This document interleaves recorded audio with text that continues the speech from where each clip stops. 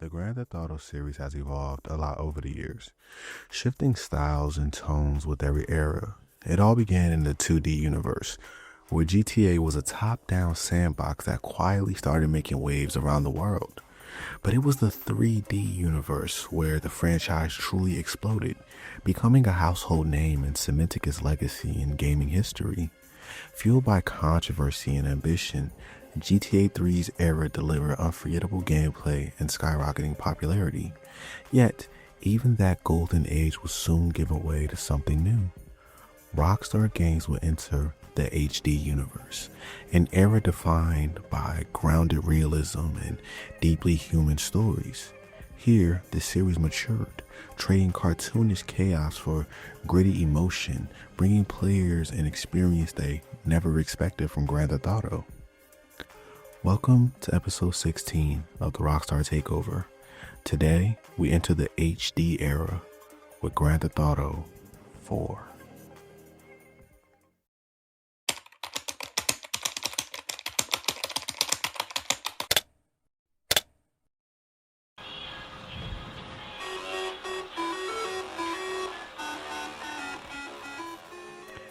If you're a returning viewer, welcome back. If you're new, digital handshake. I'm the Retro Phantom.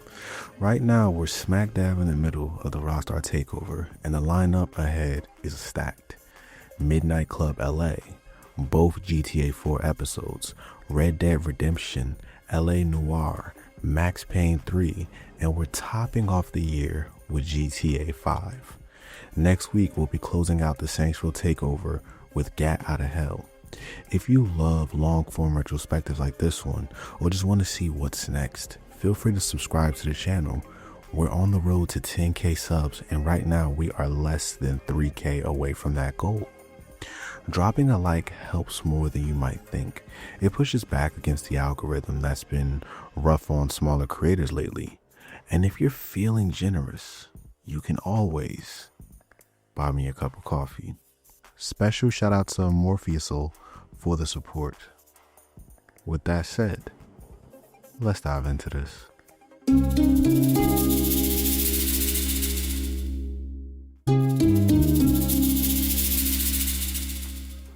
Before we jump into GTA 4, let's take a moment to look back at Rockstar's journey up to this point. If you already know the history, you can skip ahead past this recap as seen on the timeline below. If you want the full story of Rockstar's evolution from DMA design to Rockstar Games, check out my GTA Takeover retrospectives, where we explored how it all began. Rockstar Games wasn't always a cultural powerhouse we know today. It all began in Dundee, Scotland under the name DMA Design, where a small group of developers led by David Jones were experimenting with top-down action games. In 1997, they released the original Grand Theft Auto game, a chaotic blend of freedom, crime, and satire that would lay the groundwork for everything to come. Following the success of GTA 2, the company evolved, officially becoming Rockstar Games under the leadership of Sam and Dan Houser. With this transition came a bold vision, games that felt cinematic, rebellious, and unfiltered. Under Rockstar, the franchise exploded in popularity with GTA 3, which brought the series into 3D and redefined open-world gaming forever. The early 2000s saw Rockstar pushing boundaries with every release, from the neon chaos of Vice City to the sprawling scope of San Andreas. Each entry raised the bar for storytelling, technology, and controversy. It cemented Rockstar as a studio that didn't just make games, they made events. But by the time San Andreas hit shelves in 2004, Rockstar faced a new challenge. How do you top the biggest game of the generation? How do you evolve a series that already changed the industry twice? Now let's talk about Grand Theft Auto 4. According to sources, development began in late 2004, shortly after the release of San Andreas. The team wanted to reinvent not just the series, but the open world genre itself. Using their newly developed Rage engine alongside Euphoria physics, Rockstar's goal was to create a city that felt alive, one that could mirror the unpredictability and destiny of New York City. Every alley, subway station, and traffic jam was built to tell a story, making Liberty City itself the game's most important character. Preliminary work began only a month after San Andreas. Rockstar North led the charge from Edinburgh, Scotland, but development quickly grew into a global collaboration involving over 1,000 people across multiple studios, including Rockstar NYC, Lincoln, San Diego, and Toronto. Some members reportedly worked 12 hours a day to meet deadlines. Producer Leslie Benzies estimated the game's budget exceeded $100 million, making it one of the most expensive video games ever made at the time. GTA 4 marked the series' shift to high-definition realism. The team rebuilt everything: lighting, textures, vehicles, and character animation from scratch. Using motion capture and facial tracking technology from Image Metrics, Rockstar gave every major character nuanced expressions and natural body movement. Engineers from Natural Motion worked on site for months to integrate Euphoria, a physics system that allowed pedestrians to react dynamically to impacts and environments.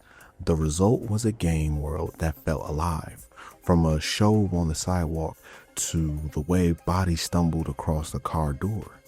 The team decided to the numbered naming convention, Grand Theft Auto 4, to signal the same kind of leap in technology and ambition that GTA 3 represented back in 2001.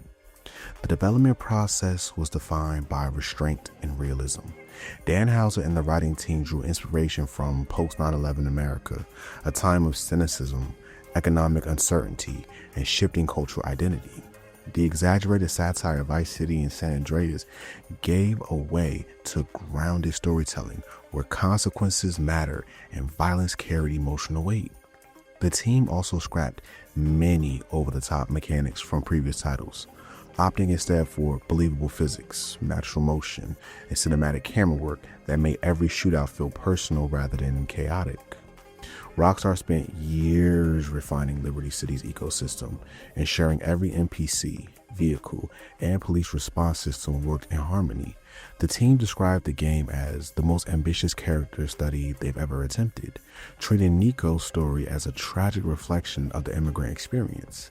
The shift in tone represented a massive creative risk, but it ultimately redefined what open-world storytelling could achieve. GTA 4 wasn't just a technical leap forward, it was Rockstar's statement that games could be mature, human, and uncomfortably real. Their obsession with realism drove every decision. To capture Liberty City's authenticity, dozens of developers traveled to New York, documenting the city's architecture, traffic, and daily life. They took over 200,000 photographs, recorded police ride-alongs, and even consulted architectural plans to replicate neighborhoods and apartment layouts. Former NYPD officers guided developers through boroughs like Washington Heights, while a full-time research team in New York handled quests for neighborhood demographics, traffic footage, and even garbage disposal systems. Every building and street corner was designed to invoke the diversity and density of the real city. Not a one-to-one copy, but a stylized caricature of New York that felt believable. The story and script were written by Dan Houser and Rupert Humphreys. It spanned 1,000 pages with more than 80,000 lines of dialogue recorded by 660 actors. Houser called Niko Bellic the most rounded character they ever written, shaped him to feel like a man burdened by guilt, violence, and the immigrant experience. Early drafts of the script avoided the cinematic references that define earlier games. Houser wanted something fresh and new, choosing a tone grounded in authenticity rather than pop culture parody. Niko's character was refined through research on Eastern Europe war veterans, emphasizing his emotional weight and moral conflict. But even journalists wondered whether Rockstar could top what was done to San Andreas. And as one preview put it, making a sequel to 3 of the most critically acclaimed and commercially successful video games in history would have been a daunting task for anyone. But if the blokes at Rockstar were feeling the pressure, they weren't showing it. Adopting a less is more approach, Rockstar has pulled back its vision of GTA from an entire state to a single city, but in doing so has created a far more gritty, believable, and seamless experience. What people forget, what made Grand Theft Auto 3 the first major breakout hit in the series so memorable wasn't the fact that you could go around clubbing people with baseball bats or shooting them in the back of the head with guns, but the fact that it was an open, 3D, living, breathing world where you could do whatever you wanted at any time, find your own way to have fun, and that the characters were so deep and so interesting. These games are stylized, heavily so, and they're meant for an older audience. You can see right on the box very clearly it says M for mature, so it's meant for folks age 17 and up, and we have to remember that most gamers are adults. The average gamer is actually in their early 30s and wants games that are mature, more mature by nature. Running down pedestrians and shooting police officers in the face is obviously not what most would call a good form of entertainment.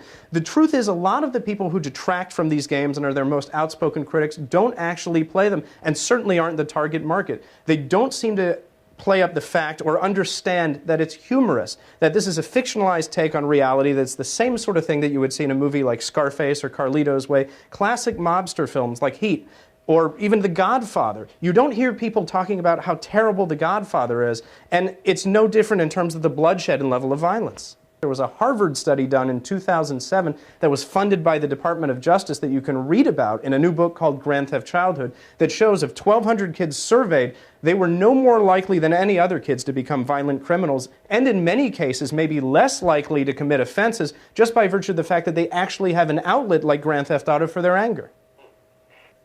We can't say for certain whether Grand Theft Auto 4 is going to be the biggest selling game of 2008, but it's certainly going to be one of the biggest, with 6 million copies expected to move in the first week and 9 million by the end of the year. This is going to be a title that's actually going to sell systems for Sony and Microsoft, as it's available on both PlayStation 3 and Xbox, and you can bet that anybody who considers themselves a hardcore gamer versus a casual gamer is going to want to have it. By 2007, GTA 4 had evolved into a complete reinvention of Rockstar's most controversial and influential series. Rockstar co-founder Dan Houser described it as a character-driven crime drama rather than a traditional sandbox, a story meant to explore human costs of chasing the American dream.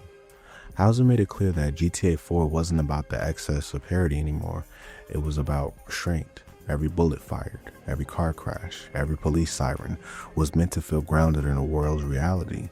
Rockstar emphasized gameplay over graphics, guided by their mantra, high production values, gameplay innovation, and world design. This would define the next generation of open world storytelling. The soundtrack mirrored modern New York's cultural mix. Music supervisor Ivan Pavlovich and his team contacted more than 2,000 artists and labels to license songs. Rockstar even flew to Jamaica to have dance hall tracks re-recorded with Liberty City references. Each radio station was designed as its own subculture, from underground hip-hop to Eastern European pop, reinforcing the sense of place and identity. The PlayStation Magazine preview highlighted how GTA 4 blurred the line between film and game. Through its cinematic work and naturalistic dialogue, Rockstar aimed to make players feel like they were living Niko Bellic's story rather than simply playing it. Liberty City became a metaphor, dense, vertical, and oppressive, a place where dreams suffocate under concrete. The article captured the excitement of a studio at its creative peak, promising a world that wasn't just bigger, but smarter, more human, and brutally honest about the cost of survival in America. Fans wouldn't have to wait long, as on April 29, 2008, 4 years after San Andreas, GTA 4 was released to the world. None of you move! Get on the floor! It's a violent video game set in the mean streets of a fictional city. Bang. To its fans, it's a work of more creative genius and selling power than any Hollywood blockbuster. Shut 'em up! To its critics, it's an adult game which is bound to get into the hands of children and cause them harm.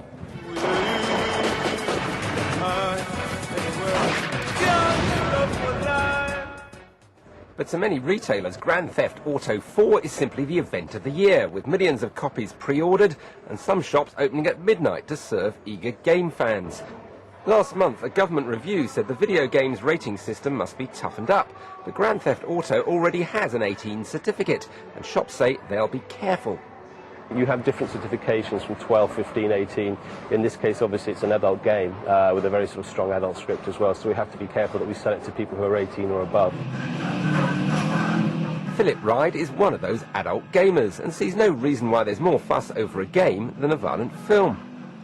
I've been playing violent video games for the past 7 years. And has it affected me? No. To date, I haven't killed anybody that I can remember. And for me, going into a store and saying, oh, it's an 18 film or it's an 18 game, that's fine. You know, I'm over that age, so for me, it's not an issue. If it's something that I want or an experience that I want, then I'll, go ahead and buy it. You're getting jacked! Gamers say we should be celebrating a British success story.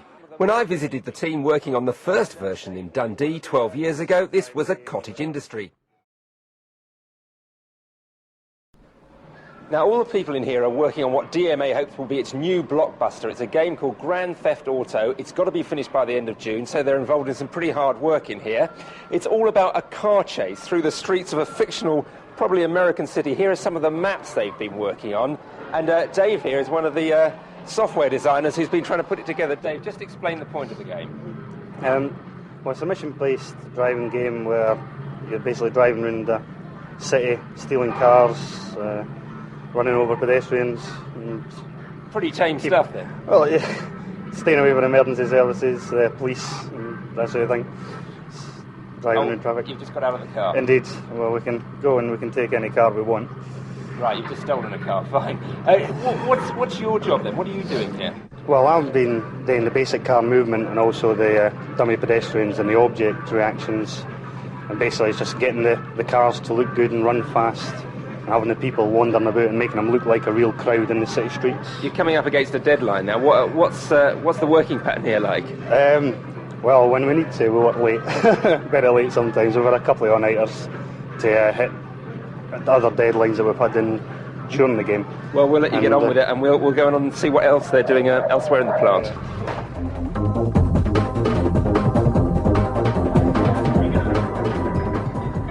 Now, this is DMA's music department. As you can see, they do use real instruments here. Let's find out what they've been doing for the Grand Theft Auto project. Craig, what have you been contributing? I'm working on a radio station at the moment, the hip-hop station. There's a variety of different stations in each car that you go into. Every time you get into a car, you get different music? Yeah, different station. So this is a hip-hop channel that we're in the middle of doing just now. So you've not just taken it all off a CD, you've actually composed it? No, everything's composed in-house, yeah. Amazing amount of work. We'll let you get on with it. Right, okay. You might think Darren here has gone completely mad, but what he's actually doing is executing punches in the motion capture department. Those punches that he's doing, they're actually being picked up on a computer here, will be used to animate models in another game. And let's come around here. This is the bangs and crashes department, sound effects. What are you going to give us? Well, we've got a car approaching, skidding around the corner, and then finally crashing. Right, let's hear it. Here he goes. Comes around the corner. Sounds a pretty serious crash. Oh, there it goes again. It's getting worse. Now this is what sounds like a real dream job. This is the testing department, and Gordon and Fiona here just get to play Grand Theft Auto all day. Gordon, is there anything more to it than just being a games player? It's not strictly true to say that we just play all day. What we must do is convene with the programmers at nearly every stage to tell them what is fun. A programmer has an idea of what a game should do, but a programmer's ideas aren't always fun. Now, Fiona, the only woman in a room full of boys, how do you cope with it? Well, I'm used to it. I went to college for about 2 years, and I was the only female there, so you just really get used to it. And how did you get this job? Well, like I said, I went to college and saw the job advertised one day in the paper and applied. And you've always played computer games? From a very early age, yep. Okay, well, we'll let you get on with it. Thank you.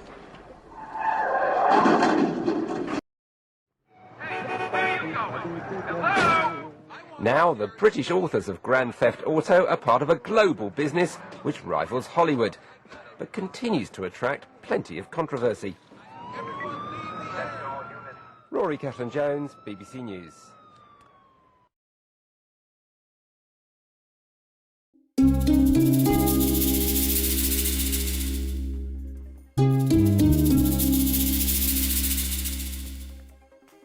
Here's a quick spoiler alert as I'm about to tell the story behind GTA 4. Now, if you're not a fan of spoilers, please advance this video to the gameplay overview section as seen on the timeline below. Let's dive into this. The story of GTA 4 opens up with a ship cutting through the ocean towards America. On board are two men, Niko Bellic and Hassan Ramsey. As they approach Liberty City, Niko tells Hassan about his cousin Roman, who supposedly living the American dream. Big house, fast cars, and a life filled with luxury. But the dream doesn't last long. When the ship docks and Niko steps on to American soil, he's greeted by Roman, who takes him on a quick tour of Hove Beach, the part of Liberty City he calls home. What Niko finds is far from the fantasy he was promised. Roman's penthouse is a tiny, pest-infested apartment, and his sports cars are nothing more than beat-up sedans. The illusion of wealth fades fast, and Niko begins to see that Roman's new life in America isn't built on fortune, but on survival and lies. After getting settled, Niko visits Roman at a taxi depot, where Roman works long hours and still finds time to flirt shamelessly with his girlfriend Mallory. Their conversation is interrupted when Vladimir, a local loan shark, bursts into the room. Vlad confronts Roman over his unpaid debts, and when he catches Niko staring him down, he fires off a threat, promising to have Niko's head chopped off and the video posted online. Roman tries to diffuse the tension, brushing it off like it's just another day in Liberty City. Wanting to show Niko around, Roman takes him on a drive through the city. They stop by a hardware store where Roman runs errands, but Niko keeps a sharp eye on things. It doesn't take long before the Albanian loan sharks Roman owes money to show up looking for him. Niko quickly calls Roman to warn him, who bolts out the back door just in time. The two make their escape in classic GTA fashion, engine roaring, tires screeching, chaos in the rearview mirror.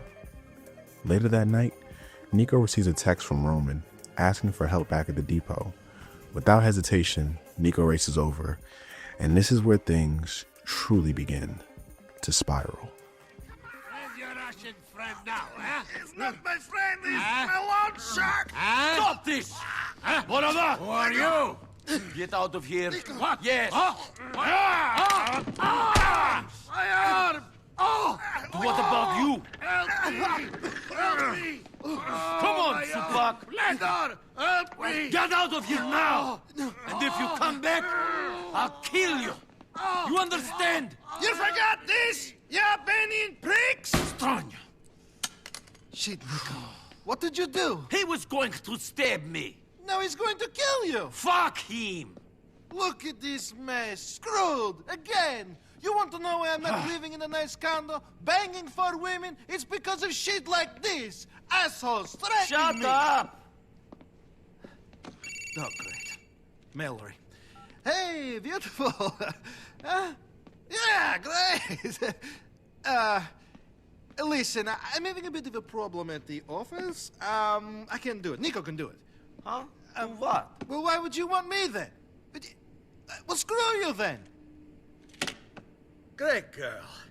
Can you do me a favor? Mallory needs a lift. Can you go pick her up at the Hove Beach subway station? Yeah. Take the cab. She's got a friend with her. Maybe someone you can date. Fuck you. Oh, man, look at this crap. My computer and everything.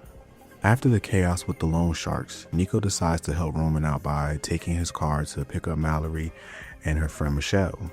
During the ride, Mallory casually suggests that Niko should take Michelle out sometime. She even hints that Niko should pick up some new clothes if he plans to impress her. Following her advice, Niko heads to the local clothing store, buys a fresh outfit, and before long, Michelle gives him a call to set up a date. On the way to see her, Roman calls in a panic, asking Niko for help again, But this time, the player has a choice: to go on a date or rush to Roman's rescue.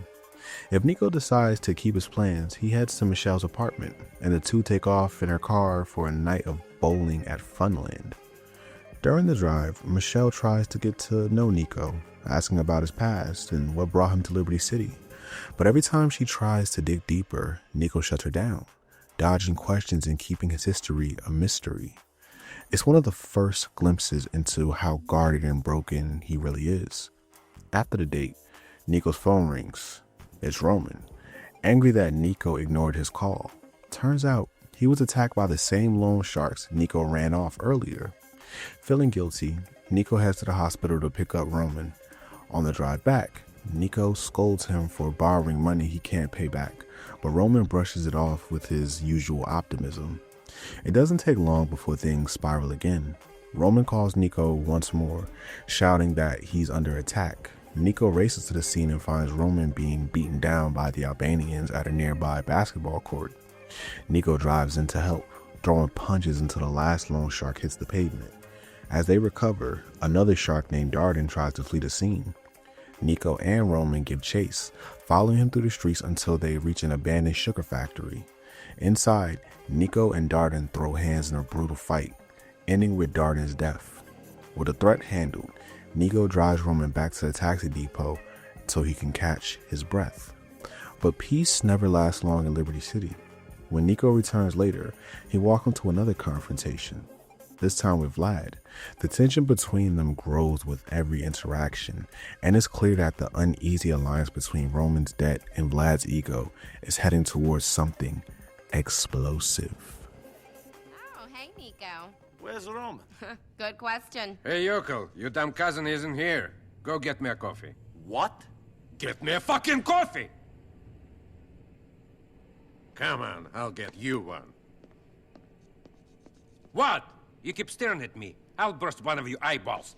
Gorgeous, this guy's a fucking creep. Give him a break. He's new in the country. I can see that. Did he walk here from 1985? Yeah. Excellent. Now stop fucking staring at me. I mean, I know I'm good looking and everything, but come on. Hey, Mallory. Hey, man. Hey. About time. Vladdy boy, what's going on? Roman boy, you tell me what's going on. Nice aftershave. What is that? Sex pest? No, it's where is my fucking money? I had it. I had some of it. Then those Albanians you said you would deal with came and smashed my computer. So it's my fault? I didn't say that. Good. Anyway, Niko dealt with him. Broke Darden's arm, then beat up a couple more. Then we teach them a real lesson. Is that so? I tell you what. While you don't pay, maybe you and Niko can do me few favors. Sure. Good. Why not? Later, Vlad. What? The phone's ringing. Hey. Yeah. Okay. No, I can't do it. My cousin will do it. Yes, he can drive. No, he's not a cop. His name is Niko. You'll be right over. Niko, sorry to ask, cousin. Can you go pick up Jermaine, one of my regulars? He's over on Rotterdam Hill on Mohawk Avenue? Whatever. What was this all about? Niko came in looking for you, and Vlad told him to get him a fucking coffee, and Niko didn't want to. Coffee? What was he thinking? I know. Using Roman's taxi, Niko drives Jermaine to a lockup where he plans to offload a batch of stolen auto parts. Things go south quickly when the police show up mid-transaction, forcing Niko to cut loose the cops in a high-speed chase through broker-tight streets. Once the heat cools off, Niko drops Jermaine off safely, chalking it up as just another chaotic day in Liberty City. Not long after, Vlad reaches out, demanding that Niko start running errands for him as repayment for Roman's debts. It's clear Vlad's interest isn't just in money. He enjoys holding power over people, especially those close to Roman. Back at the depot, Roman is tied up with phone calls when Niko walks in. The cousins share a quiet moment, talking about Niko's past in the army, though Niko quickly changes the subject, promising to open up another time. Before he can leave, Roman asks him for a favor: pick up someone named Little Jacob. Niko drives to meet Lil Jacob, a Rastafarian arms dealer and close friend of Roman's. On the way to Dillon Street, Jacob mentions he's heard of Niko's combat skills and needs a lookout for a meeting that might turn sour. He hands Niko a pistol and tells him to take position nearby. The deal quickly turns ugly, gunfire erupts, and Niko wastes no time taking out the gang members from his vantage point. When the smoke clears, Niko helps Jacob escape the alley. Impressed by Niko's precision, Jacob gives him his number, saying they should do business again soon. Later, Niko meets Jacob at his apartment for another job. This time, Jacob asks him to drive to Saratoga Avenue in Willis for a drug deal with a new supplier. Niko stays back to cover the rear exit, just in case things go bad. And of course they do. The dealers try to scam Jacob, pulling guns on him instead of product. Jacob shouts over the phone that they're escaping through the back, and Niko handles it fast, putting down the 3 dealers before they can get away. With the ambush handled, Jacob wants payback. He directs Niko to Savannah Avenue in Meadows Park, where the men behind the setup are hiding. Together, they storm the townhouse, guns blazing, clearing out everyone inside. When the dust settles, Jacob is grateful and tells Niko to drop him off at Homebrew Cafe, his usual hangout spot. Their bond grows, mutual respect forged through fire. With his friendship with Lil Jacob established, Niko's reputation in broker begins to spread, and with Vlad calling again, it's time for Niko to face a new problem that's been simmering for a while, one that's about to get personal. Ah, fuck you! You're a bunch of pussies and fags! Nice. I'm going back to the meeting! Good. I'm going to be somebody! Yeah. See you later, Mel. You always were an asshole, Mickey! Hey, watch where you're going. Hey! Hey! I tried to tell you. Fuck you! Excuse me. Позвони мне, когда закончишь, хорошо? So, Ivan, I see you later, okay? Yoko, Fatty Roman's cousin. What's your name again? Big mouth prick. Very catchy. Sit down. Cousin, Niko. That's it, Niko. Not big mouth prick. You're a funny guy. I try. Yes, and this one's, I'll let you take the shit out of me. Take this shit? Yes, Mickey about. I don't understand. Ah, people who fuck with me get fucked with. Okay, fine. Calm down. Whatever. Some old man not paid me in months, and I'm not kind of person who is treated this way. Old bastard owns a china shop in the Campton Avenue in Dukes. Here you go. Don't hurt him. Just teach him a lesson. I don't need a bat to teach a lesson. Working under Vlad, Niko starts running a string of small, dirty jobs. His first task is simple. Smash the window of a shop that's late on protection payments and collect Vlad's money. It's straightforward work, but it sets the tone for what's to come. From there, Vlad sends Niko after a laundromat owner who's also behind on payments. When the man tries to flee, Niko gives chase through Broker's narrow back streets, forcing him to cough up the cash. The message is clear. Vlad owns this neighborhood, and anyone who forgets that pays the price. Not long after, Vlad orders Niko to steal a car that supposedly belongs to one of his enemies. Niko tracks the vehicle down, takes the train across Broker, and eventually finds it parked outside the apartment complex. After stealing the car, he drives it to a car wash to clean off any evidence, then drops it off at Vlad's lockup. It's all grunt work, but Niko keeps his cool until Vlad crosses a line. Vlad later calls with one final job. He tells Niko that he convinced a man named Ivan to rob Roman's taxi depot, framing it as an act of self-defense to justify what comes next. Vlad wants Ivan dead, and he wants Niko to do it. Niko tracks Ivan across Broker's rooftops, cornering him at the edge of a construction site. Here, Niko faces a choice: take Ivan's life or spare him. Either way, it doesn't change Niko's fate, but it says a lot about the kind of man he's becoming. After the job, Niko returns to Roman and vents his frustration. He's had enough. The manipulation, the threats, the constant disrespect. Vlad has gone too far. Niko looks at his cousin dead in the eyes and makes his intention clear. Vlad's time is up. Hey, what's wrong? Hey, cousin. Bullshit. What's bullshit? Mallory. Oh, what about her? I like her. I really like her. But you keep messing around with other women. Yeah. No. I think she's messing around with Vlad. I saw his car parked outside her place the other day. Yeah. You knew? I had suspicions. You fucking knew? What was I going to say? You knew my woman was banging this warthog and you didn't do anything? I didn't say anything? I didn't know. You're an asshole, Niko Bellic! A disloyal user! After what I did for you, you dick! You fucking dick! I'm sorry. Screw you! All right, so you want me to deal with it right now? No. Sit down. No! I'm not going to stand here and have you call me disloyal. You might let some Russian asswipe bang your woman, but I won't. But you fucking did! That was before I knew you cared. You always were a hypocrite. Niko, wait. Don't do anything stupid. Wait for me! Tired of being pushed around, Niko and Roman finally confront Vlad at a bar. The tension breaks instantly. Vlad hurls insults before darting out the back door with his two enforcers in tow. Niko wastes no time fighting through Vlad's goons before taking off in pursuit. The chase spills into the streets of Broker, engines roaring, gunfire echoing through the night. Eventually, Vlad's car loses control and crashes along the eastern shore of the river. Desperate, he crawls out, still trying to talk his way out of the inevitable. He warns Niko that killing him would mean elimination for both him and Roman, that his powerful friends will hunt them down.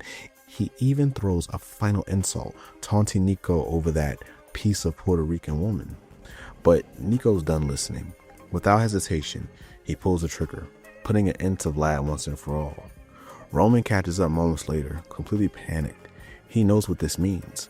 Vlad's death isn't the end of their problems. It's the beginning of something far worse.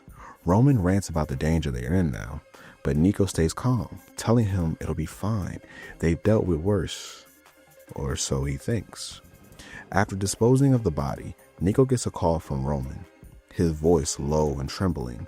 Roman's terrified, whispering about how Vlad's friends might already be looking for them. When Niko arrives, he finds his cousin hiding inside a dumpster, shaken to his core. It's a rare moment where the usually optimistic Roman shows real fear, and where Niko realizes just how deep he's dragged them both into Liberty City's underworld. The story takes a darker turn from here. Niko's act of vengeance has set off a chain reaction, one that will pull him deeper into the city's criminal hierarchy and into the crosshairs of one of the people far more dangerous than Vlad. Roman, get out of there, man. Listen to me. Vlad was a piece of trash. They don't care about him. All they care about is making money. So, we say we work for them. Now get out of there. You smell like cabbage. I don't want to, man. I'm shitting myself. Oh! Get out of the dumpster, Mr. Fatman. Come on, fatty. The boss wants a little chat.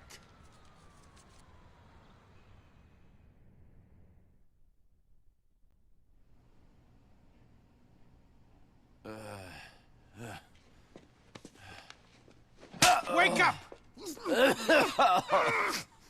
We had to gag him to stop the screaming. You shouldn't have brought them here, Andrei. Why not? You've been a bad boy, Mr. Balkan. And the boss is not happy. Oh, no. I shit my pants. Not yet, but you will. Who are you working for? My cousin, Roman. Don't be an idiot. That's not good enough. I'm gonna saw off your fucking arm. Speak! Okay. Your dad likes it up the ass. What do you want me to say, huh?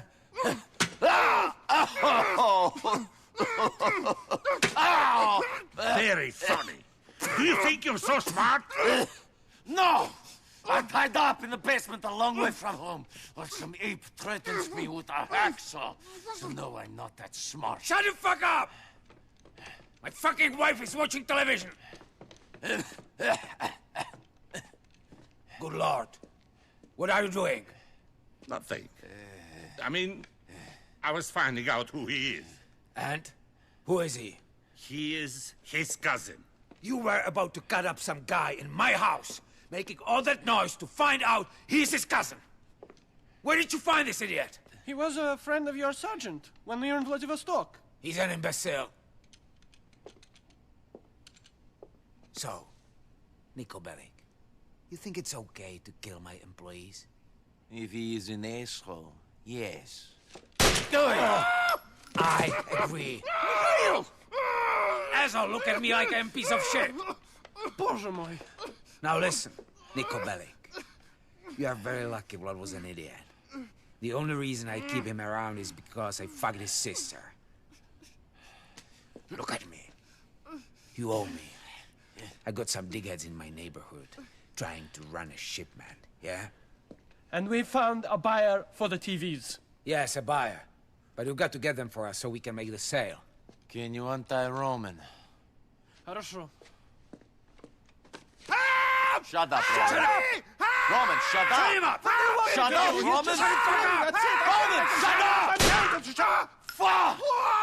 Mikhail! Shut up! Stop shooting people, you maniac! My wife doesn't like when people shout! Whatever! You better get those screens soon! Or I will personally pull your cousin's stitches out, one by one, and watch his guts spill onto the floor.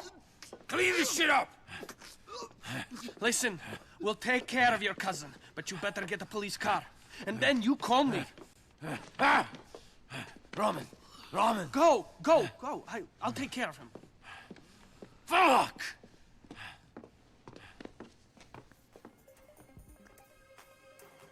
After that fateful encounter with Mikhail and Dmitri, Niko quickly finds himself caught up in their operations. His first job under Mikhail's orders is to steal a police cruiser and use it to track down a van loaded with stolen TVs connected to Kenny Petrovich's crew. Once he locates it, Niko takes down the drivers, hijacks the van, and delivers it to a lockup on Hooper Street in East Island. It's a dangerous start, but Niko's efficiency doesn't go unnoticed. Now fully under Faustin's wing, Niko begins collecting protection money from businesses around Hove Beach. Most of them pay without issue, except one. A porn producer named Joseph refuses to cooperate. Mikhail sends Dmitri and Niko to convince him. On the way, Dmitri suggests keeping Joseph alive. Dead men don't pay recurrent fees. Niko agrees. After a tense confrontation, Niko beats Joseph down, shoots one of his actors in the leg as a warning, and takes the money. The point is made clear. Faustin controls Hove Beach now. Afterward, Dmitri introduces Niko to the underground gun market, showing him where to pick up new weapons and ammo. From there, Niko continues taking on dirtier and more dangerous work for Faustin, killing Lenny Petrovich, taking out Jason Michaels, and wiping out the members of the Lost Motorcycle Club.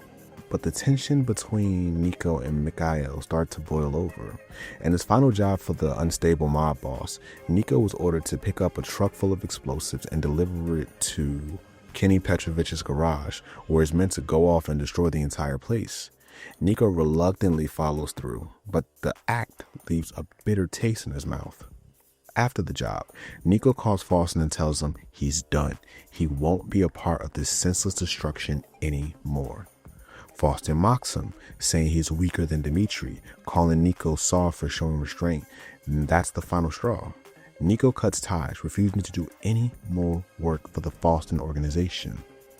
With the fallout from that decision hanging heavy, Niko returns to Roma's taxi depot to regroup. There, he meets someone new, a loud, over-the-top fitness junkie named Brucey Kibbutz. It's a meeting that opens another chapter in Niko's journey through Liberty City's underworld. We'll just get there. Damn these people. Hey, Roman. Koji je stereotyp? Brucey, have you met my cousin, Niko? This is Brucey. We met online. Oh, lovemeat.net? No. In a dark corner, doing dark deeds. We're both players, my friend. Players. VIP. For real. Classy. But also sexy. That's how I like my women. I work at it, so they should too, right? Yeah. What is he talking about? Brucey's a dreamer. He understands my vision. Oh, so he's an idiot. Hey! Screw you. Listen, man. You should try going online. I know how to go on the line. I just haven't done it here. Of course. Technophobe. Luddite. We gotta get you online. It's a world of opportunities. Such as? All kinds of things. Yesterday, I was online, and I discovered a blog about women who don't like to shave. That's pretty important. Listen, I promised Brucey I'd go out with him. Can you go out and get it sorted? Okay. Go to Twat and register on one of the PCs there. A pretty girl is expecting you. I'm bored of not being able to email your cousin, and the family keeps sending me news for you. Brucey, stop exercising. Okay. Let's put some bitches to the sword. VIP style, come on! He's a cool guy. Ровно до много. Да добьем преко интернета. Myslиш да съм луд? After meeting Brucey, Niko's first stop is the nearest internet cafe. Inside, he sits down at a terminal, logs into iFind mail service, officially activating his new account. It's a small but important step, one that connects Niko to the wider world of Liberty City and opens the door to a whole new set of contacts. Not long after, Niko meets Brucey again in his garage. Brucey, ever the ball of energy and confidence, tells Niko about a man named Lyle Rivas who owes him money and hasn't paid up. He wants Niko to take care of it. To find Lyles, Bruce suggests using a police computer, access the computer of any cop car to track him down through the database. Once Niko locates Rivas' apartment, he goes inside to confront him, but Lyle panics, jumps out the window, and bolts for a car. What follows is a chaotic chase through the streets of Algonquin, ending with Niko cornering and eliminating him. Afterward, Niko calls Brucey to confirm the job's done, and Brucey thanks him, more excited about the kill than the debt itself. But Brucey's not finished yet. He calls again, this time asking Niko to steal Lyle Rivas' car, claiming it'll be an easy score. When Niko asks if there's any risk, Brucey waves it off with his usual overconfidence. Nah, as easy as can be. Of course, that turns out to be a lie. As soon as Niko gets into the car, thugs ambush him from all sides. One behind the down alley, one blocking the exit. Bullets fly as Niko weaves through the chaos, flooring the accelerator to escape the ambush. After a wild pursuit, he finally loses the thugs and delivers the car safely to Brucey's lockup. It's another day, another near-death experience, and another paycheck. But things take a darker turn from here. Niko meets back up with Dmitri, and together they discuss the chaos that's erupted from Mikhail's unstable actions, especially the stunt Niko pulled with the Petrovich family. Dmitri insists that Mikhail has become a liability, one whose temper could bring them all down. Reluctantly, Niko agrees to help Dmitri take care of the situation, once and for all. What do you think? Mikhail, Mr. Faustin. Uh-huh.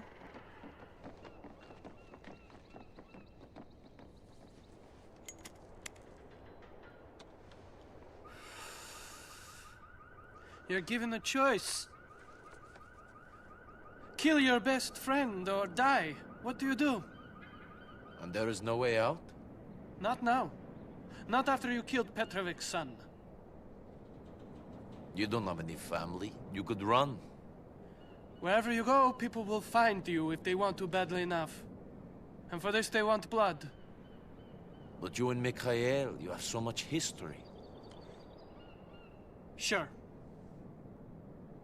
Well, I killed the boy, so they want me too. No. I told them you were a hired gun. And they said, as long as you were the one to kill him, you'd be spared. So that's the way it is. Yes, that's the way it is.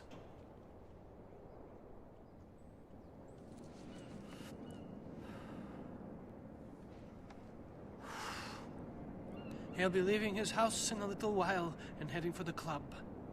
Do what you have to do. You know, if there's one thing I've learned, it's that we must obey the rules of the game. We can pick the game, Niko Bellic, but we cannot change the rules. See you later. Niko heads to the Cabernet Club to confront Mikhail Faustin and end their partnership for good.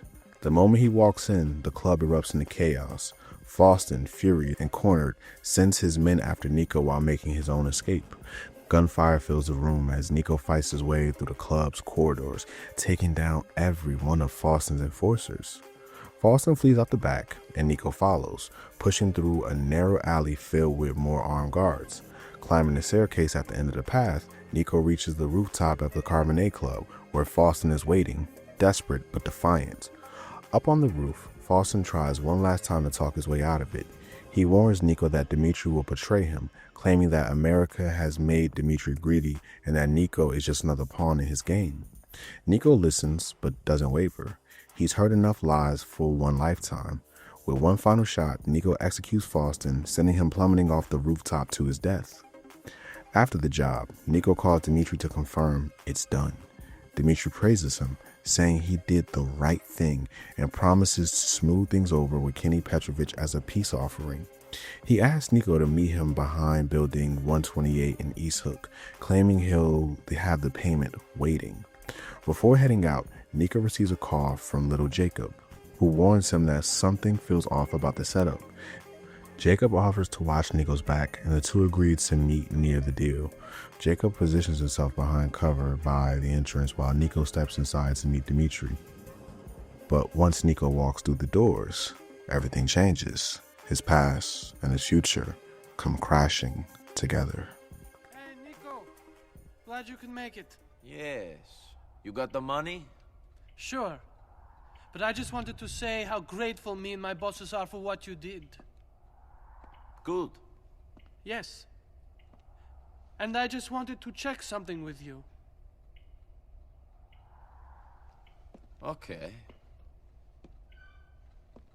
You are Niko Bellic, correct? What is this? And you used to work the coast in the Mediterranean, smuggling people into Italy. I don't know what you're talking about. But you messed up. And left a lot of bad debt. You left a good friend of mine out of pocket. Big time. Hello, Niko. Hello, Mr. Bulgarin. Yes. Where is our money? I don't know. I didn't rob you. Really? We were busted a mile off the coast. I had to swim for my life. I don't know what happened. I nearly drowned. Huh. My heart is bleeding. I did my best! I didn't fuck up! Inside the warehouse, Dmitri's trap is sprung. Niko finds himself surrounded by armed men with Bulgarian, the ghost from his past. Stepping out of the shadows, the ambush quickly escalates into a full-blown firefight, and Niko fights for his life. Moments later, little Jacob bursts in through the side entrance, adding his firepower to the chaos. Together, the two gun their way through waves of enemies, taking cover behind crates and scaffolding as bullets tear through the warehouse. Eventually, after the dust settles and the gunfire fades, a cutscene shows Dmitri and Bulgarian escaping, leaving their men behind to die. Niko and Jacob finish off the remaining thugs and escape out the back, only to find the LCPD waiting outside. After a tense getaway, Niko manages to lose the cops and drives Jacob back to the homebrew cafe. Both men, bloodied but alive, swear revenge against Dmitri. When Niko drops Jacob off, he immediately calls Roman, desperate to regroup. On the phone, Roman is whispering again, clearly terrified as usual. He tells Niko to meet him at a nearby alleyway in East Island City. When Niko arrives, he hears banging coming from a taxi truck. He opens it to find Roman inside, gasping for air and panicking after receiving a threatening phone call. As Roman scrambles out, Niko explains that Dmitri betrayed him and that Ray Bulgarian is in Liberty City. Roman, frustrated and frightened, scolds Niko for dragging them into this mess, but the anger quickly gives way to concern. He suggests they keep a low profile until things calm down. As they head toward his apartment, Roman calls Mallory, hoping she can help find them somewhere safe to stay. On the drive, Roman tries to lighten the mood, talking about a dream he had where he and Mallory were married and running a tavern, and how Niko was engaged in the dream too. It's a fleeting bit of warmth in an overwise grim night. But when they finally arrive at Roman's apartment building, the scene turns devastating. The apartment is engulfed in flames burning to the ground. Roman tries to rush inside, desperate to grab something, but Niko stops him. "This place is gone," he says firmly. Defeated, they turn towards Roman's cab depot, only to find that too has been destroyed. Everything Roman worked for, gone in one night. Furious and heartbroken, Roman vents about how hard he struggled to build his life in Liberty City, how every step forward has been met with disaster. Niko listens quietly, trying to reassure him that they still have what matters the most: Mallory and each other. As they drive towards Bohan, the two cousins reminisce about their past, the good, the bad, and the ugly. Niko brings up a moment back home when they found a bottle of vodka amid the ruins of a destroyed bar and managed to laugh despite everything. It's a small but human moment, reminding them of who they are beyond all the chaos. During the drive, Mallory calls again, checking on Roman, who hides his tears and forces his voice to sound steady. After hanging up, Roman confesses that the special item he wanted to grab from his apartment was a wedding ring, the one he planned to give Mallory. Eventually, the cousins arrive in Bohan, where Mallory sets them up in a small new apartment. It's not much, but it's a fresh start, a quiet moment of hope in the ashes of everything they've lost.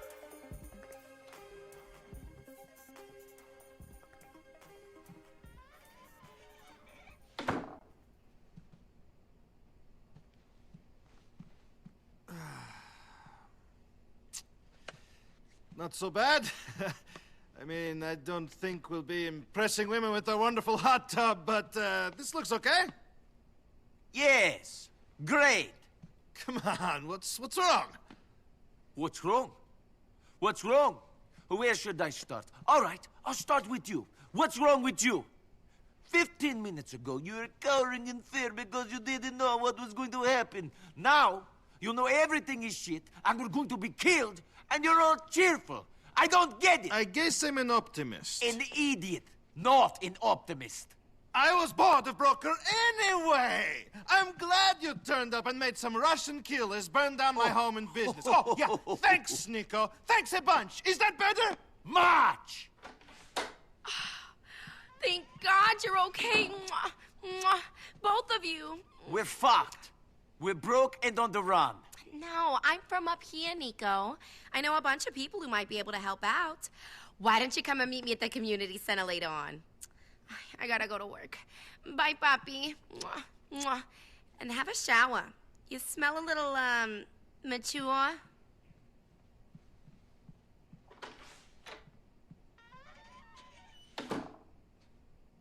So, I guess we start again. Sure. I'm going out.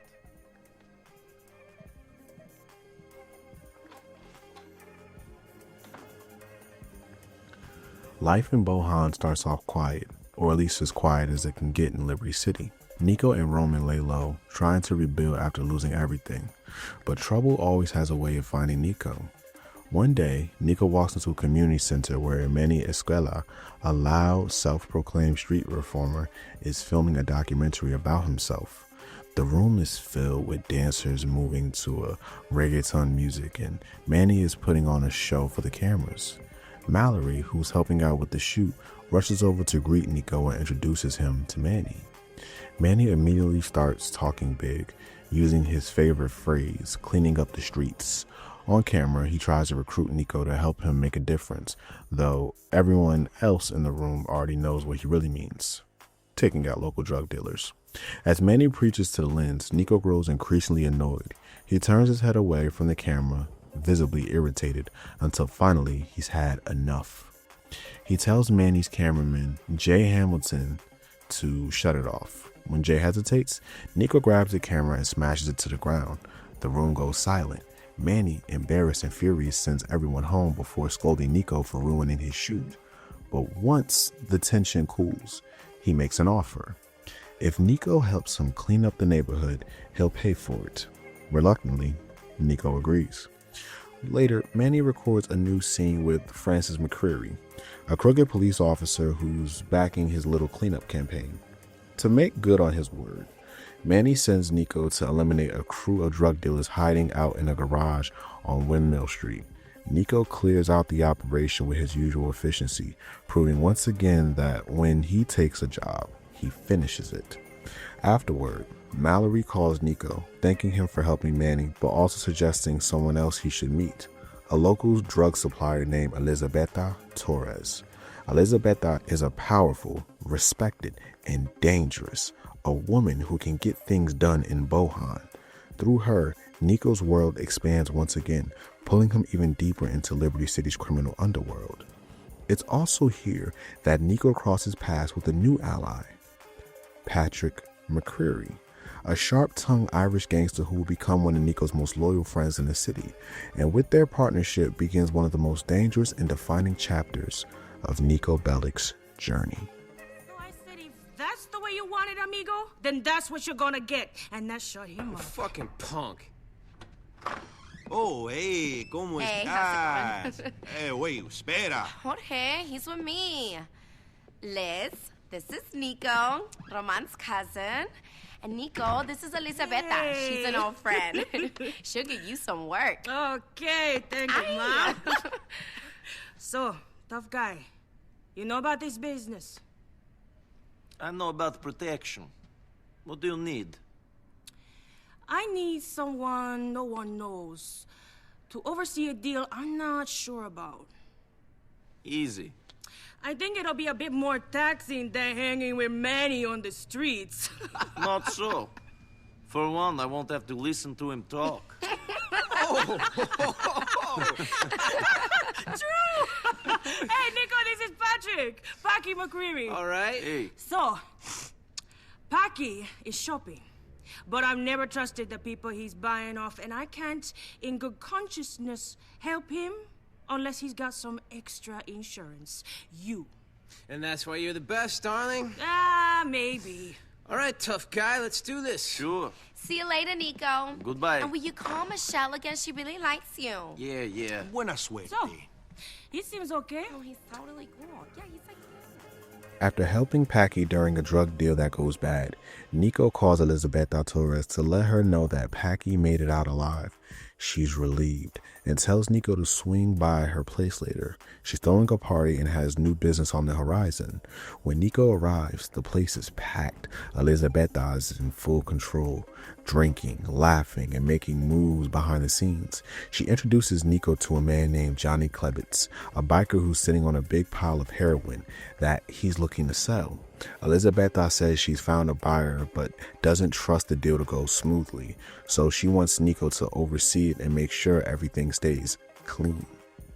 At the party, Niko also meets Playboy X, a flashy hustler from Algonquin who rolls with Elizabeta's crew. Playboy tags along to the deal, and together they meet up with Johnny. The three enter a small rundown apartment to make the exchange, but the tension is heavy from the very start. The supposed buyers are actually undercover LAPD officers, one of them nervously repeating the same line, "Are they carrying the stuff?" Johnny, sensing something's wrong, tries to call the deal off, but it's too late. The cops draw their guns, surrounding Niko and Playboy. In an instant, Johnny reacts, gunning down the two agents before they can make an arrest. The room temperature erupts into chaos. Johnny shouts for everyone to split up, escaping through the ground floor, while Niko and Playboy head for the roof. As they climb the fire escape, Niko and Playboy exchange fire with waves of undercover cops swarming the building. Bullets crack through the walls and glass as they take cover and fight their way up to the rooftop. Once there, they hold position, clearing out the last of the agents before making their escape down the side of the building. Reaching the street, Niko and Playboy pile into a car and speed through the city, dodging police sirens until they finally lose the heat. Playboy directs Niko to drop him off at his Northwood penthouse in Algonquin, thanking him for keeping his cool under the fire. It's clear that Playboy is impressed, and this wouldn't be the last time they've worked together.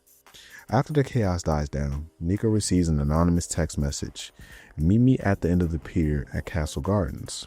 Curious but cautious, Niko follows the message to the waterfront. where he comes face to face with someone who knows exactly who he is. Deputy Police Commissioner Francis McCurry. Another name, another contact, and another man ready to pull Niko's strings.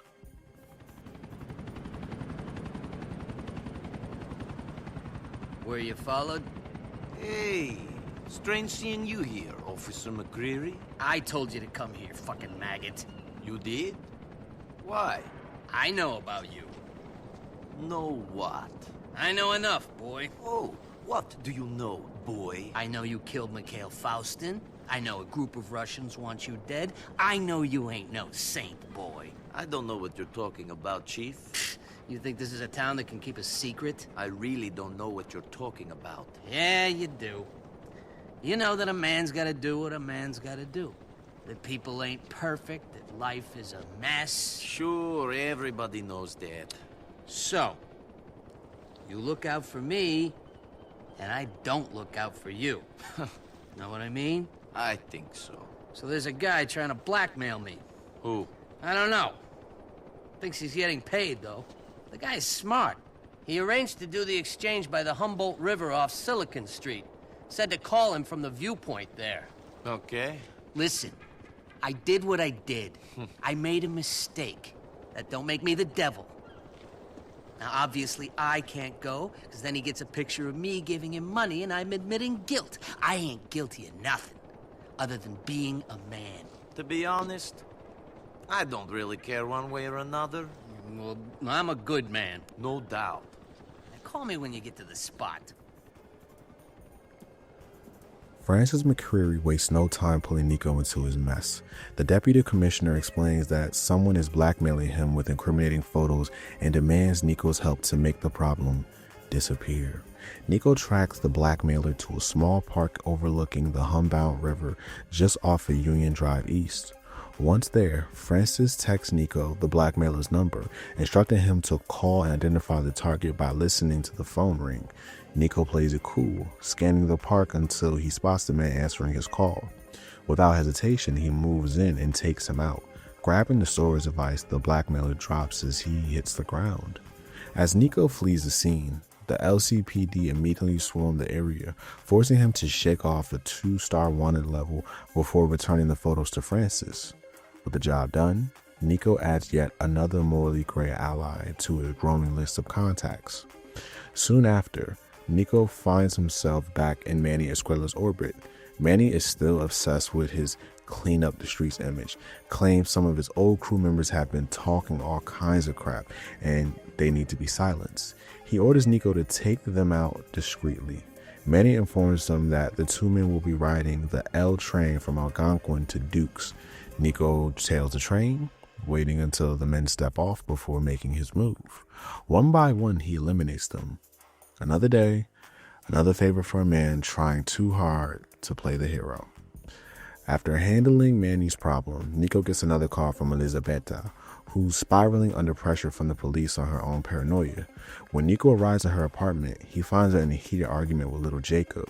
She accuses him of introducing her to an unreliable contact who's now vanished, along with her shipment of coke. She demands Niko fix the situation and get the coke back before things get worse. Following the trail, Niko tracks the missing drugs to an abandoned hospital on Colony Island. The building is dark, cold, and crawling with armed men. Niko fights his way through the halls, securing the cocaine and calling Jacob to let him know it's safe.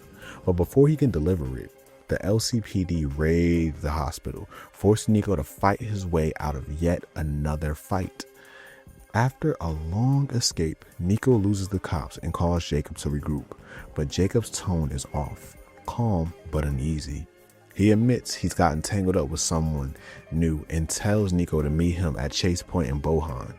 When Niko arrives, he realizes that he's walked into yet another betrayal, this time from someone he never expected. Jacob, what are you talking about? You know, I think you're smoking too much. Yo, me think me know the eater come from in a king. Hey, Niko. Hey, Jacob. What are you doing here? This is no place for you, Michelle. As it happens, it is. You see, Niko, I have been working for the government. I'm afraid it's my job to watch you. And now I have to ask you for the coke. This is a joke, right? Please, please don't make this harder for me than it already is. Look, they're about to take down Elizabeta. I don't fucking believe this. Listen, I'm sorry it had to be this way, Niko. I'm really sorry. Hey, you know, you could have gone down too if you weren't so useful. You fucking bitch. Niko. Hold on. You mean to say you're going to let us off just like that? Nothing now go on? Well, my employers need the help of a guy like Niko. The office is in Algonquin. I'll call you. You know, as and when we need you. The coke, please.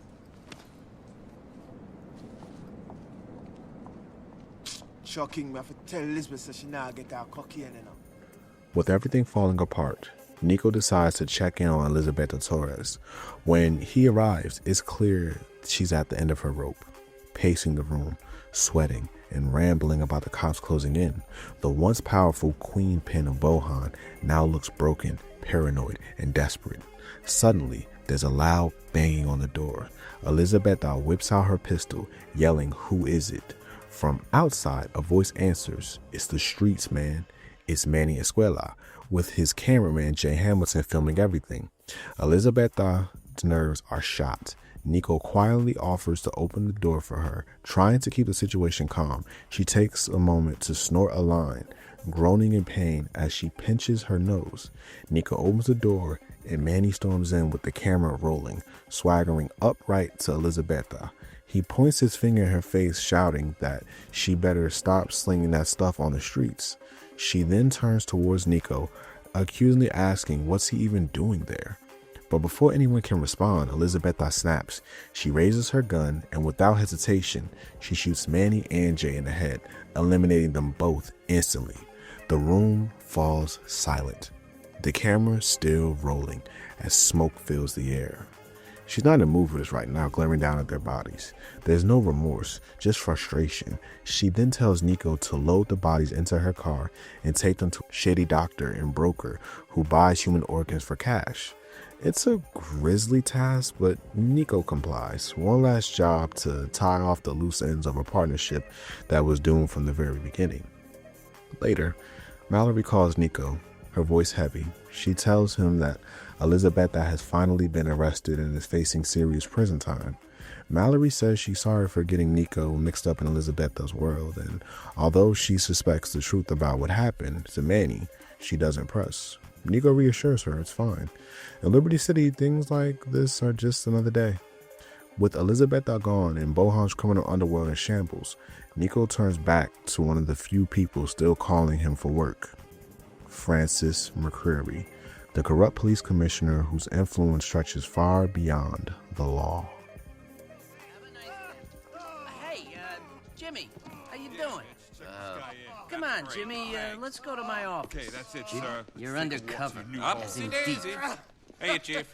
Hey, Mitch, looking good. Gastric bypass worked out well for you, I see. Yeah, thanks. I'll tell my therapist about you. Tell him my boss keeps sexually harassing me. Oh, yeah, you wish.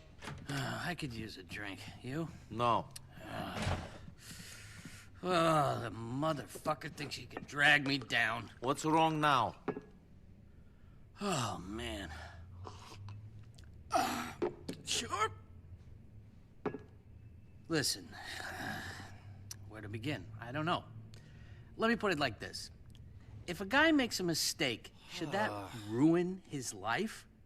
Now, people don't understand how life is. Life is like a bowl of fruit slowly rotting in a hot kitchen. I don't give a fuck about the life lessons, friend. What do you want? I'm a good guy. He's got it all wrong. He's got but one stain on my character, and I'm finished. I want to make a difference. What? Some lawyer. This big white shoe firm thinks he's a crusader. Some morality cunt who takes photos of guys in the shower at the gym and then jacks off on his wife's face. Hey, enough! Enough. Sorry. Look, the guy's name is Tom Goldberg. Thinks he's got something on me. Gonna go to the DA with it. Use it to get into Congress. Okay. Yeah. So, it's him or me. And it might as well be him, right? But he's hard to get to. Guy's got a bodyguard, limo, everything. You're gonna need to get one-on-one with him. Not in the showers. Not in the showers, a job interview. Then, you can steal some files I need. An interview? Sure. It'll be easy. You're an immigrant. They're almost legally bound to interview you. But, get yourself a suit. Okay.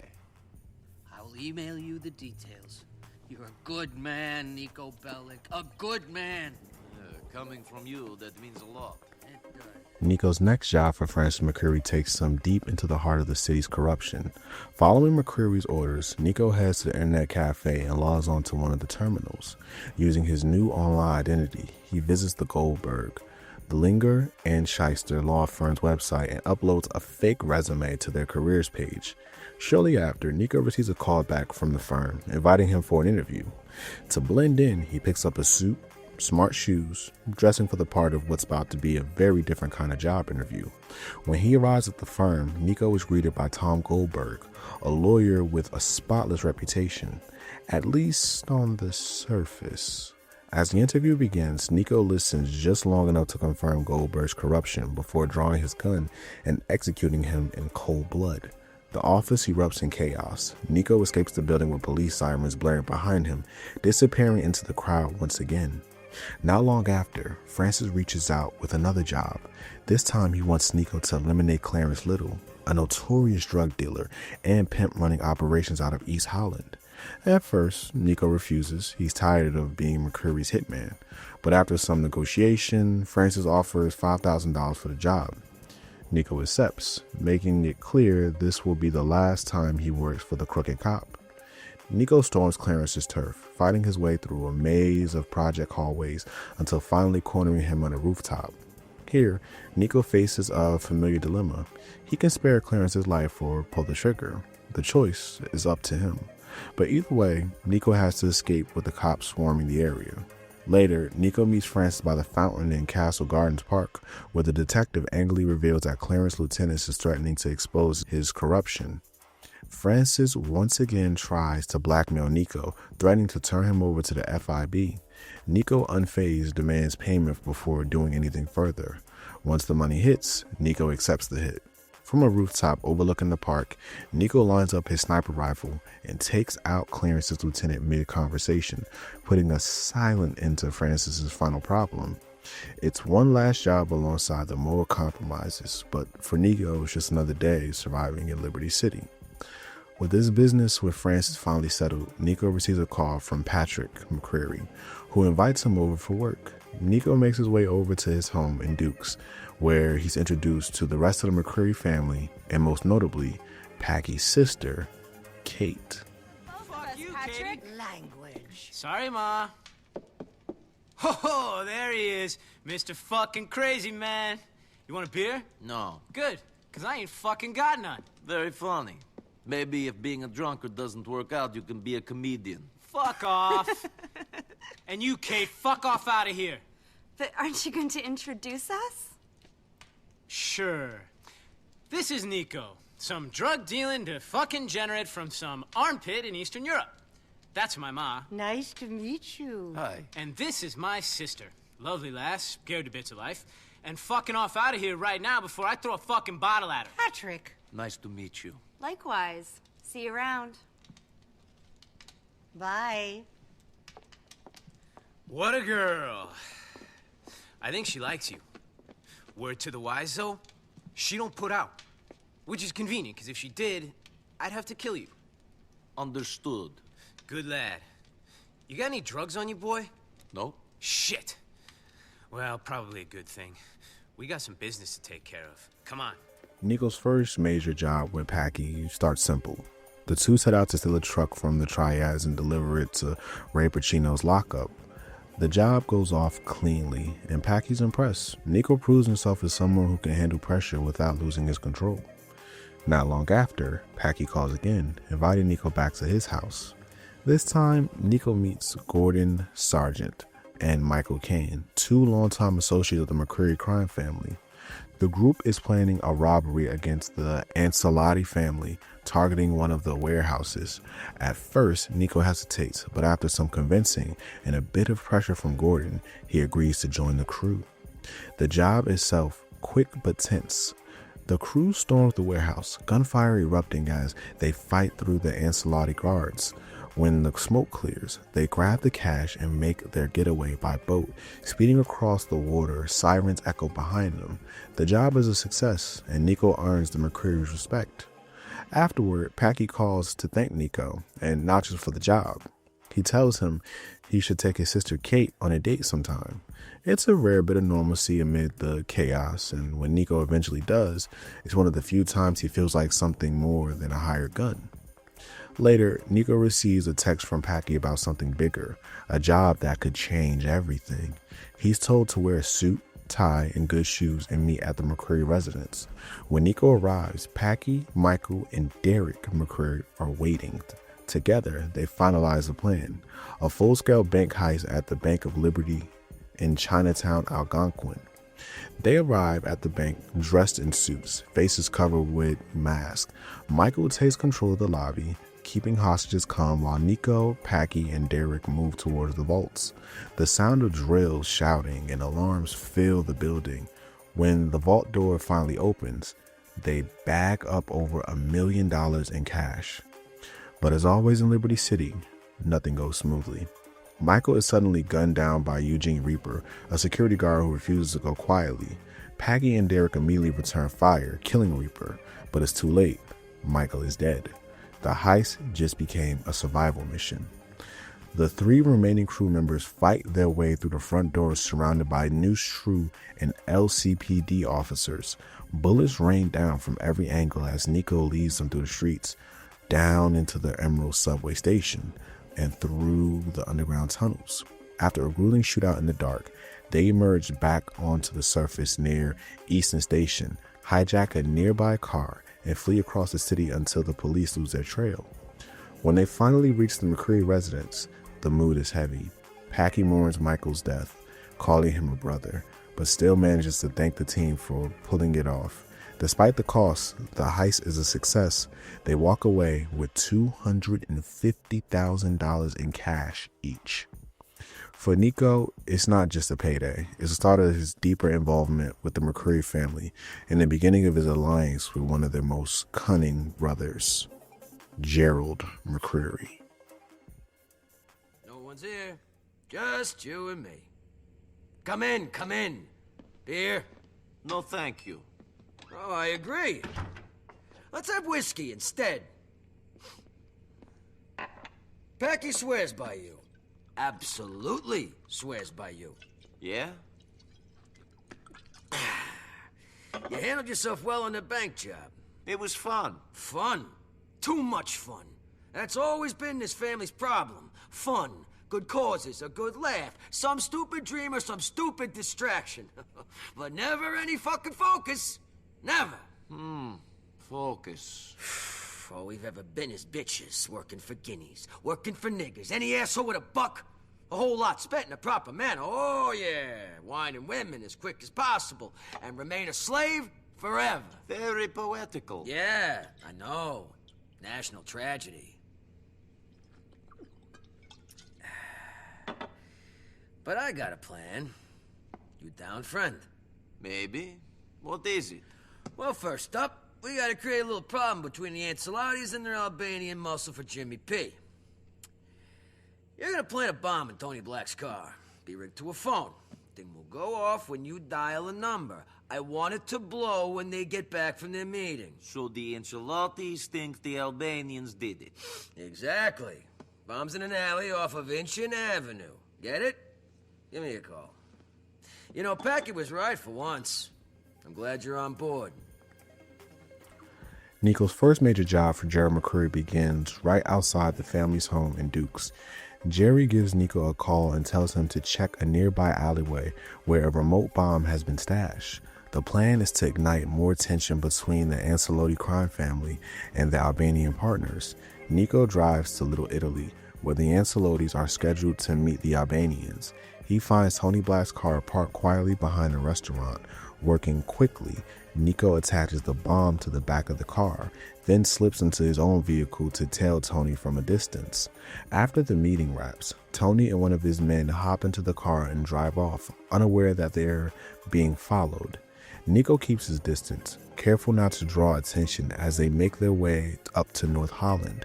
Eventually, the two men pull into an old factory where they begin unloading their supplies. Niko pulls over, arms the detonator, and presses the trigger. The explosion is massive. The car goes up in flames, igniting a chain reaction that blows out the factory windows and engulfs the nearby gas canisters. Tony Black is instantly killed, while a handful of survivors stumble out, trying to return fire. Niko takes them out one by one before escaping the area, triggering a 2-star wonder level as the chaos spreads. After losing the cops, Niko calls Jerry, who's more than pleased with the results. The plan worked. The Ancelottis and the Albanians are now turning on each other, and Jerry's family benefits from the fallout. But Jerry's not done yet. For his next move, he wants Niko to take out an Ancelotti capo named Frankie Garone and make it look like the Albanians did it. To sell the illusion, Jerry opens his fridge to reveal a dead Albanian gang member, his body stuffed inside. Jerry tells Niko to wear the man's clothes and take his car, blending in just long enough to get the job done.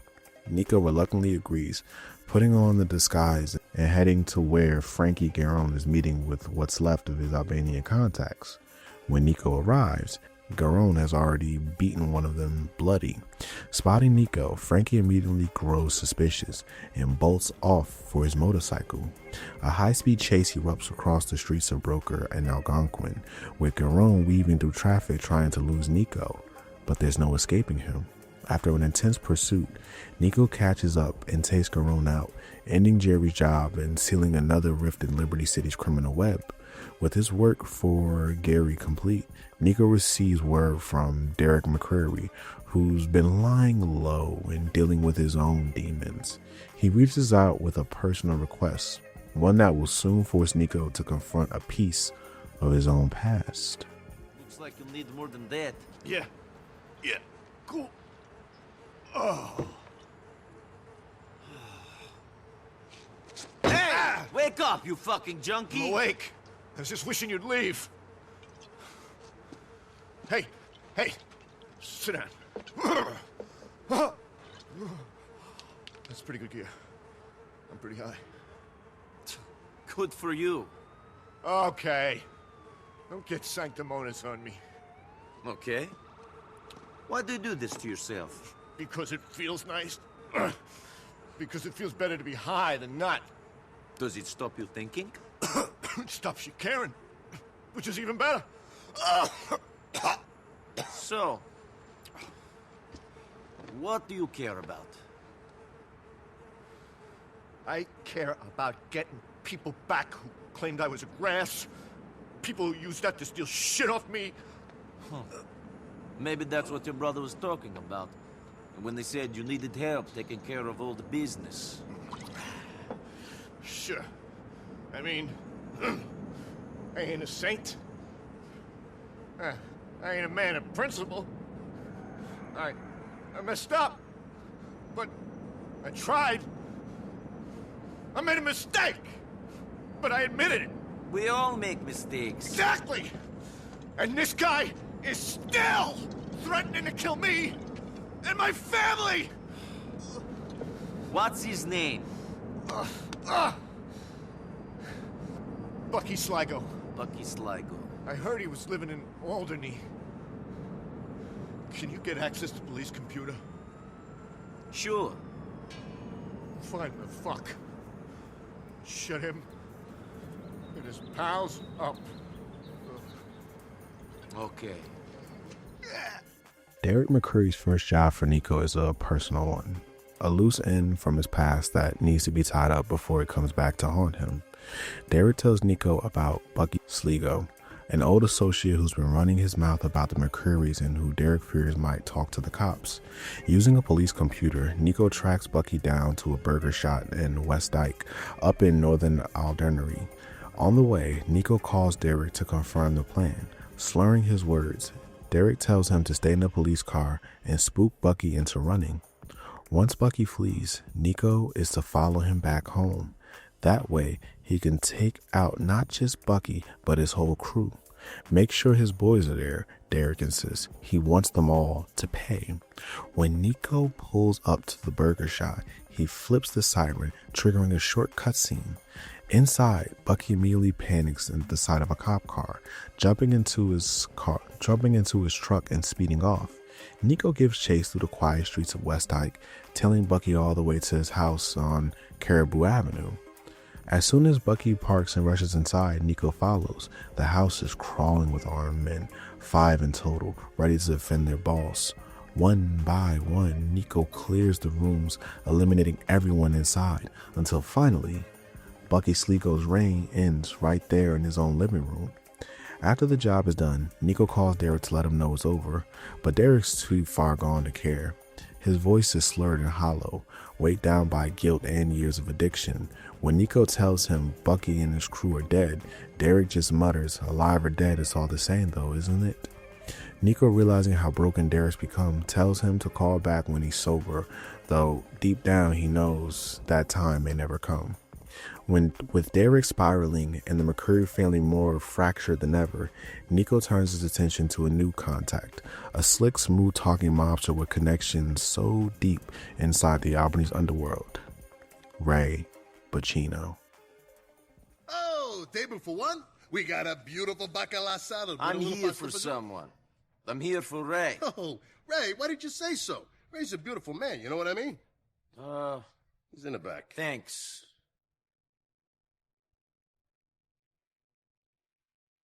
Hey, Nicky! How you doing, kid? Fine. Hey! That Mick bastard friend of yours says you're okay. Good. That you're reliable. Yep. But can I trust you? Why go through all this? Why stick your neck out? Why do all this work? Because I need the money. And because I can't do anything else. And because I'm good at it. Sure. And because I'm trying to find someone. Okay, maybe we can help. Let's see how we do. So anyways, I got this friend. Only the friend ain't my friend no more because he ain't getting me the vig he owes. Okay. Seems this guy does not respect the waste management business. Lives over in a project on Galveston near you. Name is Teddy Benavides. Do what you gotta do. Somebody gets burnt, so be it. Fine. And you'll pay. Hey, you kidding? I'll pay double. Good. But you mess up, bad things. Niko's first job for Ray Pacino sends him deep into the Alderney's underworld. Ray wants a problem taken care of, a small-time dealer named Teddy, who's been talking too much and owes too many people money. Niko tracks Teddy down to the top of a run-down project building, fighting through his guards until he finally corners him. Without hesitation, Niko eliminates Teddy and his crew, ending the problem right then and there.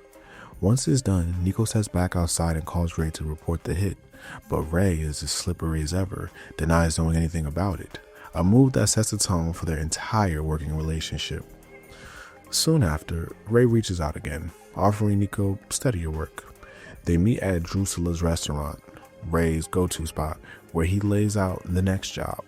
Ray wants Niko to collect a batch of diamonds that members of the Lost MC had hidden inside trash bags scattered across Algonquin. Niko teams up with Lucas Silvestri and 2 other garbage men working for the Liberty Sanitation Department. Together, they drive the car around the city, picking up bag after bag until they find the ones holding the diamonds. But as soon as they do, they're ambushed by members of the Messina crime family and an oracle who want the diamonds for themselves. After a chaotic chase through the streets, Niko and the crew shake their pursuers and deliver the trash truck to the sanitation depot in Fish Market South. Luca promises to handle the upload and split the profits, but Niko's not stupid. He knows a setup when he sees one. Later, Niko tracks Luca and his men down, kills them, and takes back the diamonds before bringing them directly to Ray. They meet again at Drusula's, this time in the kitchen. Ray's furious that Niko didn't call him sooner. He's under pressure to sell the diamonds fast. Niko doesn't back down. He tells Ray he'll continue helping only if Ray finally makes good on his promise. Find Florian Kravik, one of the men connected to Niko's past. Ray reluctantly agrees and in exchange sends Niko on one of the most dangerous deals yet. The exchange is set to take place at the Libertonian Museum in Midtown Algonquin. Niko's paired up with Johnny from the Lost MC, who he's crossed paths with before. Together, they're supposed to sell diamonds to two representatives of the Jewish mob, Isaac Roth and Maury Green. But the deal goes bad, fast. As the handoff begins, Luis Lopez, an associate of Tony Prince, bursts in with guns blazing. Luis kills Maury, Isaac grabs the diamonds, Johnny takes off with the money, and chaos erupts. Niko is left in the middle of a full-blown shootout, gunning his way through Isaac's men just to escape. Fighting through the museum's marbling halls, Niko eventually makes it outside, only to find even more of Isaac's goons waiting. He takes them out, evades the police, and finally calls Ray to tell him what happened. Ray, furious that the deal collapsed and the diamonds are gone, tells Niko to meet him later because now someone's gonna have to pay. You sure this guy's all right? You the guy's You good. checked him out? Hey, here he is right here. Phil Niko Phil. So you're the guy who got jumped for a couple of million? Yeah, you gonna pop me for it? No, I've heard good things. Some odd friends, but you know, what are you gonna do? You're right. I've been keeping bad company. Oh, you mean this guy? He's okay. Well, he pays up, and he ain't gone states yet. Very funny, ha ha. Listen, we got a lot of missing money, and we got a problem with these fucking bikers. And I've got the problem finding someone. Yeah, I nearly got something on that. So we sent some of our boys after the money. Maybe you can deal with the bikers. Calm them down. They're causing trouble on the corner of Bauxite and Exeter. Sure. Otherwise, you and Raymond here got a serious problem. The boss has got to get paid. Even when people forget to tell them about things they're working on. Don't bust my balls. What's the point of talking about things unless they become real? I'm sure. Yeah, I'm sure you're sure, Phil. You of all people. Now, what the hell does that mean? Nothing. I mean, come on. You're a guy who knows what's what, right, Phil? Take it easy. Following the chaotic diamond heist, Ray Buccino sends Niko after the bikers who made off with the money, the members of the Lost MC. Ray wants to make an example out of them. Niko tracks the two bikers to an alley just off of Oxley Street, where a brief confrontation breaks out before they speed off. Niko grabs a nearby bike and gives chase, roaring through the streets of Algonquin as the two bikers weave through traffic. The pursuit escalates when they launch off a bridge on Uranium Street, landing directly on the subway tracks below. Without hesitation, Niko follows. What follows is one of the most intense chases in the game. A high-speed pursuit along the Algonquin inner line where Niko and the bikers dodge oncoming subway trains while racing toward North Park Station and East Park Station. Sparks fly, trains screech past, and the tunnels echo with the roar of engines. After passing East Park, the chase transfers to the outer line, heading toward the Algonquin Bridge, where one of the bikers loses control and crashes head-on into the train. The other, Jim Fitzgerald, manages to get back onto the streets, but not for long. Niko hunts him down, eliminates him, and ends the job. Once it's over, Niko calls Ray to confirm that both the bikers are gone. Ray is satisfied, for now, but the city doesn't rest, neither does Niko. Soon, Derek McCreary reaches out again, paranoid and drowning on his own guilt. He asks Niko to help him tie off his remaining loose end. First, Niko watches over Kim Young-guk, protecting him from an ambush led by the Albanians. From a distance, Niko destroys the attacking boats and helicopter, keeping Kim alive long enough for Derek's business to be done. Later, Derek calls him with another job, one that's far more dangerous. He wants Niko to ambush a police convoy inside the Booth Tunnel, kidnap Aiden O'Malley, and eliminate him before he can testify and expose Derek's crimes. It's a bold and risky plan, but Niko pulls it off, ending Aiden's life and ensuring Derek's secrets die with him. When the dust settles, Niko meets with Francis McCreary, who's furious that Niko's been taking jobs from his brother. The tension that's been boiling between Francis and Derek finally reaches a breaking point, and Niko finds himself caught directly between them, forced into a decision that would change the McCreary family forever. Why didn't you tell me Derek was back? What? Why didn't you tell me you was hanging around with my brother? I assumed if you cared, you'd have found out. Well, I have found out. Jesus. You know Derek's not well? No? No. He's sick. He always was. He's always off getting involved in someone else's fight, making a fool of himself, betraying people, going into hiding. He's an idiot and a coward. It's not my business. Whatever he stood for, he betrayed. He only left here in the first place because he was caught stealing from the Mafia. He's a pathetic wretch. Okay, I got it, so... Now, he's gonna ruin my life. If it wasn't bad enough having a bunch of crooks for brothers, now I've got him threatening to talk to a journalist about his family, about me. Well, tell him to be quiet. I am trying to become the commissioner of police. I'd be a laughingstock. A cop. The famous snitching traitor for a brother. You know, the crooks I can handle. See, that I can spin. But not this. Not this. You got the big problem then. Me? We, my friend. We. You stop it. Stop? Stop. Kill your brother. He's already dead.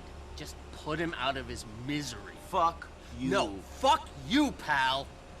I'm gonna meet him in the Courtyard Park off Bismarck and Lancet. Deal with him.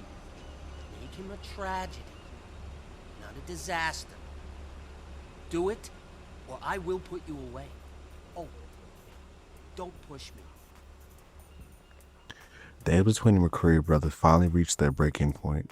Francis McCreary arranges a meeting with Derek at Lancet Courtyard Park, hoping to talk things out, but both men have the same idea. Francis wants Niko to take Derek out for good, while Derek, sensing his brother's true intentions, reaches out to Niko first, asking him to do the same to Francis.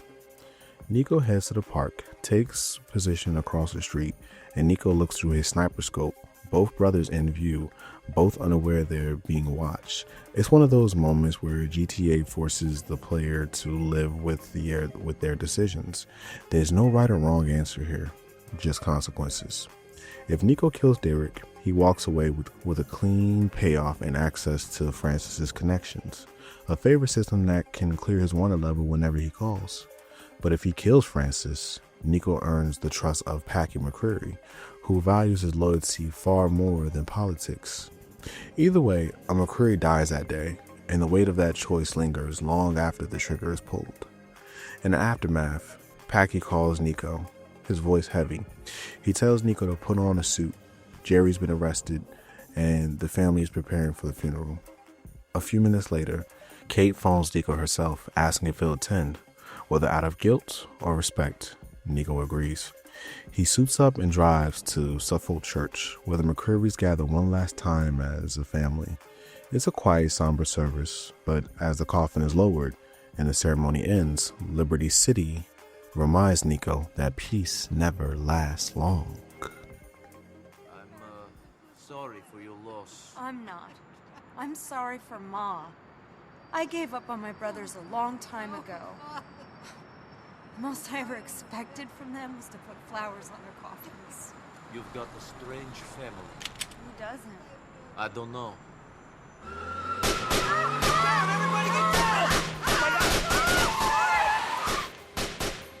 As the McCrearys gather to mourn, tragedy doesn't give them a moment of peace. Outside the church, a group of Albanian gunmen ambush the funeral procession. Niko immediately springs into action, taking cover behind parked cars and firing back as mourners scatter every direction. When the gunfire finally settles, the Albanians lie dead, and Niko drives to the cemetery to say his final goodbye, whether it's to Francis or Derek, depending on the player's choice.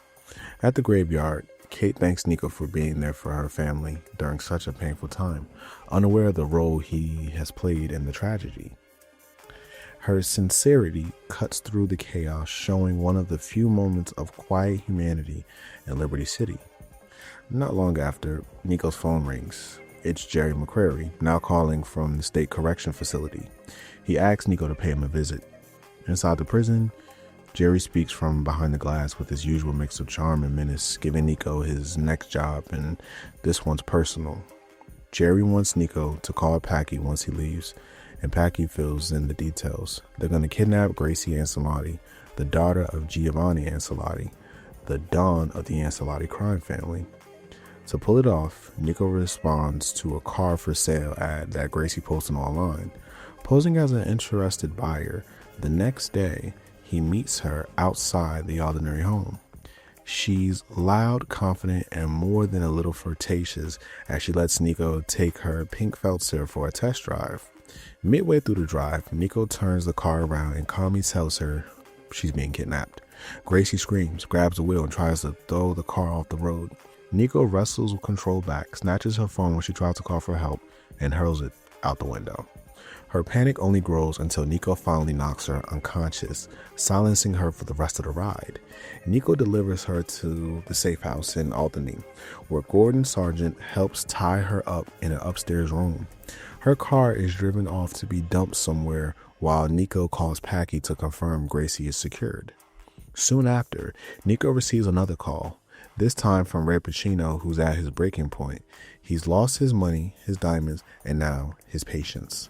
When Niko drives to Drusela's restaurant, Ray is shouting into his phone, arguing with Isaac Roth over the failed museum deal. Furious, he hurls the phone at a waiter and orders Niko to finish what he started, kill Isaac and clean up the mess.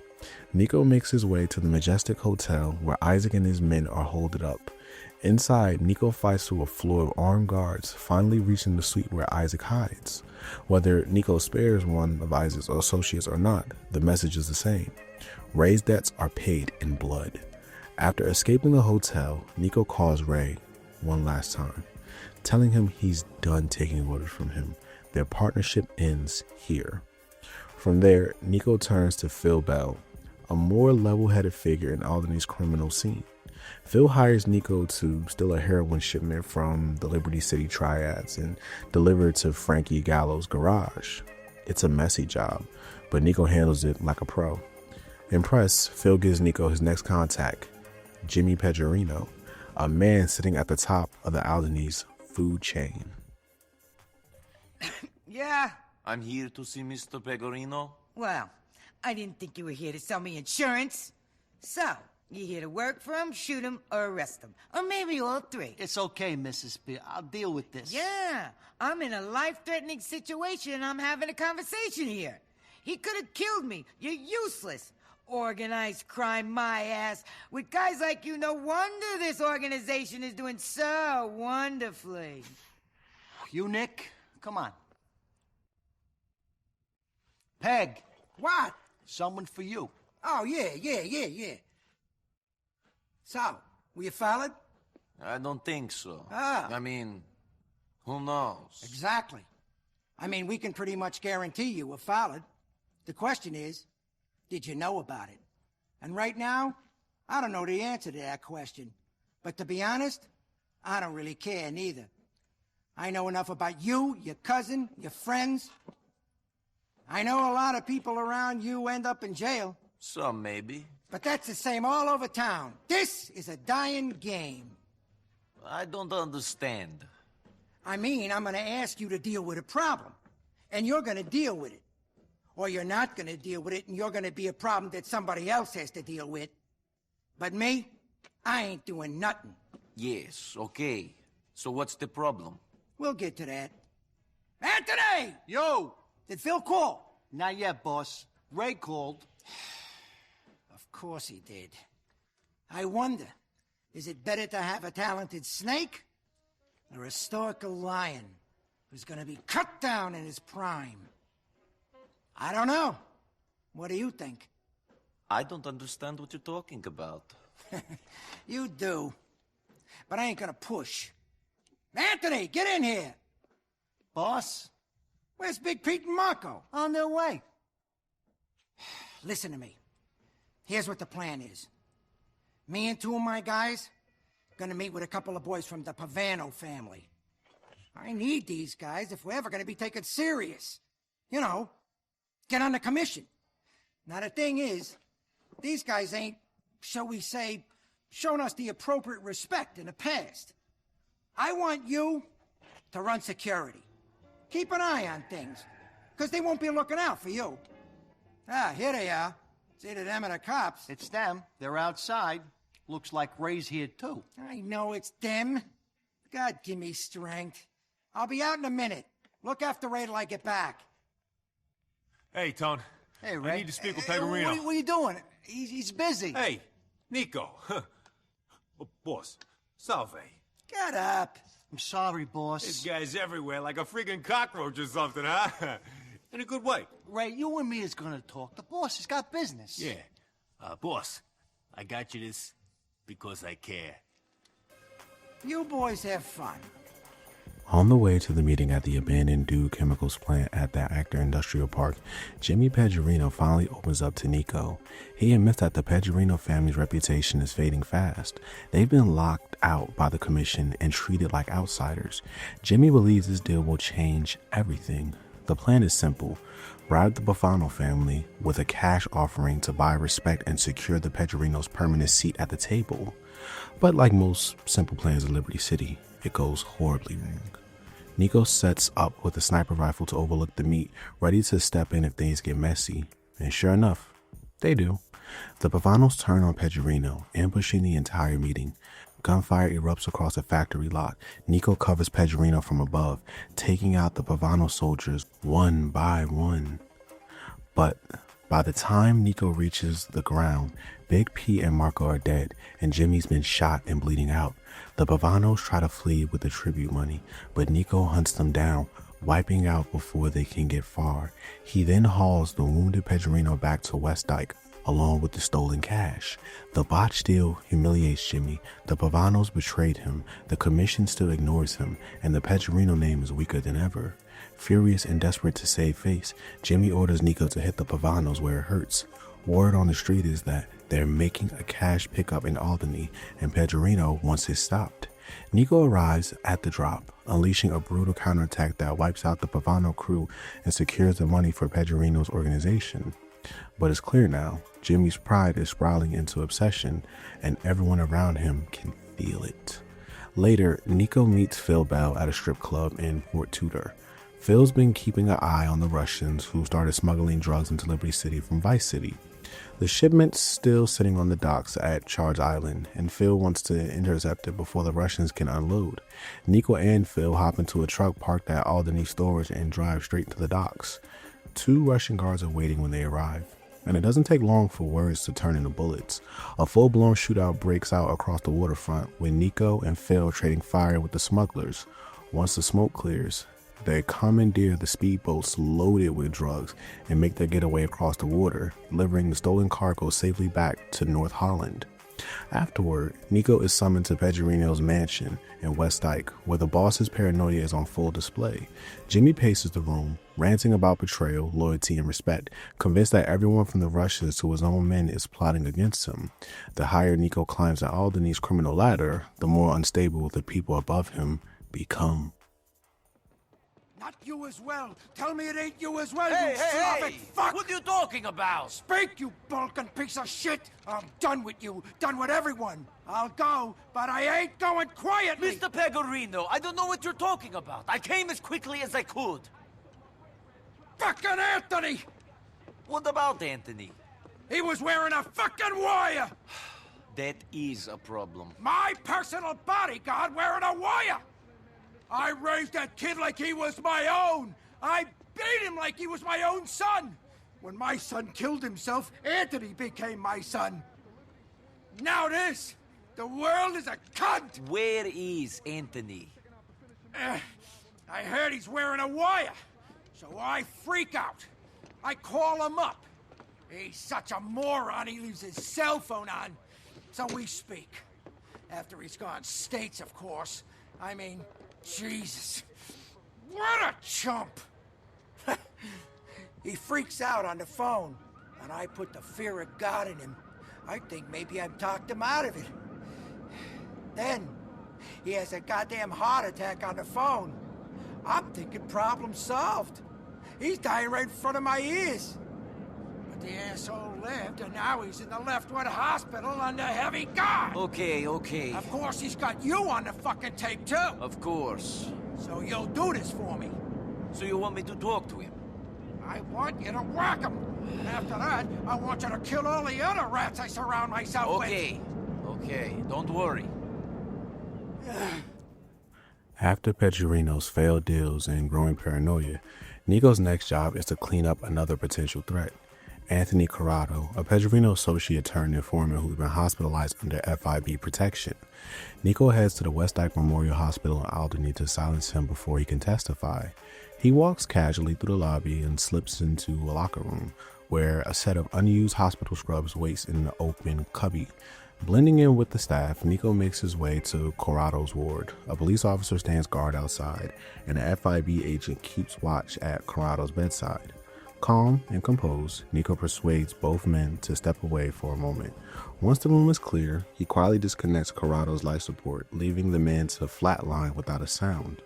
Moments later, the officer returns, finds Corrado dead, and the chaos erupts.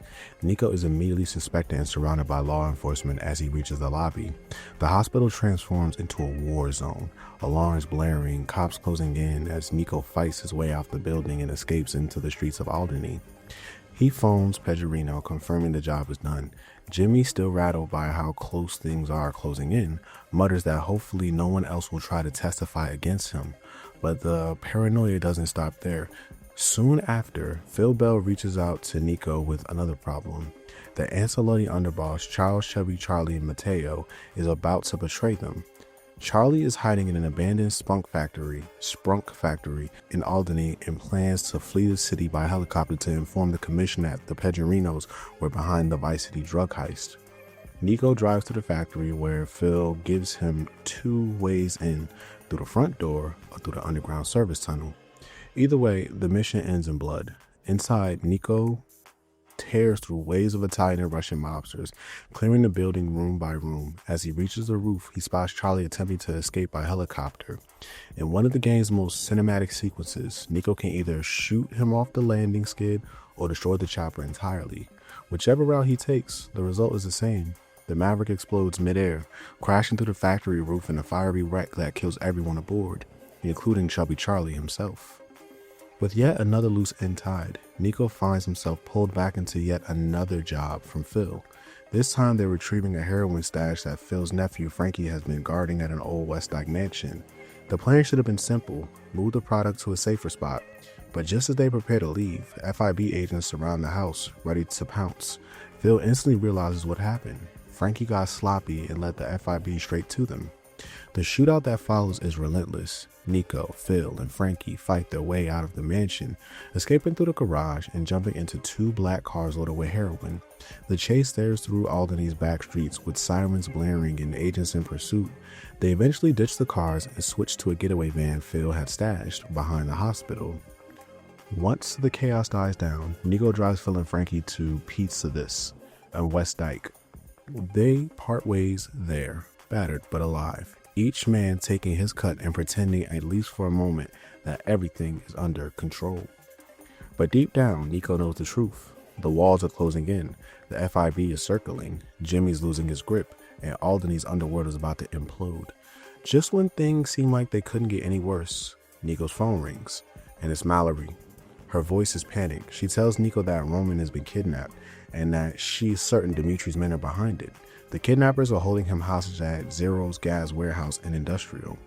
Without hesitation, Niko grabs his weapons and drives straight to the factory.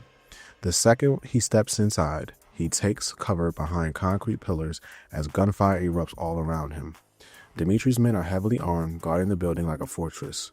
One by one, Niko pushes through them, clearing the warehouse floor by floor, his only focus being to save the only family he has left. On the top floor, Niko bursts into the final room to find Roman being held in a chokehold, the barrel of a gun pressed against his head. In that tense moment, the world seems to stop, and then Niko acts. A single shot perfectly placed drops the kidnapper instantly. Roman stumbles free, gasping for air, and the two cousins share a rare moment of relief amid the violence. Roman thanks Niko for saving his life, trying to lighten the mood with his usual nervous humor, but Niko can see it in his eyes. His cousin's faith in the American dream has been shaken. Niko helps Roman out of the warehouse, and they drive back to the South Bohan apartment. The city lights flickering through the windshield. The roads are quiet, but the silence between them says everything. After everything they lost, their home, their business, and now this, it's clear that Liberty City isn't the dream Roman thought it was. For Niko, though, the nightmare is just beginning. Man, this is out of control. I know. What are we going to do? I don't know. We're going to die. I don't want to die, man. Not like this. How would you like to die? Reason on my 100th birthday? I don't fucking know. I'm scared, you cold bastard. What are we going to do? I'm not cold. You're cold. All you care about is revenge, getting your own way. And all you care about is money. And gambling it away on the internet. Oh, isn't America great?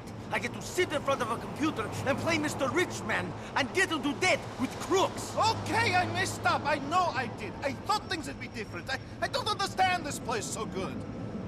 Oh, man, what are we going to do?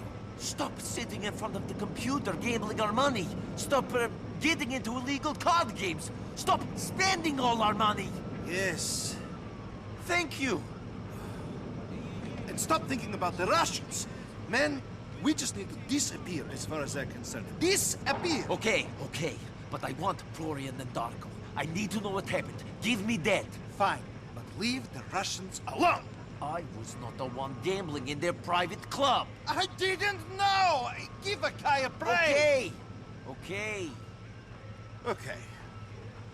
I'm going to clean up. I have a nasty feeling I had a bit of an accident back there. And Niko. What? Thanks.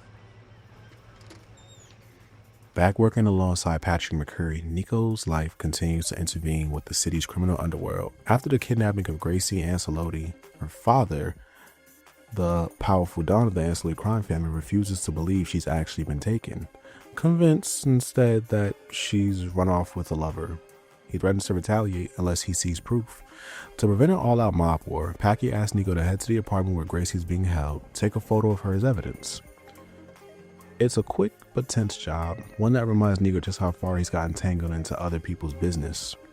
But soon that changes. For the first time in a long time, Niko's focus shifts from doing jobs for others to confronting his own past.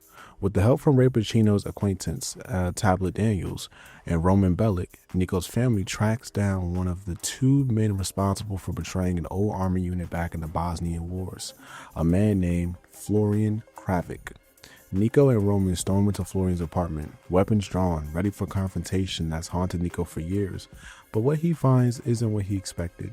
Florian, now calling himself Bernie Crane, is a far cry from the soldier Niko once knew, flamboyant, openly living as a fitness instructor and in a relationship with Deputy Mayor Bryce Dawkins.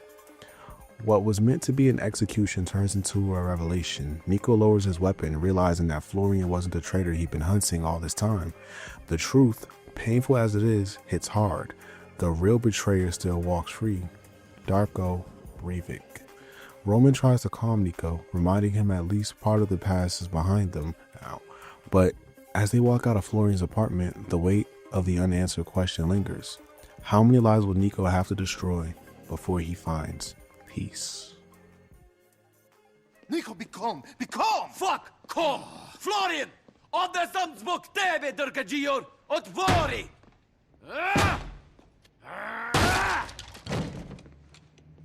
Florian!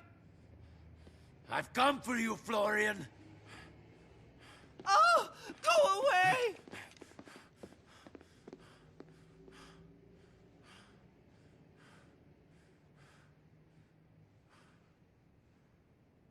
Florian, jesi to ti? Niko? What the hell are you doing here? What happened to you? Oh, I started working out. You know, toned up the, Florian? You used to work in the abattoir? Oh, don't remind me. Roman? You put on a few vanity pounds. What are you guys doing here? Why did you kick my door down? I've come to ask you some questions. It wasn't you, was it? What wasn't me? Who set us up? It was you or Darko. I thought it must be him. Oh my God. You think it was me? That's why you are here. You've come to kill me. Well, screw you, Niko Bellic and Fatty Roman. It wasn't me, it wasn't. I wouldn't do that.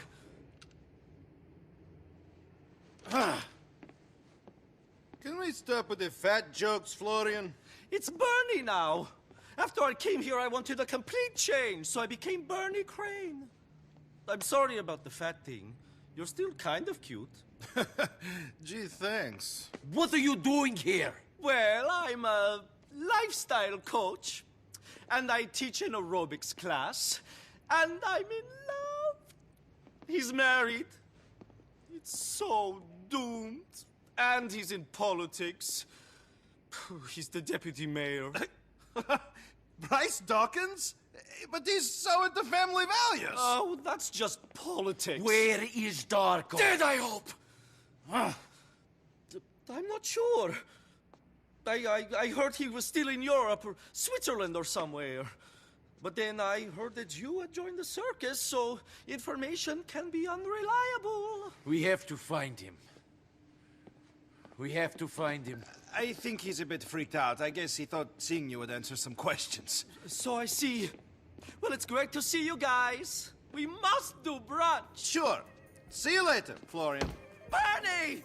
Building off the earlier ransom mission, Gerald McCreary contacts Niko using coded messages. The ancillary crime family has finally tracked down their missing daughter, Gracie, and the situation is about to explode. Gerald orders Niko to move her from the Leftwood safe house to a new, more secure location, the Northwood Fire Station drill tower in Algonquin.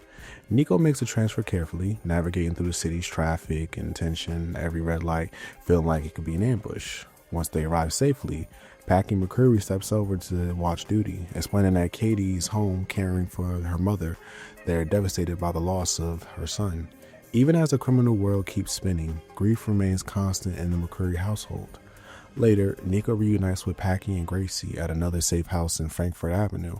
Together, the trio drive to the Charge Island sewage works, where they plan to trade Gracie back to her family in exchange for the diamonds stolen during the chaotic museum deal. There, they meet Tony Prince and Luis Lopez, two men who are strangers to this kind of business. The exchange seems to be going smoothly. Gracie is returned, and as the deals appear set, but everything falls apart. Ray Bulgarian and his men storm the area, guns blazing. What should have been a clean handoff turns into a brutal shootout across the docks. Amid the chaos, Niko and Packy fight their way through Bulgarian men and corner one of the goons holding the diamonds hostage. But the man knows he's doomed either way. If he hands them over, Bulgarian will kill him. If he doesn't, Niko will. So in a final act of defiance, he throws the diamonds into a passing dump truck, sending millions of dollars worth of loot straight into the city's garbage system. The man's body drops moments later as the smoke clears. Niko and Packy can only watch as the truck disappears into the distance. The diamonds are gone, the deal is dead, and once again, all their work amounted to nothing.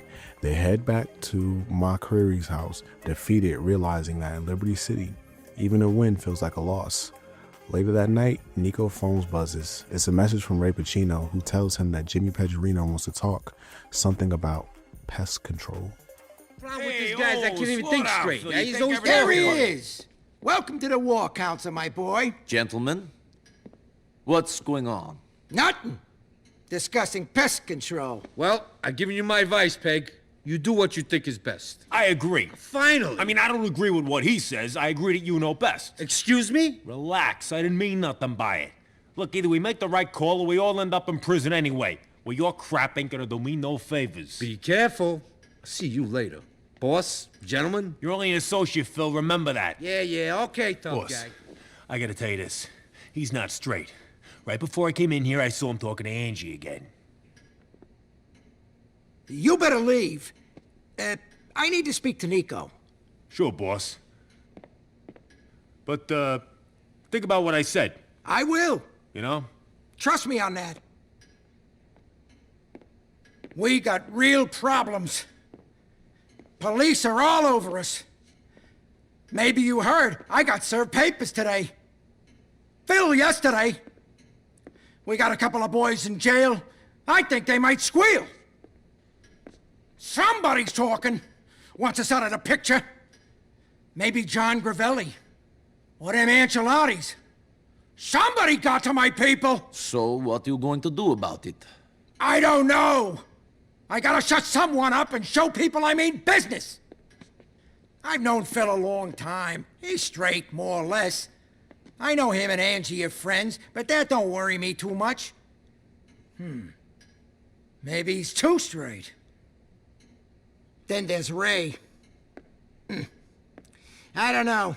I don't trust him. But he's a good earner. I know he's got his eye on the big prize. But he's no dummy. Him and Phil hate each other. I gotta think about it. Okay. I'll give you a call. Whoever I say to go see him. And shut him up! Following the failed ransom and the chaos surrounding the diamonds, Niko's world grows even darker. Jimmy Pedrino calls his paranoia an all-time high. He tells Niko that Ray Pacino has outlived his usefulness and needs to be taken care of. Ray is on his way to a chop shop. Flanked by his usual group of bodyguards, Jimmy explains that he'll give Ray a call telling him to stop for gas along the way, giving Niko the perfect window to strike. Niko moves in quietly, but decisively. When Ray's convoy halts, Niko ambushes them, unleashing a storm of bullets that tears through the bodyguards before they finish Ray himself. It's quick, but it's not clean. Every move Niko makes now seems to pull him further from redemption and closer to the man he's been running from all his life. After several smaller jobs for the United Liberty paper contact, Niko finally gets the call he's been waiting for. They have located Darko, the last surviving member of Niko's old unit and the man who betrayed them all during the war. The contact tells Niko that Darko is being brought into Francis International Airport, restrained and awaiting his arrival. Niko immediately calls Roman, his voice heavy with a mix of anger and relief. Roman insists on coming with them, wanting to make sure Niko doesn't do something he'll regret. As they drive toward the airport, the conversation between them hits deep. Niko wonders aloud what any of it means anymore. The killing, the revenge, the years lost chasing ghosts. Roman tries to talk some sense into him, saying that despite everything, Niko still has integrity and that he has the power to be good. But forgiveness, Roman says, is something that Niko has to find for himself. When they arrive at the airport, a van pulls up near the cargo bay. Agents drag a broken, trembling figure out of the back. Darko. He's frail, disheveled, a shell of a man consumed by guilt and addiction. Niko confronts him, the years of rage and loss boiling to the surface. He demands to know why. Why did he betray the unit? Why did so many of their brothers have to die? Darko's answer cuts deep. He claims he did it for $1,000, just enough to feed his drug habit. To him, it wasn't revenge or ideology, just desperation. He calls Niko a hypocrite, mocking him for pretending to have a moral code when he spent his entire life killing for money. In this moment, GTA 4 delivers its emotional peak. Niko stands there holding a gun to the man who destroyed everything he had and realizes that nothing he can do will ever bring peace. Roman pleads with him to walk away, reminding him that Darko is already living with his punishment. His life is misery, and death will only be mercy. What happens next is up to the player. Niko can either take Darko out and end his suffering, or spare him, walking away from vengeance for the first time in years. But either choice feels hollow. For Niko, there's no real victory here, only the weight of what's been lost.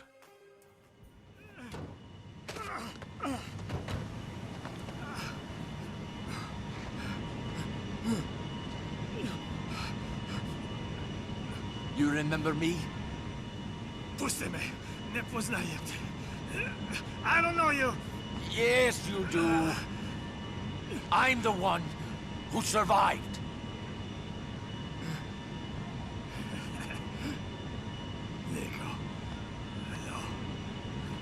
Reci ni zašto. Zašto? Zato što smo bili prijatelji. Svi smo odrasli zajedno. Mitar, Dragan, Goran, Mio. Mogu da nastavim. Sviju, a? We were friends, but I had other friends. Friends that Goran and his guys killed. My fucking neighbors! Because of what? Because of shit. Lies. Fucking lies. So that makes it okay to stab your friends in the back? Everything you believe is shown to be shit. You make strange choices. Fuck you! Strange choices? How much? 1,000.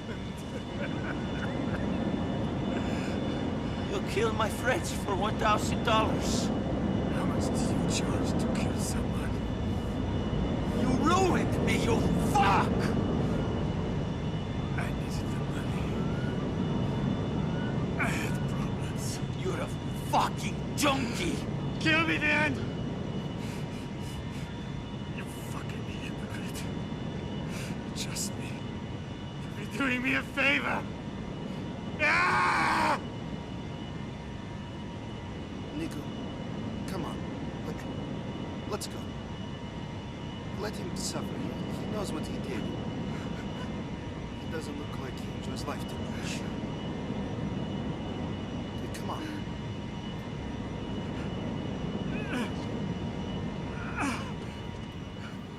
After the failed diamond exchange and his encounter with Darko, Niko finally starts to question what any of it has been for. Revenge has left him hollow, and even when he gets what he's been chasing, it never brings peace.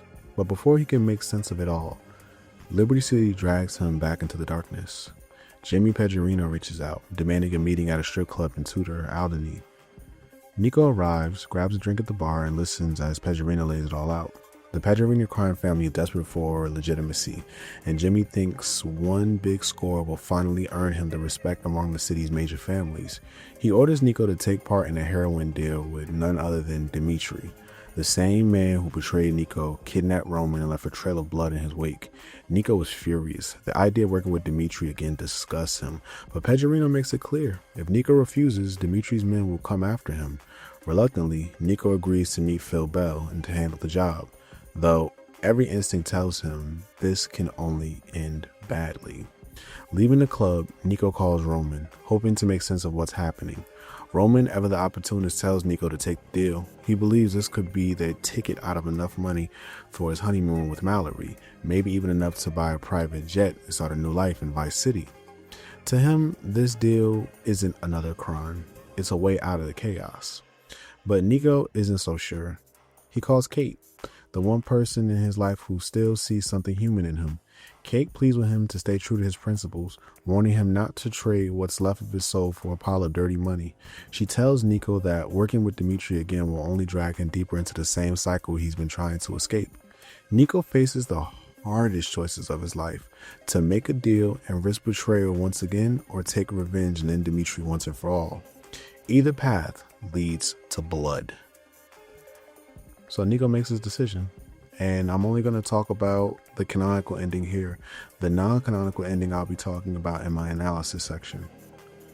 During a tense meeting with Jimmy Pedrino, Niko was once again pressured into taking part in a heroin deal with Dimitri. But after everything Dimitri has done, the betrayal, the kidnapping, the countless lies, Niko finally has had enough. He refuses to make another deal with a man who's already stabbed him in the back once more. When Roman calls and reveals that Dimitri is on board the Platypus, the same ship that brought Niko to Liberty City, Niko decides that this is where it all ends. He grabs his weapons and heads to the docks in East Hook, ready to end the cycle of betrayal once and for all. The ship is crawling with Dimitri's men. What follows is one of the most intense gunfights in the entire game. Niko cuts through Dimitri's guards deck by deck, his rage pushing him forward. Every bullet fired feels like retribution for everything he's lost. Eventually, Niko corners Dimitri deep within the ship's cargo hold. Wounded and desperate, Dimitri tries to reason with him, begging for his life and warning Niko that people will be unhappy if he dies. But Niko's heard enough. He shoots Dimitri in the knees, forcing him to the ground, and delivers one final shot to the head, ending their feud once and for all. As the echoes of gunfire fades, Niko stands over the body of the man who haunted his life, muttering that he should have done this a long time ago. He steps out of daylight, the ship's hull behind him, and calls Roman, telling him simply, "It ended where it began." Roman, ever the dreamer, expresses disappointment that the money is gone, but relief that Dimitri will never bother them again. Soon after, Phil Bell calls Niko to tell him he made the right choice, admitting that he never trusted Dimitri either. But with Pedrerino's deal falling apart and his organization crumbling, Phil and Niko agree they can no longer stay in contact. Their partnership ends on good terms, but the damage is already done. On the morning of Roman's wedding, Niko calls Kate to tell her that he's finally cut ties with Raskolnikov and wants to leave the criminal world behind. Kate congratulates him, proud that he's chosen integrity over greed. When Niko arrives at the mother's house, Kate joins him for the drive to the church. Along the way, Niko opens up, talking about his hopes for the future, his desire to start fresh and maybe even build something real with her. At the church, they watch as Roman and Mallory exchange their vows. It's a rare moment of peace, smiles, laughters, and a sense that maybe, just maybe, Niko's story might end happily. But in Liberty City, peace is always temporary. I now pronounce you husband and wife. You may kiss the bride.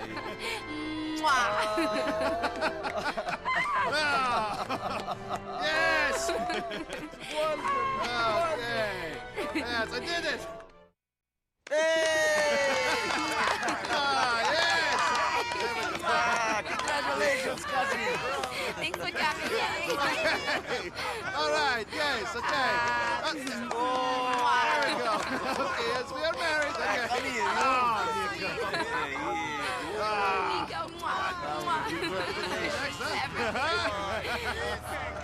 You fucking double-crossed an immigrant shit! Go down.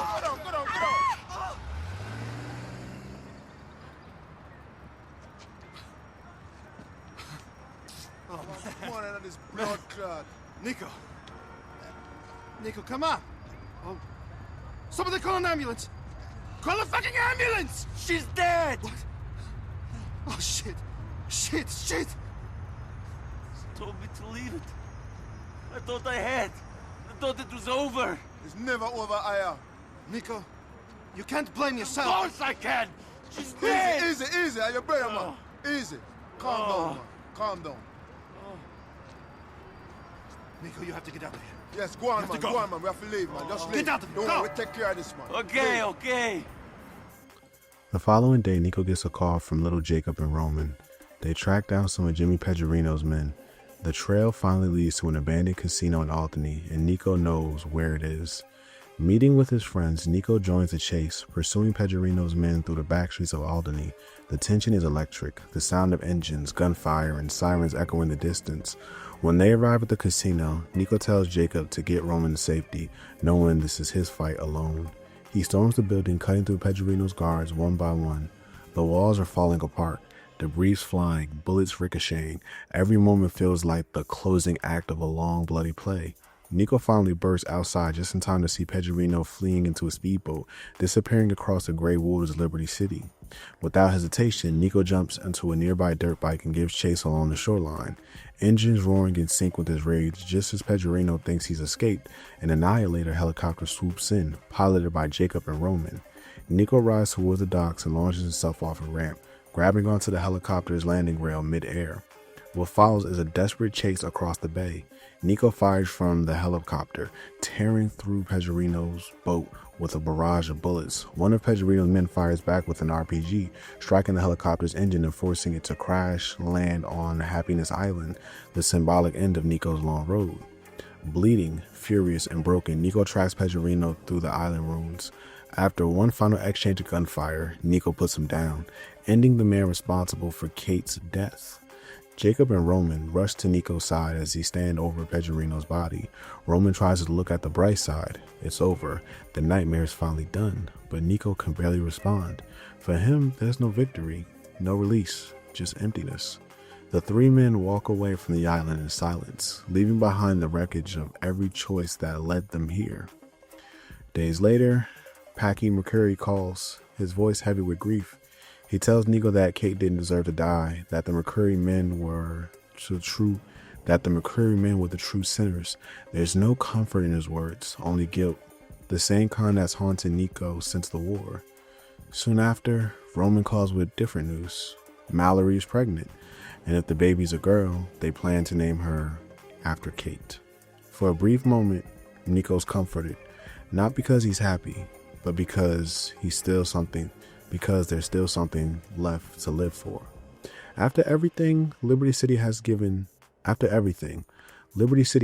him peace, only survival. And for Niko Bellic, that's enough.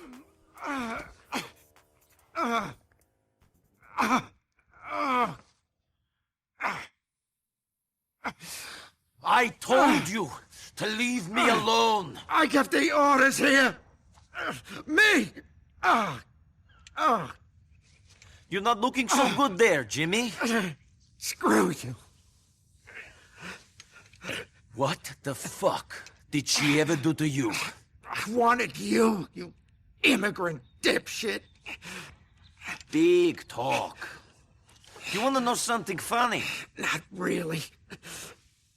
The commission. The old families. I know some of those guys. And they thought you were a fat fucking joke. Whatever. A joke.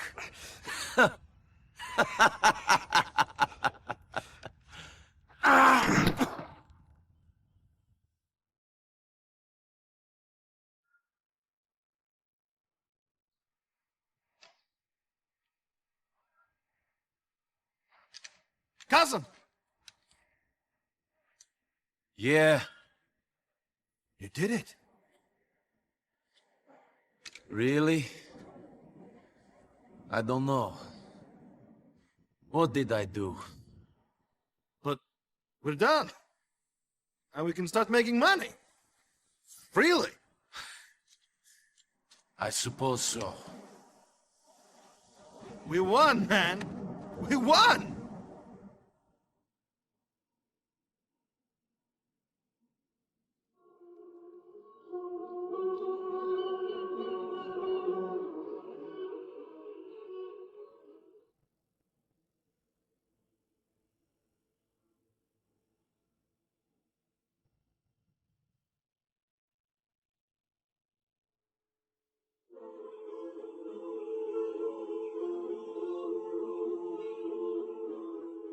I never thought this would happen, Niko. I never fucking thought it. Kate, sweet, innocent Katie. I'm sorry, Packy. I was there. I tried to stop it. She didn't do nothing to nobody. It was us McCreary men who are the sinners. We're paying for that ourselves. She didn't have to pay, too. She didn't, Packy. You're right. I gotta be with my mom, Niko. She don't got much left other than me, and that ain't much. See you, man. It's enough. See you, man.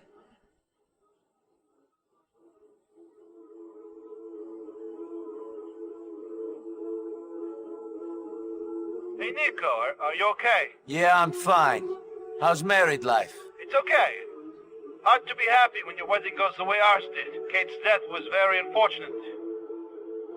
Niko, don't blame yourself. There's no one else to blame, Roman. It's my fault. Because I refused to do that deal for Pecorino. It's my fault because I got close to her. I shouldn't get close to anyone. You should, Niko. Stay close to Mallory and me. We are your family. Mallory is pregnant. If it's a girl, we'll call it Kate. Congratulations, Roman. You'll make a good father. See you soon.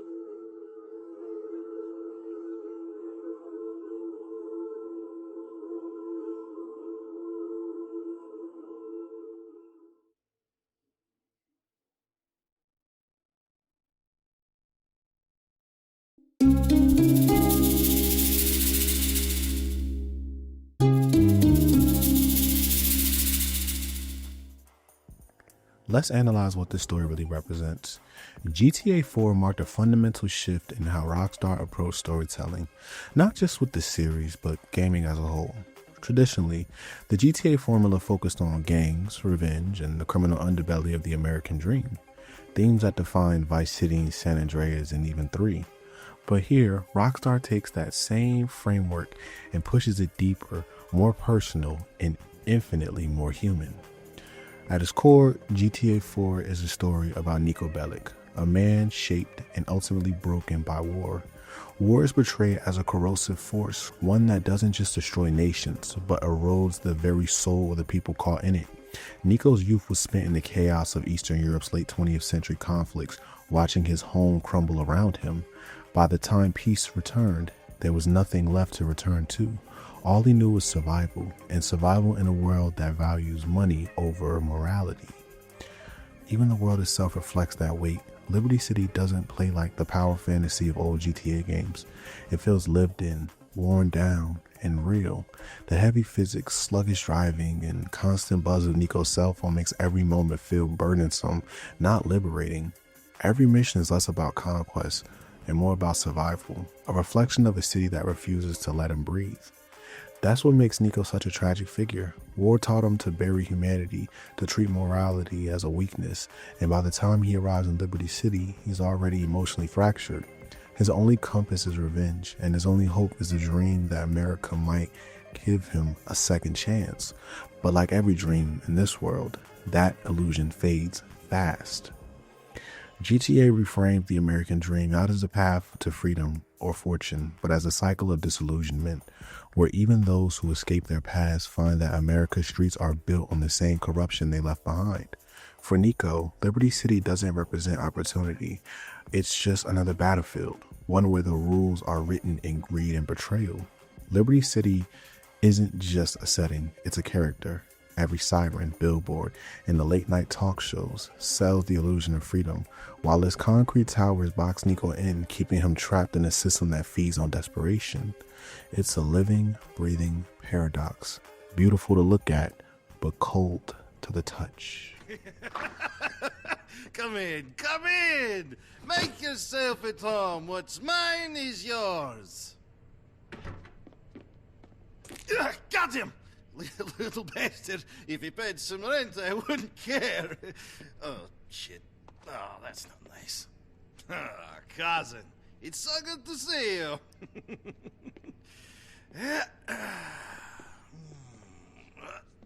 Oh, shit. Well, I need to change anyway.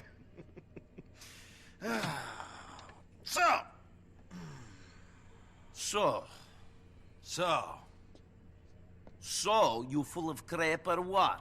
What? Where's luxury condo? Where's sports car? Where's Barbara with big titties and Stephanie who sucks like a vacuum? What are you talking about? In your letters to my mother, in your letters to me, all I hear about is Mr. Big, Mr. Roman, living the American dream. Sports cars, condos, women, money, the beach, opportunity. I come here, and the only thing big about your life is the cockroaches. That's right. I got the best cockroaches, I got the best pets. Screw you, you idiot. Okay, I'm an idiot, but you must admit, I have the best line in bullshit you ever heard. Yeah, this I know, asshole.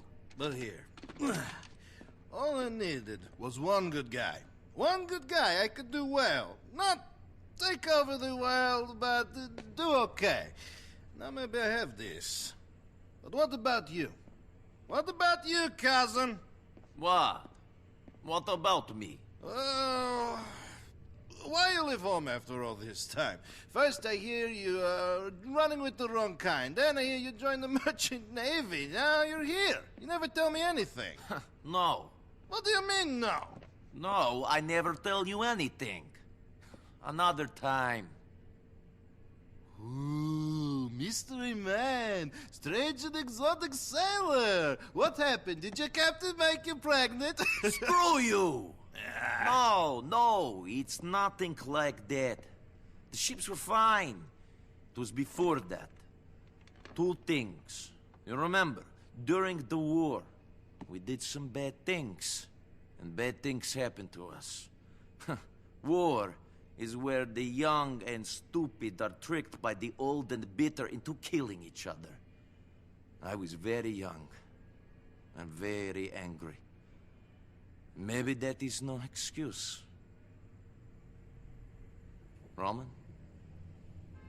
Roman! Are you sleeping, you fat fuck? Come on! What's the time? Shit, I've got to get the cab back. It's on the shift. Oh, Jesus! There's like a rat shot in it.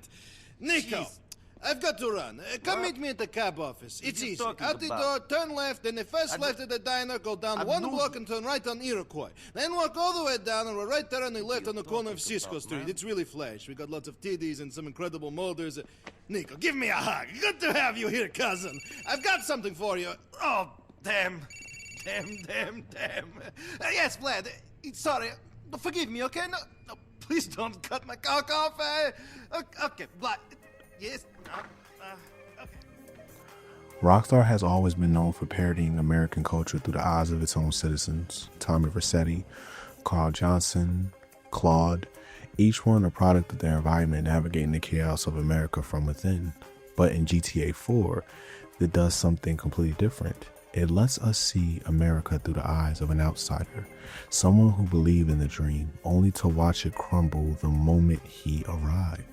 The traditional GTA themes are still there. The worship of fame, the drug trade, the mob's lingering control, and America's constant contradiction between freedom and greed. But GTA 4 isn't just another crime story. It's a deconstruction of everything the series once celebrated. The game doesn't glorify the criminal clan of power. It exposes the emptiness behind it. Every dollar earned, every life taken, every step up the ladder comes with another moral compass. For Niko Bellic, the American dream isn't a path to redemption, it's a trap. From the moment he steps foot off the boat, he's already lost in the system.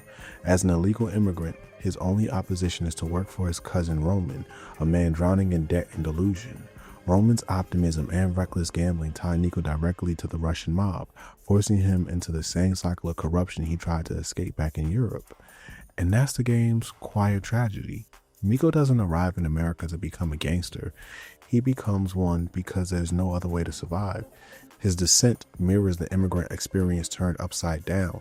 Instead of opportunity, there's exploitation. Instead of freedom, there's control. What starts as a quest for vengeance turns into a journey through Liberty City's many faces. The Irish, Puerto Rican, and Italian crime families all crawling for relevance in the city that chews up everyone who chases power. Niko's path only reinforces what GTA 4 is really about. No matter where you run, America has a way of showing you who you really are.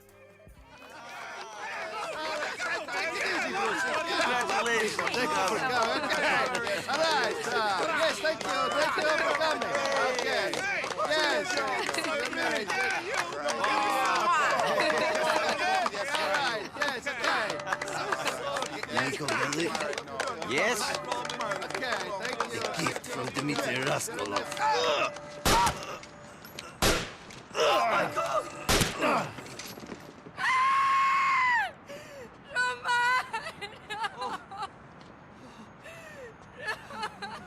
Bombo gaat!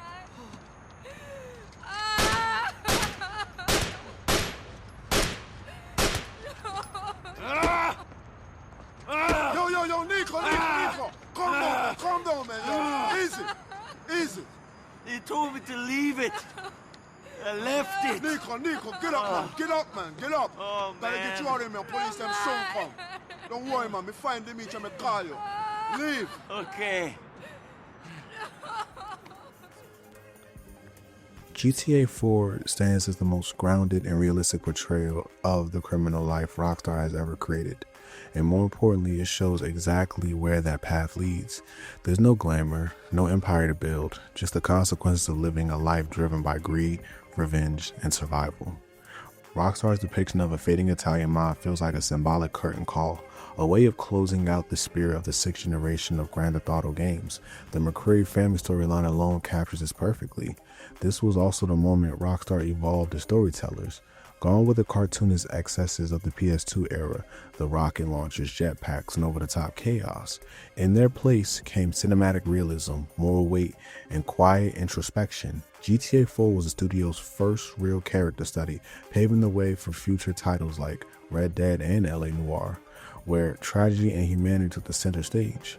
From the tragic decline of Derek to Packy's desperation to the corruption of Francis McCreary, every mission peels back another layer of moral decay. These aren't caricatures. They're people clinging to relevance in a city that's already moved on. But above all, it's Niko's journey that defines GTA 4. His path isn't one of power, but of realization. The slow understanding that the American dream is not real. It's a promise sold to the desperate, and Niko's story exposes the truth beneath it.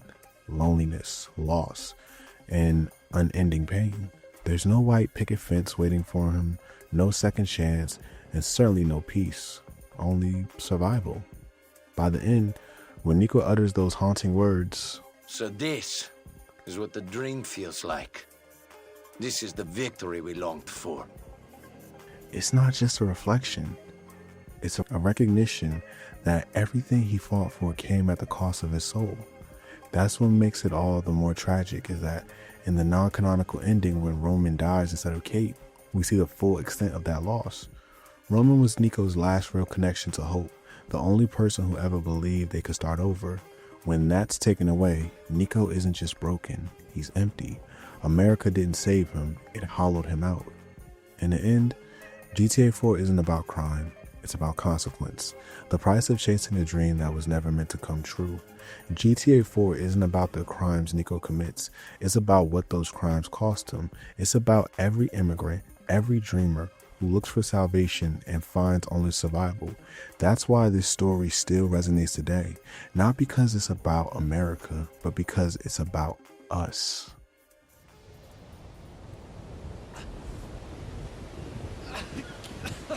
Welcome to America.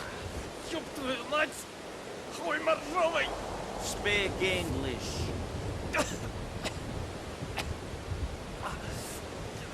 You're a strange man.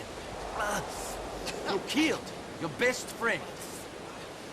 You betrayed everyone who ever came in contact with you. You killed my cousin. I guess the survival of the fittest thing really meant a lot to you.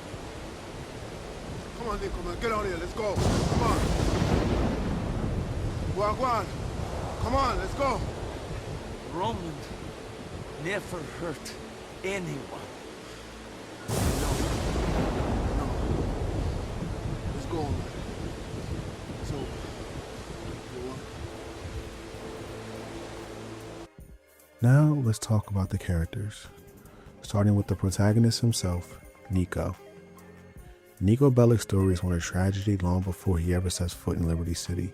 Born in Eastern Europe, his youth was defined by war, where he witnessed atrocities that stripped him of his innocence and any sense of moral certainty. As a teenager drafted into a brutal conflict, Niko saw his friends slaughtered and his village destroyed, learning quickly that survival meant burying empathy and clinging to vengeance. When the war ended, there was nothing left. No family, no future, only ghosts. The betrayal of his army unit, orchestrated by someone he once trusted, pushed him over the edge. That betrayal is what drives him across the ocean. Not the promise of the American dream his cousin Roman had preached, but the faint hope of finding justice, or at least closure. What makes Niko such a powerful character is how he embodies the psychological scars of the past. He's calm, methodical, and often reflective. Yet, there's always something broken underneath. Unlike past GTA protagonists who embrace chaos, Niko questions it. He's haunted by what he's done, and though he continues to kill, he does so with quiet resignation of someone who knows the moral cost. His dry human moments of empathy, whether with Roman, Kate, or even his victims, reveal a man constantly at war with himself. He wants peace, but peace is never something he's known. Liberty City simply gives him new reasons to kill, new debts to pay, and new sins to live with. Over the course of GTA 4, Niko changes, but not in the way most heroes do. He doesn't grow stronger or find redemption. He simply becomes aware of the cycle he's trapped in. The American dream he sought turns out to be just another battlefield, one paved with the same corruption, greed, and betrayal he fled back home. By the end, whether he loses Kate or Roman, Niko realizes that no matter the amount of money or revenge can fill the void left by war. His final words aren't triumph, but surrender. Niko Bellic isn't just another criminal. He's a man trying to find his soul in a world that no longer believes in one.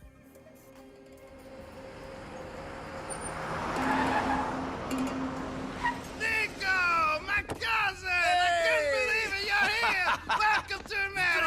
Bravo, Barazzaru! What? Good to see you, man. What, you forget our language? Kapusi? Maybe a little. I've been here 10 years. You could speak English. Remember, we learned off the English girls with the big... A little. Not so good. He'll be fine. Better than my Serbian. So good to see you, cousin. I can't believe you made it.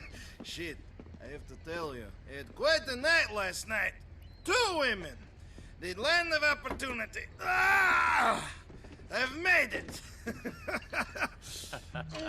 Oh. Shit, man, I'm still a touch drunk. A touch? My cousin is here! Whoa, we got to rule the come on, relax. Whatever, buddy. Just take over the world someplace else, Yeah, all right? buddy. You're in the Take goddamn way. Screw you Come all! on, My man. cousin is here! Niko Bellic! He's the fucking man, bitches! Roman, come on, let's go. To the mansion, huh? Yes, the mansion! Maybe you should drive. Oh, maybe I should. Okay. Okay. Hey, is this a cab? Where's the sports car? He's in the shop. Come on! Roman Bellic represents the other side of the immigrant dream, the one built on hope, illusion, and endless exaggeration. Before Niko ever set foot in Liberty City, Roman painted it as the land of wealth, women, and opportunity. But the truth was far from glamorous. In reality, he lived in a rundown apartment, constantly buried by gambling debts, and barely keeping his cab business afloat. Roman's American dream existed more in words than reality. He wasn't malicious. He was simply desperate to believe that life could get better and that the struggle would eventually pay off. For Roman, lying was a form of survival, a way to cope with the crushing disappointment of what America really offered. Underneath the humor and optimism, Roman is a deeply tragic character. His personality is full of contradictions, confident yet insecure, hopeful yet reckless, proud yet dependent. His gambling addiction and constant need for validation often drag him and Niko into chaos, yet his heart always remains in the right place. Roman truly loves his cousin, even when their relationship fractures under pressure. While Niko was hardened by war, Roman is softened by fantasy. He refuses to see the world as it is, because facing reality would mean admitting that all his sacrifices, leaving home, chasing dreams, were for nothing. By the end of GTA 4, Roman's character comes full circle. His marriage to Mallory symbolizes that feeling grasped with normalcy he always wanted, but even that joy is fragile in a world built on loss. Depending on Niko's choices, he either achieves the domestic life he dreamed of or loses everything in a senseless act of revenge. In both outcomes, Roman becomes the emotional core of Niko's journey, the embodiment of hope that keeps men like him moving forward, even when the dream is long dead. His laughter, his delusions, and his optimism are all survival mechanisms, proof that sometimes hope is the last lie we'll let go of. Hey, what's wrong? Yeah, cousin. Bullshit. What's bullshit? Mallory. Oh, what about her? I like her. I really like her. But you keep messing around with other women. Yeah. No. I think she's messing around with Vlad.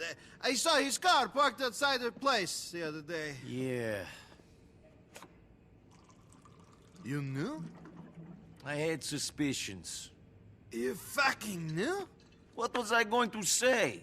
You knew my woman was banging this warthog and you didn't do anything? I didn't say anything? I didn't know.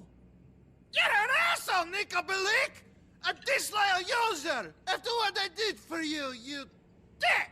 You fucking dick! I'm sorry! Screw you! All right, so you want me to deal with it right now?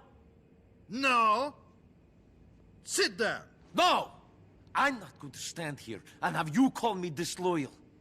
You might let some Russian asswipe bang your woman, but I won't. But you fucking did! That was before I knew you cared. You always were a hypocrite. Niko, wait. Don't do anything stupid. Wait for me! Mallory is one of the few stable forces in GTA 4, a character who grounds the chaos of Liberty City with empathy and understanding. Born in Puerto Rico, Mallory came to Liberty City searching for something better, but found herself surrounded by the same corruption and desperation that defines the city's underbelly. Working at Roman's cab depot, she quickly became both his moral compass and emotional support system. One of the few people who genuinely cared for him without expectation. Even when Roman exaggerated his wealth or made reckless choices, Mallory saw the good in him, believing that beneath his flaws was a man worth saving. Her personality reflects the heart of what GTA 4 tries to capture, resilience in the face of hardship. Mallory isn't naive, but she chooses to see hope where others see ruin. She's strong-willed and nurturing, often acting as a bridge between Niko's cynicism and Roman's idealism. While she's not as central to the criminal side of the narrative, her presence gives the story emotional weight. Through her, we see the world Niko and Roman might have had if they weren't trapped in cycles of debt, violence, and survival. Mallory represents what the American dream could have been: modest, grounded, and built on love rather than greed.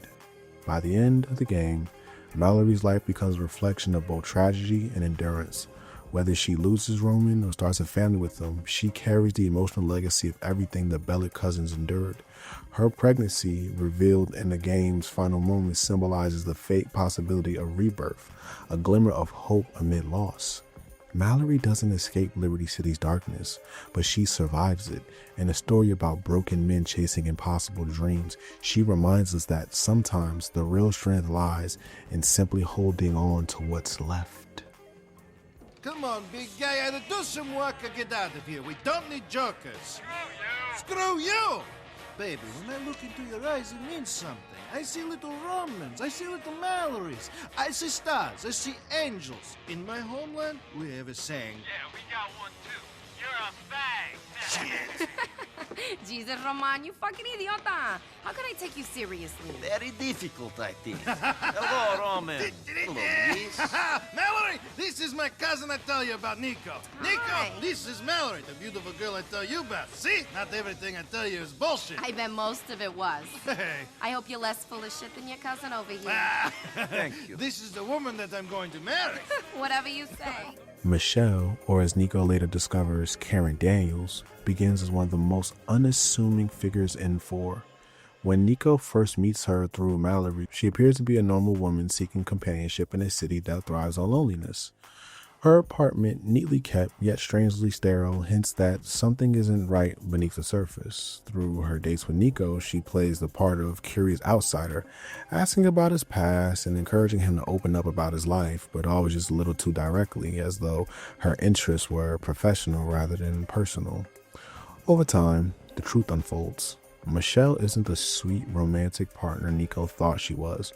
She's an undercover operative working for a shadowy federal organization known as the United Liberty Paper. Her entire relationship with Niko was a setup designed to gather intelligence and manipulate him into doing agency's dirty work. The moment she reveals her true identity, everything changes. Not just for Niko, but for the player. It's one of GTA 4's most jarring moments, shattering the illusion of intimacy and trust that had been slowly built through the game's grounded human storytelling.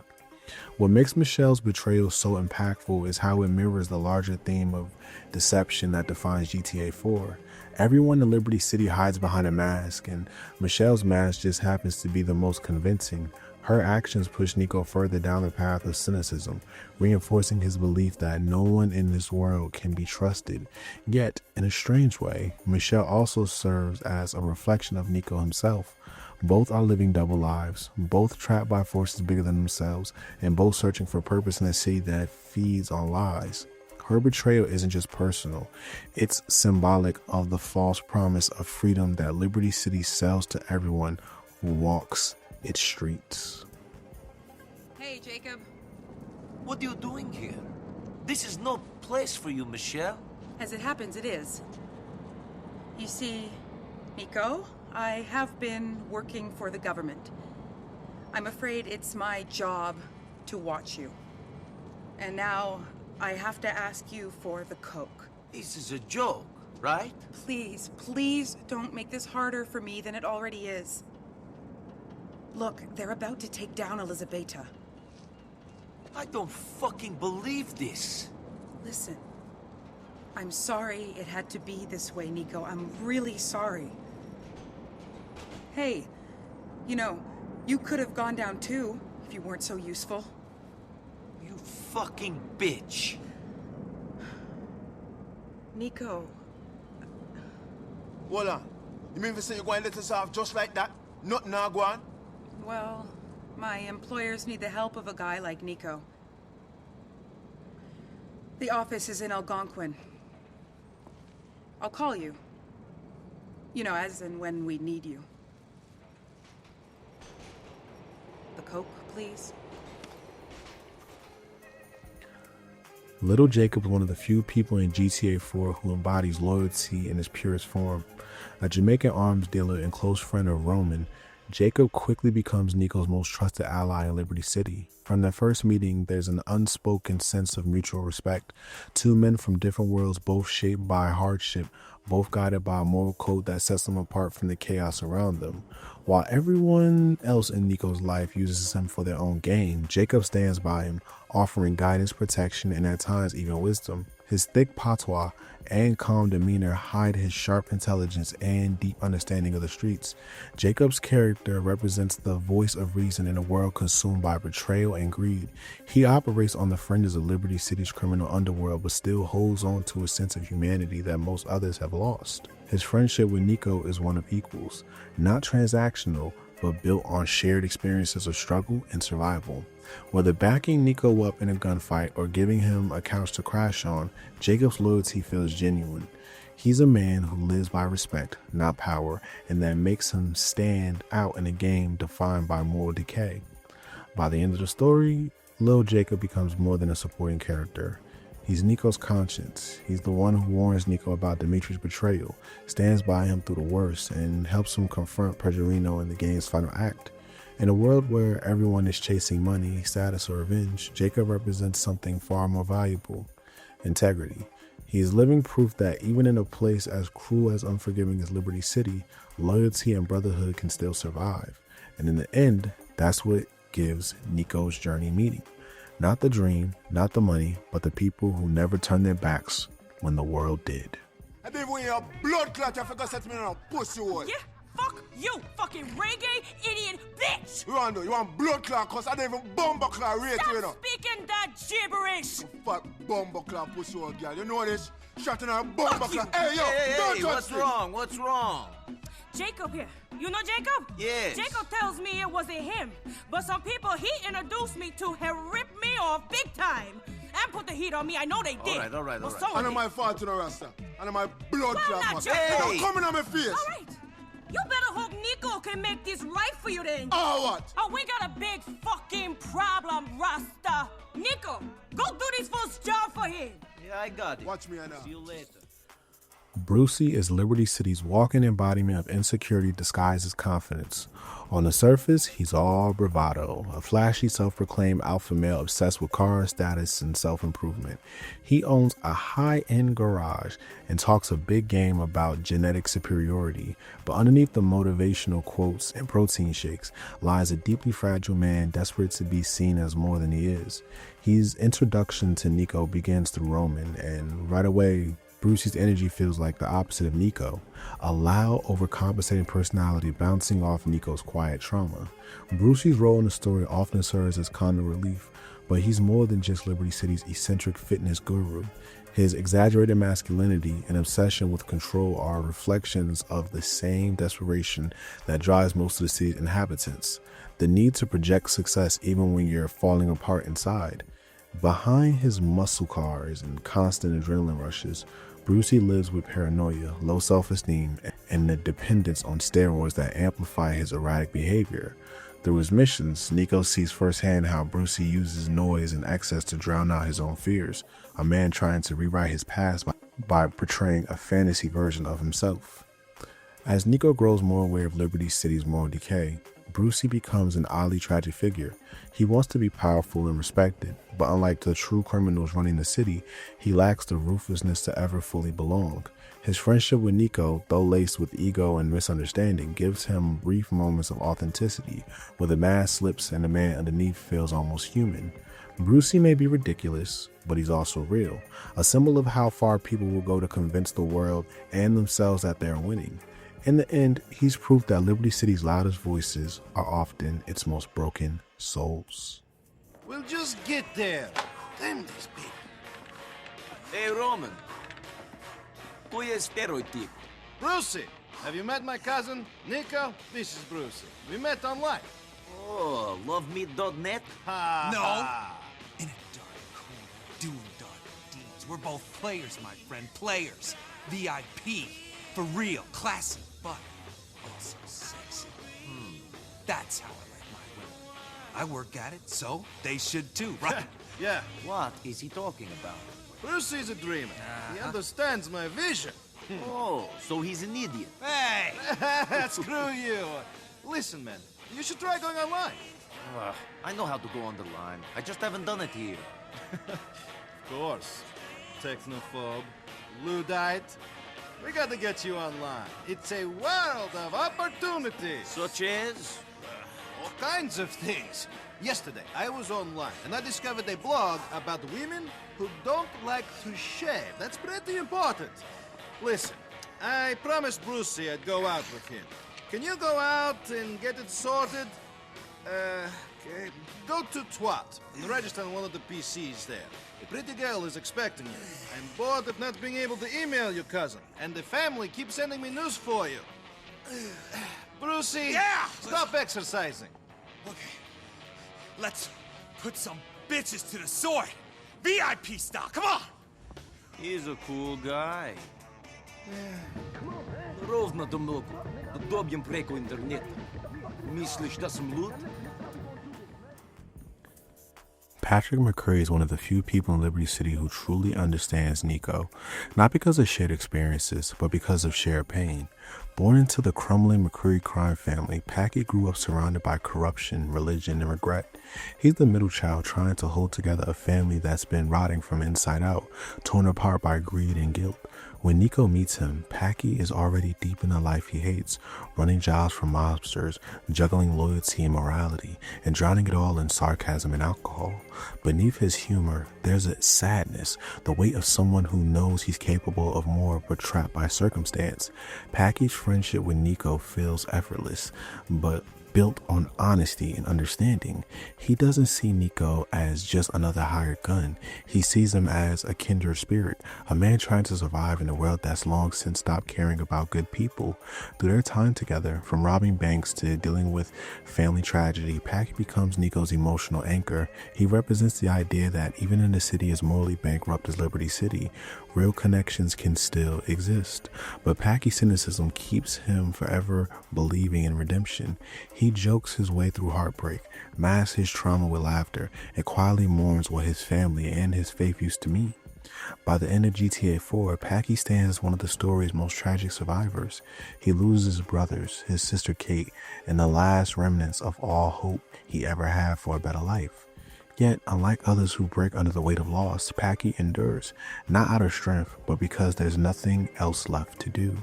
His story is a quiet reminder that survival isn't always victory. For Packy, Liberty City is both a home and a prison, and his friendship with Niko becomes one of the few things that still feels real. In a world built on betrayal, that small spark of loyalty is the only thing keeping him from disappearing into the city's darkness. There he is, Niko Bellic. Niko, these are my two brothers. Well, two of my brothers, the two that count. Derek and Gerald.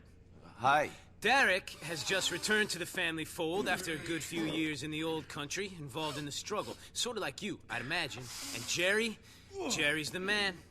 And you remember Michael, St. Michael? Yes, it's nice to meet you. Niko's a trip, man. I met him through that Puerto Rican coke dealer. So you want to involve him in family business? What do you know about him? What I know is he likes a fight and he ain't the fucking law. Oh. No offense, mister. That ain't good enough. Well, it's good enough for me. He's a good lad, Jerry. Was I talking to you, inbred halfwit?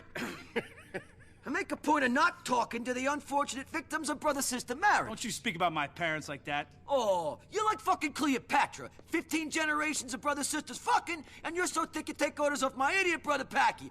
Who's so stupid he had to tattoo his name on his arm? If there is a problem, I'll go. No trouble. I have other ways of making money. There's no problem. Jerry just likes to think he knows best about everything, which is why he's been married 3 times already and still won't admit he likes men. No problem. I'll leave you boys to it. Don't screw up. Packy, take care of Derek. He's been away.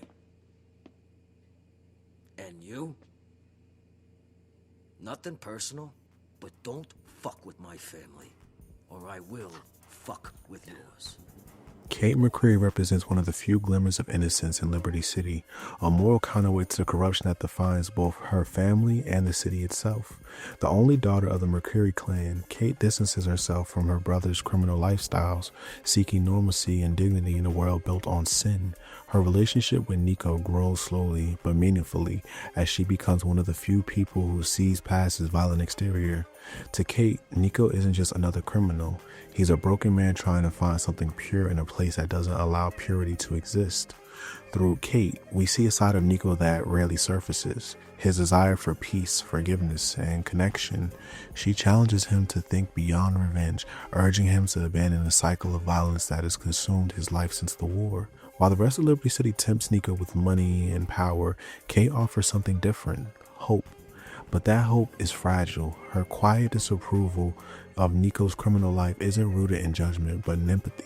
She understands pain. She just refuses to let it define her. Kate's moral clarity stands in the stark contrast to her family's chaos, making her one of the few genuinely good people in the story. Her death, regardless of the player's choices, becomes one of the most emotionally devastating moments in GTA 4. Whether she's gunned down in the deal ending or spared in the revenge, Kate's fate symbolizes the death of innocence, not just hers but Niko's. With her gone, any chance of redemption dies with her. Kate wasn't meant to survive Liberty City. Her ideals were too pure for a place that feeds on compromise, and that's what makes her so vital in the narrative. She's not just Niko's love interest, she's the moral center of his story. In a world where everyone is trying to take something, Kate simply wants to give Niko a reason to stop. Oh, there he is. The sophisticated European. I don't know about that. So, how are you? All right, yeah? Kate! Don't stand there talking to him on the doorstep. Ask him in. Oh, come in. Ma, you remember the boy's friend Niko? How are you? Good, and you? Put it like this. My boys are out of control.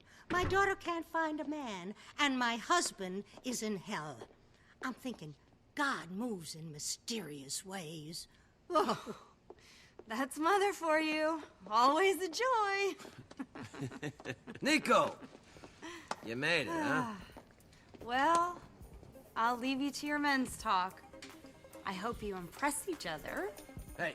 Gerald McCreary is the embodiment of a man born in power but left behind by time. As one of the eldest McCreary brothers, Jerry grew up during the height of Liberty City's Irish mob influence, when family names still held the weight and street justice was something to be feared. By the time Niko Bellic meets him, however, Jerry's world is collapsing. The Italian mob is taking control of organized crime, the police are circling, and his own brothers are either corrupt, broken, or strung out. Jerry tries to keep the McCreary legacy alive through intimidation and loyalty, but deep down he knows he's clinging on a dying era. What makes Jerry interesting isn't his violence, it's his pride. He carries himself like a man who believes in the old codes, respect, family, and retribution, but beneath that bravado is frustration. the realization that those principles no longer mean anything in a world run by greed and self-preservation. When he works with Niko, Jerry's commands often feels less like business deals and more like desperate attempts to restore meaning to his family name. Every kidnapping, every heist, every hit he orders is just another way to prove that the Mercury still matter, even as the city forgets them. His imprisonment halfway through the game serves as a final symbol of that downfall, a man trapped not just by law, but by the weight of his own legacy. You okay, kid? Yeah, I'm okay. I'm sorry about your brother.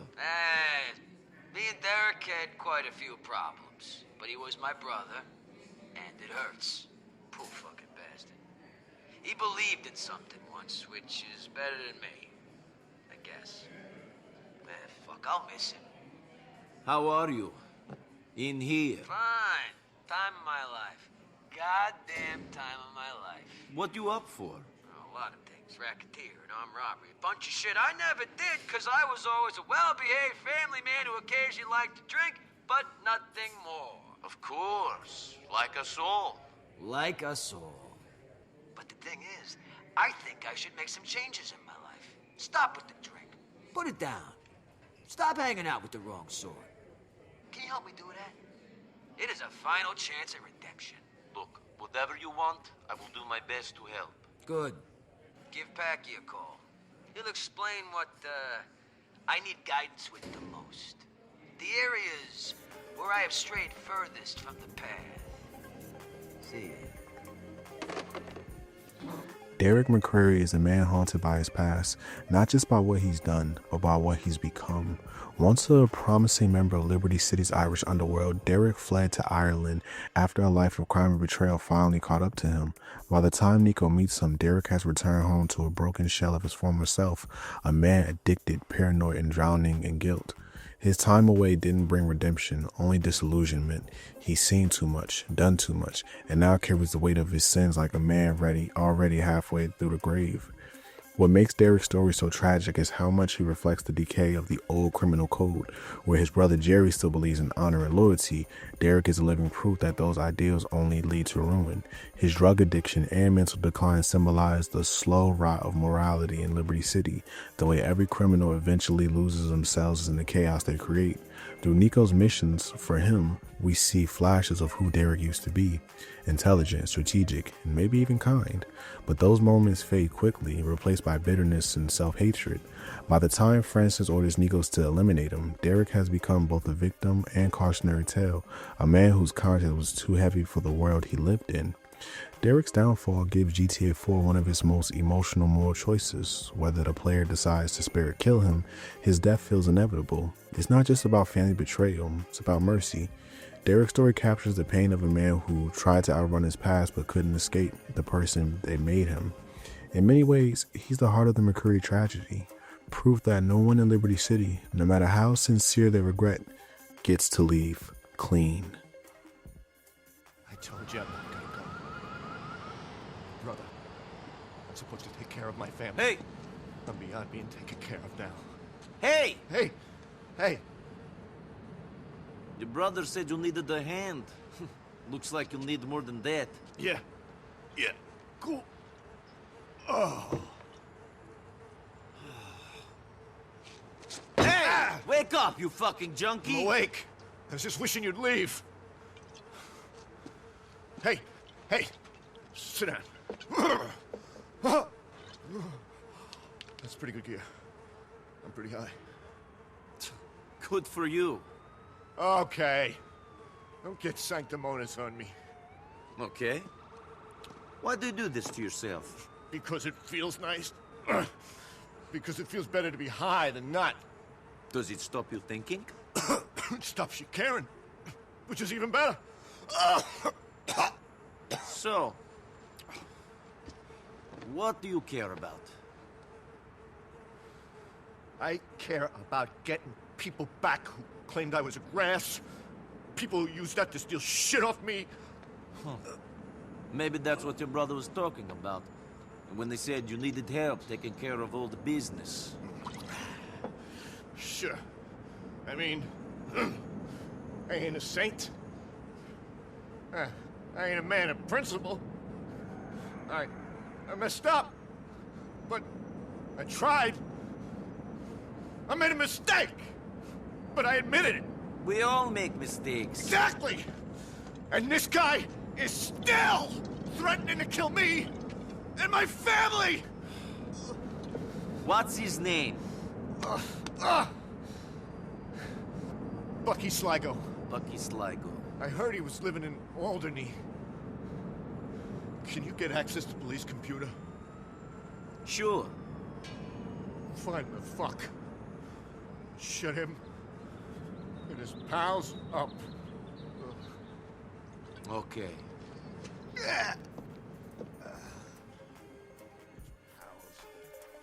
Francis McCreary stands as one of the most hypercritical and morally conflicted characters in the game. Once a respected lawman, Francis uses his position in Liberty City Police Department not to uphold justice, but to protect himself and control others. Outwardly, he preaches morality and righteousness, but beneath that polished image lies deeper corruption and cowardice. He's not motivated by justice, he's motivated by fear. Fear of exposure, fear of losing power, and fear for being seen for what he truly is. In a family of criminals, Francis is perhaps the worst kind because he cloaks his sins under the illusion of virtue. What makes Francis fascinating is the way Rockstar uses him to challenge the ideas of authority and morality.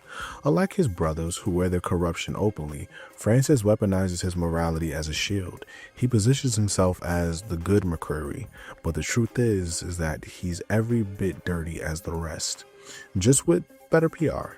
His reliance on Niko to clean up his messes, blackmail his enemies, and cover his tracks shows just how hollow his ethics really are. Francis doesn't seek redemption, he seeks control. In his world, good and evil are simply tools, labels he manipulates to maintain his image and erase his guilt. His eventual death, whether by Niko's hand or his brother Derek's poetic justice, Francis spends the entire story trying to convince others and himself that he's different from the criminals he despises. But in the end, he's consumed by the same rot. The mission Blood Brothers serves as a reckoning, a man forced to face the consequences of a lifetime of hypocrisy.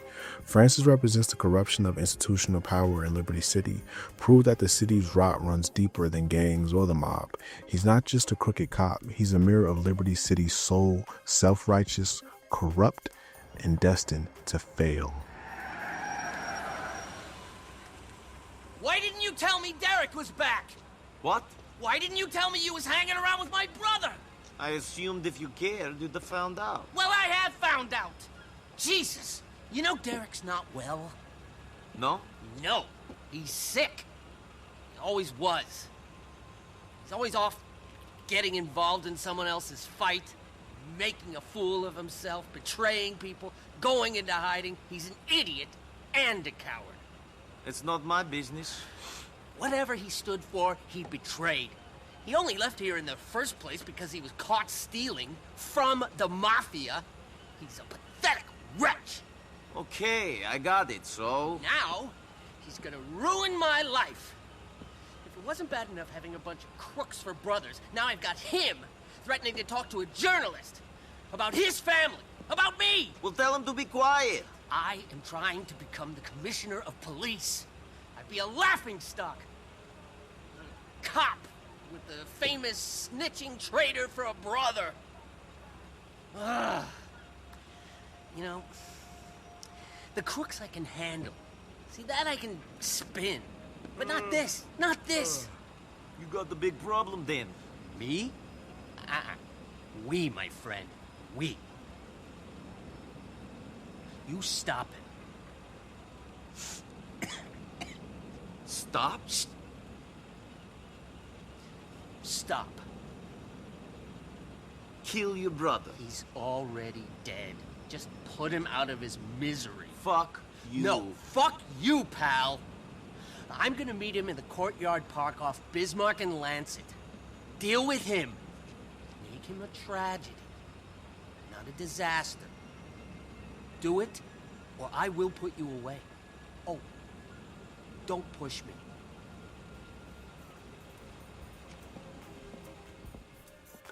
Vladimir, or simply Vlad, is the first real taste of Liberty City's corruption that Niko Bellic encounters. On the surface, Vlad presents himself as a big shot, a self-proclaimed important man in Whole Beach, who hides behind the expensive suits and borrowed power. But beneath that arrogance lies a petty, insecure thug desperately trying to prove he's more than just a low-level enforcer. Vlad represents the illusion of status that fuels Liberty City, a man so consumed with appearances that he doesn't realize how small he truly is. Vlad's relationship with Niko and Roman set the stage for everything that follows. He uses Roman for money, manipulates him through debt, and treats him as disposable, while sleeping with Mallory just to assert dominance. When Niko finally takes him out, it's more than revenge, it's symbolic. It's the moment Niko rejects being used, the first time he takes back control in a city designed to strip it from him. Vlad's death is the trigger that sends both Niko and Roman spiraling deeper into Liberty City's criminal web, exposing them to the larger forces that truly run the city. Men far more dangerous and intelligent than Vlad could ever hope to be. Come on, Hattie. Forget about the fat sir. Vlad, shut up. But he's a serf, and you're a countess. Talking about serfs. Oh, hey, Niko. Where's Roman? Good question. Hey, Yoko, your dumb cousin isn't here. Go get me a coffee. What? Get me a fucking coffee! Come on, I'll get you one. What? You keep staring at me. I'll burst one of your eyeballs. Gorgeous, this guy's a fucking creep. Give him a break. It's new in the country. I can see that. Did you walk here from 1985? Yeah. Excellent. Now stop fucking staring at me. I mean, I know I'm good looking and everything, but come on. Hey, Mallory. Hey, man. Hey. About time. Vladdy boy, what's going on? Roman boy, you tell me what's going on. That's aftershave. What is that? Sex pest? No, it's where is my fucking money? I had it. I had some of it. Then those Albanians you said you would deal with came and smashed my computer. So it's my fault? I didn't say that. Good. Anyway, Niko dealt with him. Broke Darden's arm, then beat up a couple more. Then we teach them a real lesson. Is that so? I tell you what, while you don't pay, maybe you and Niko can do me few favors. Sure. Good. Why not? Later, Vlad. Mikhail Faustin represents the decaying face of the old criminal world, a relic of the Soviet underworld trying to survive in a city that's long since moved past him. Once a feared figure in the Russian mob, Faustin built his power through brutality and fear, but by the time Niko meets him, he's become a man undone by paranoia, drugs, and rage. His leadership isn't built on respect anymore.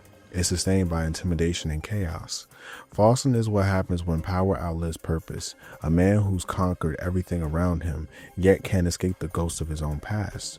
What makes Faustin so compelling is his unpredictability. One moment he's laughing with Niko like an old friend, the next he's ordering executions to prove his point. His volatile behavior stems from guilt and insecurity, knowing deep down that his empire is crumbling and that the new generation of gangsters like Dmitri are waiting for their chance to take over. Through him, Rockstar paints a portrait of the immigrant dream gone sour, a man who came to America chasing opportunity only to rebuild the same system of violence he fled from. His story mirrors Niko's in many ways. Both men are products of war, both defined by loss, but Faustin lets the trauma consume him entirely. When Niko is ordered to take out Faustin, it's more than just another hit. It's symbolic of Liberty City's cycle of decay. The old world dies so the new one can rise. The methods and bloodshed remain the same. Faustin's death marks the end of an era, the fall of the last true world mobster in a city ruled by opportunists and traitors. He's a man who preached loyalty but practiced madness, and his demise shows that in Liberty City, even kings are temporary. Mikhail Faustin doesn't just die at Niko's hands, he's executed by time itself. Niko Bellic. You and Dmitri are taking over now? This is not about taking over! You brought this on yourself! You pushed things too far! You would be dead if it wasn't for me. That is what Dmitri wanted when you killed Vlad. Dimitri. My brother. You see this? They statue says we are brothers for life. And now he betrays me. You didn't give him a choice. You should have been calm. No one, not Dimitri, not anyone tells me to calm. You think Dimitri would have survived prison without me? He'd just be some prison queen, had I not been there. Meat for some chin monkey. I am not dead yet. Some are still loyal to me. Guards! Dimitri is the embodiment of betrayal, not just in Niko Bellic's story, but in the larger theme of GTA 4. When Mikhail Faustin ruled with rage and paranoia, Dimitri rules with calculation and deceit. He's not driven by emotion or loyalty, but by survival and profit. From the start, he hides behind diplomacy, pretending to be the voice of reason in a crumbling criminal empire. But beneath that calm exterior lies the most dangerous kind of villain, the one who betrays you while smiling in your face. Dimitri's relationship with Niko begins as a fragile alliance built on mutual necessity, but it quickly devolves into manipulation and treachery. His betrayal after Faustin's death, selling Niko out to Ray Bulgarian and later to the heroin buyers, cements him as one of Rockstar's most ruthless antagonists. Unlike previous villains, Dimitri isn't a cartoonish psychopath or a power-hungry mob boss. He's a businessman in a world where morality is a liability. Every move he makes is calculated, every alliance temporary. In a city where its trust is currency, Dimitri proves that greed always pays better. In the end, Dimitri's downfall mirrors the hollowness of the dream he chases. His death, no matter which part the player chooses, feels inevitable. Not because of karma, but because men like him can't exist forever in a world built on lies. He's a final reminder that Liberty City rewards betrayal more than loyalty, and that in Niko's journey for redemption, Dimitri is the dark reflection, a man who abandoned every part of himself to survive. When Niko finally ends him, it isn't just vengeance, it's justice, poetic, cold, and long overdue.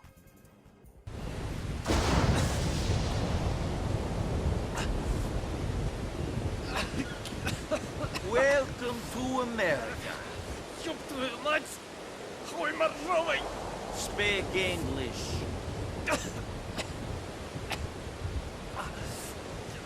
You're a strange man. You killed your best friend.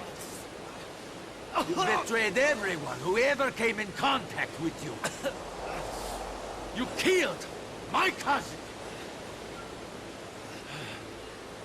I guess the survival of the fittest thing really meant a lot to you. Jimmy Pegorino is the last gasp of a dying breed. The old-school Italian mob boss who refuses to accept his time has passed. He leads the Pegorino crime family out of Albany, desperately trying to gain the respect of Liberty City's commission, a symbolic seat at the table that no longer has any room for him. Pegorino is driven by pride and insecurity, two qualities that define nearly every decision he makes. He wants recognition, legitimacy, and power, but by the time Niko crosses his path, all he has left is desperation. He's a ghost of the American mafia, clinging to irrelevance in a city that has moved on new forms of corruption. What's fascinating about Pegorino is how his ambition mirrors Niko's own struggle for meaning. Both men came to America chasing something better. Niko, redemption. Pegorino, respect. And both learn that those dreams are built on sand. Pegorino hides behind his suits, mansions, and rituals of old-world honor, but in truth, he's different than the criminals he mocks. His empire is small, his influence is fading, and his so-called allies are only waiting for him to fall. Even his most loyal men, Phil Bell and Ray Pacino, see the writing on the wall. Jimmy's paranoia and obsession with being taken seriously ultimately turn into exactly what he fears the most, a forgotten relic. By the end, Pegorino's downfall is inevitable. Whether Niko kills him on Happiness Island or leaves him to rot in irrelevance, the meaning is the same. The Mafia's golden age is over. His death represents more than just vengeance. It's the symbolic death of tradition in a war ruled by greed, and opportunism. Pedrino's story is tragic because he never realizes how small his empire truly is. For all his talk of family and loyalty, he dies alone, another man crushed under the weight of a dream that no longer exists. Vodka on the rocks. This is Francois K.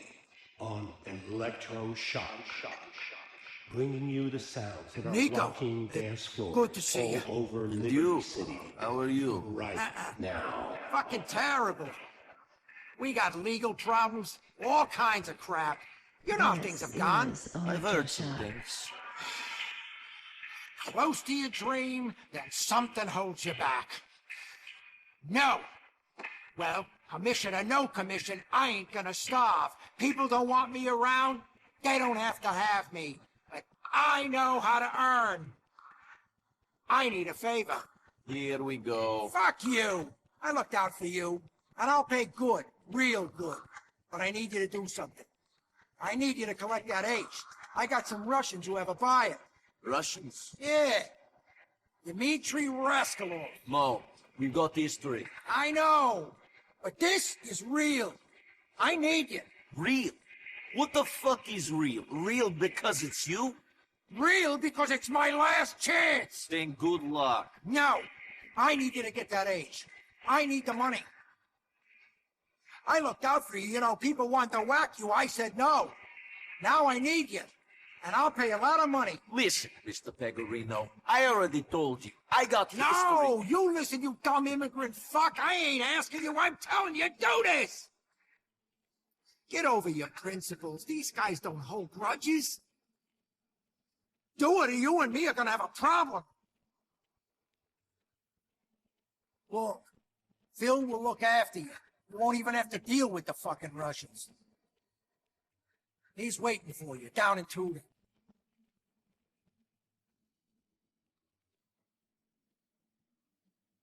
All right. I knew I could count on you. Hey, how about that drink? Darko is the ghost that haunts Niko's entire journey, the living embodiment of the trauma, guilt, and betrayal that define Grand Theft Auto 4.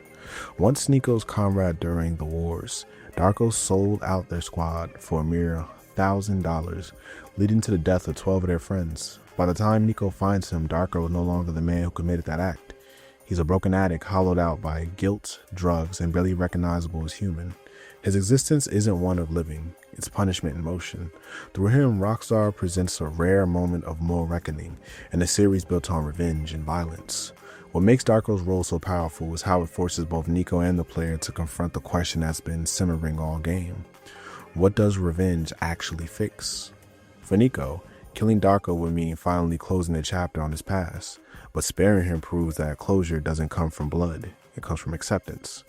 Darko himself begs for death, believing it's the only way to end his suffering. But his real torment is living with what he's done. His betrayal wasn't born from greed alone. It was desperation, guilt, and addiction that consumed what little humanity he had left. In a way, he mirrors Niko, both victims of a cycle of violence that left no one untouched. No matter what Niko chooses, the encounter with Darko marks the emotional peak of GTA 4.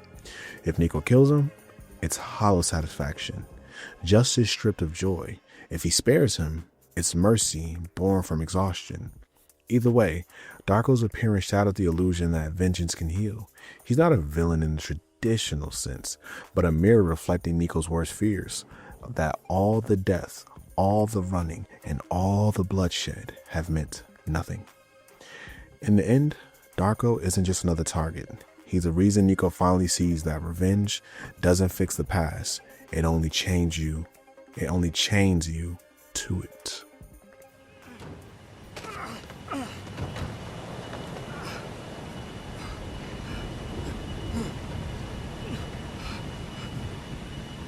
You remember me? Puśćcie me. Nie poznajecie. I don't know you. Yes, you do. I'm the one who survived.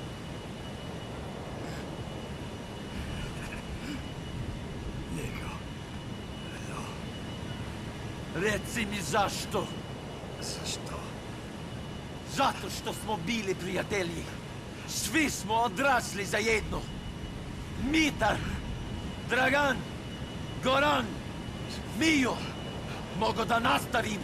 Sviju, a? We were friends, but I had other friends. Friends that Goran and his guys killed. My fucking neighbors! Because of what?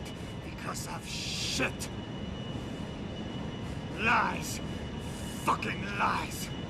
So that makes it okay to stab your friends in the back? Everything you believe is shown to be shit. You make strange choices. Fuck you! Strange choices? How much? 1,000. You killed my friends for $1,000. How much do you charge to kill someone? You ruined me, you fuck! I needed the money. I had problems. You're a fucking junkie! Kill me then! You fucking hypocrite. Trust me. You'll be doing me a favor. Ah! Niko, come on. Look, let's go. Let him suffer. He knows what he did. It doesn't look like he enjoys life too much. Okay, come on.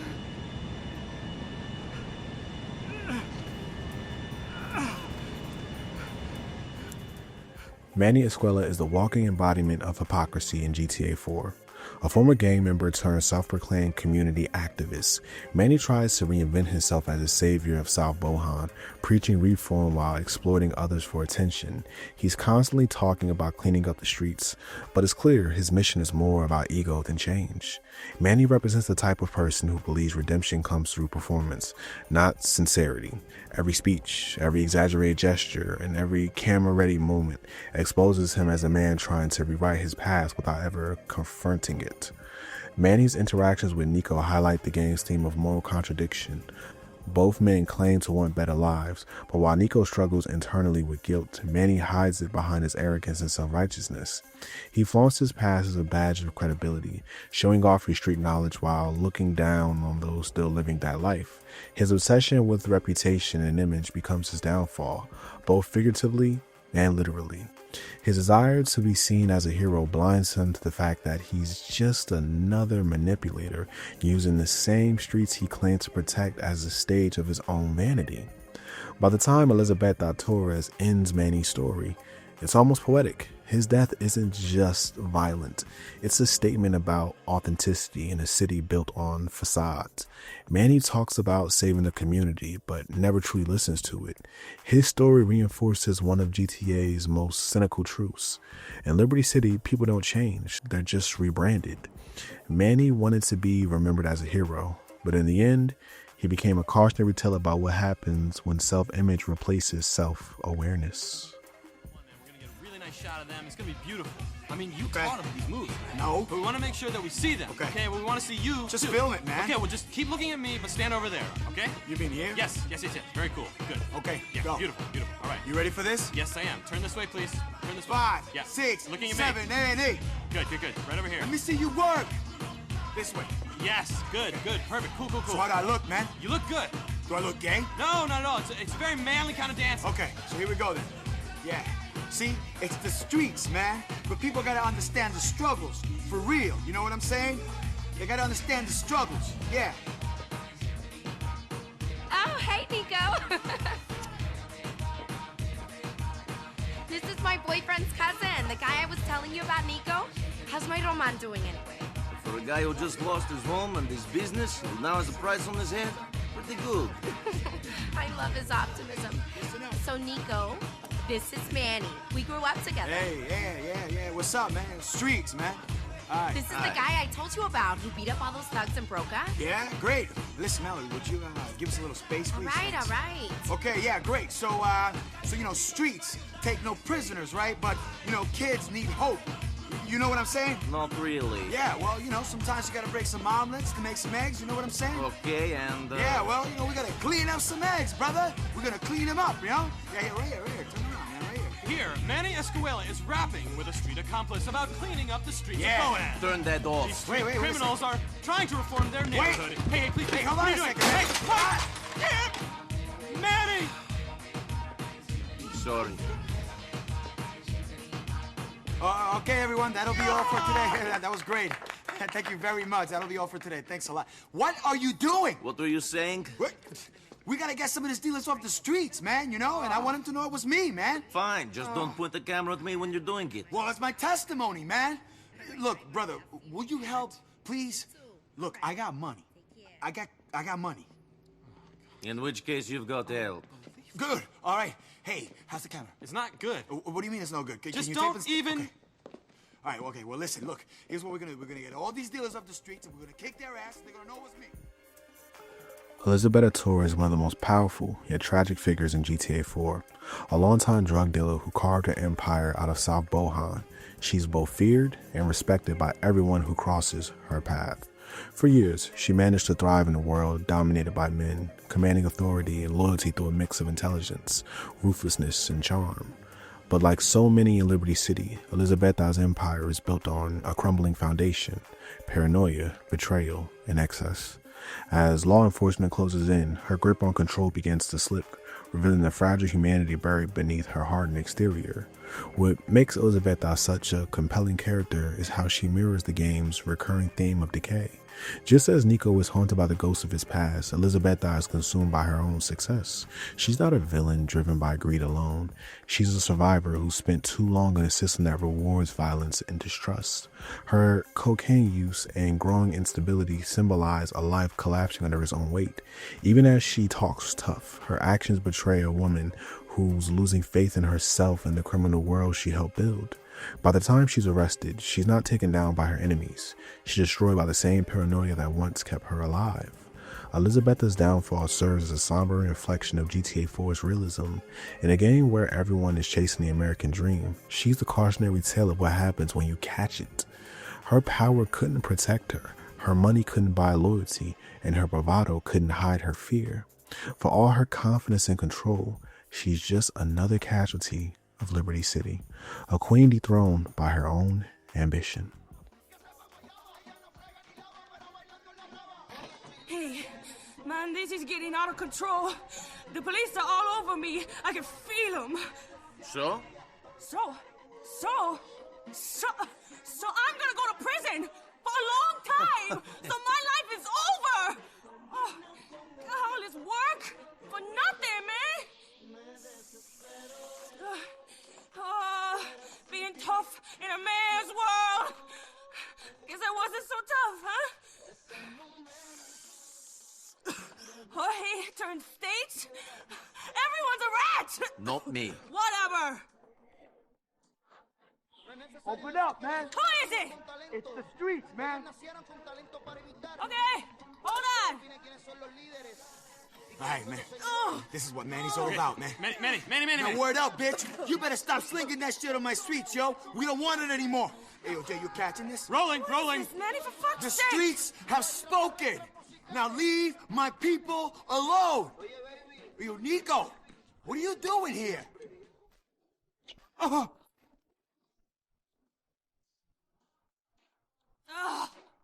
I am not in the mood for this right now. Well, he said he was going to bust a dealer. Can you help me clean this mess up? There's a doctor and broker who can help. Come on, let's put him in my car. Playboy X represents the modern face of Liberty City's criminal ambition, a man obsessed with image, success, and validation. Once a protege of Dwayne, Playboy X built his empire not through loyalty or grit, but through networking, charm, and an eye for presentation. He's a product of the new generation of hustlers, less concerned with the streets and more focused on status.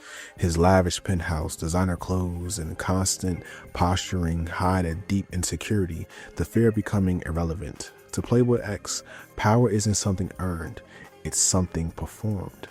What makes Playboy X so fascinating is the way he contrasts Dwayne. Where Dwayne represents the old school, loyalty, honor, and experience, Playboy is all surface. His character arc exposes the emptiness of Liberty City's promise. He claims to want success for the right reasons, but the moment it threatens his ego, he's willing to betray the very man who helped him build it. His partnership with Niko quickly reveals his shallow motivations. He doesn't see Niko as an ally, but as another tool to get ahead. The moment Niko meets Playboy X is clear. He's already traded authenticity for aesthetics. When the player is forced to choose between Dwayne and Playboy X, that decision becomes a reflection of GTA 4's moral center. Killing Dwayne means siding with the future, one defined by greed and hollow ambition. Killing Playboy, however, feels like reclaiming something real, a rejection of the vanity and betrayal that define Liberty City's new blood. In the end, Playboy X becomes the cautionary tale of what happens when ambition loses its soul. His penthouse may symbolize success, but his story proves that without integrity, there's nothing more than an empty monument of ego. Hey, what's up, money? Hey. Come on. Ladies, give me a few minutes. Business calls.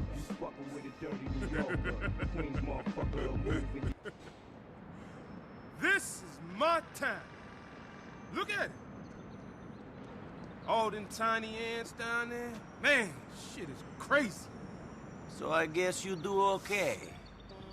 Yeah, okay. But, what about you? What motivates you? Well, I need money. This pays. I can do it. I don't care if I live or die. And I'm looking for someone. Someone special? Yeah, you could say that.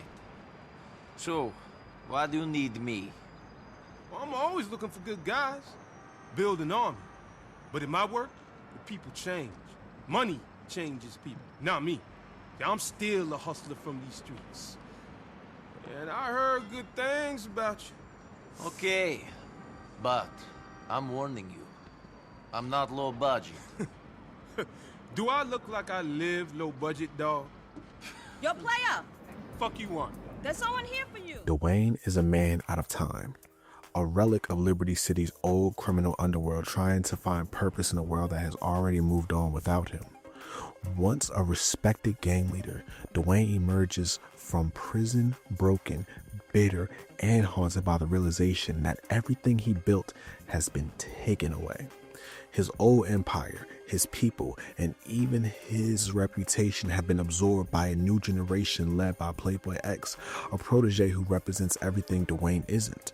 Through him, GTA 4 explores the emotional cost of power and the crushing loneliness that follows when legacy fades. What makes Dwayne so compelling is how deeply human his pain feels. Beneath his hardened exterior lies a man desperate for meaning, someone who's seen too much to believe in the redemption but too tired to keep fighting. His relationship with Niko is one of the game's most grounded and tragic moments. Two men, two different worlds, who share the same emptiness. When Dwayne opens up about his time in prison and the betrayals that followed, it's not self-pity, it's resignation. He's a man who knows he's been forgotten, but still hopes someone will remember him. Every call, every mission, feels like a quiet plea for acknowledgement. Dwayne's fate is left in the player's hands, and that choice perfectly encapsulates GTA 4's moral ambiguity. Sparing him gives him a second chance, a moment of light in a life defined by darkness. Killing him, on the other hand, is one of the coldest acts in the series, silencing a man whose only real crime was outliving his time. Dwayne is more than just another side character. He's the embodiment of regret in a city that eats its own. His story reminds us that in Liberty City, survival isn't always a victory. Sometimes it's the cruelest punishment of all. My dude! What's up, son? What's going down? You didn't tell me you was getting out? Man, I would've laid on a party, got some freaks out. Shit. I called. Couple of times. Man, hey, Dwayne, this is Niko. Hey. Niko Dwayne Ford. Taught me everything I know. Not everything. So, hey, man, where you staying? You need some money? What's the plan? What you mean, what's the plan? Pick up where we left off. I'm out. I'm back. We keep on rolling. You say we? Yeah, we. Unless you too fine. What? Your silk chic, fancy dress wearing life too big for me now? Oh, hey, I ain't saying that. You know what's mine is yours. You need help, just holler. Hell, this Slavic motherfucker any good, he can help you. And you know I'll do anything I can. But right now, we gotta roll. Just give me 1 second.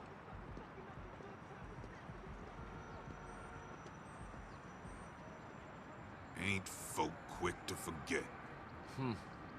Some folk. Yeah, that's the truth. Where did you get out from? Preschool.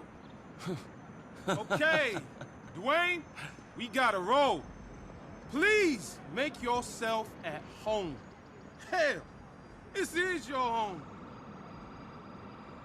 Let's jet, money. Motherfucker must think I'm an idiot.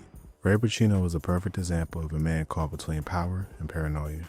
A mid-level capo in the Pacino crime family, Ray constantly talks big but never truly holds control.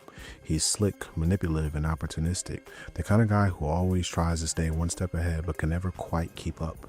To Niko, he's both a connection to the mafia world and a reminder of how corrupt and fractured Liberty City's criminal structure really is. Every deal, every promise Ray makes comes with strings attached, and deep down he knows he's disposable in a world where loyalty is just another bargaining chip. Ray's biggest strength and weakness is his ambition. He wants respect, but he's not willing to earn it the hard way. Throughout the game, Ray constantly overplays his hand, trying to climb higher than his reputation allows. He sees Niko as a useful tool, not a partner, and that arrogance becomes his downfall. When the diamond heist spirals out of control, Ray finds himself trapped between rival families, the law, and his own boss, Jimmy. By the time Niko is sent to deal with him, Ray has become a ghost, a man surrounded by power but completely powerless to save himself. In many ways, Ray represents the decline of the old school mobster. He talks about honor, respect, and tradition, but lives by none of them. His end is fittingly ironic, killed by the very system he spent his life serving.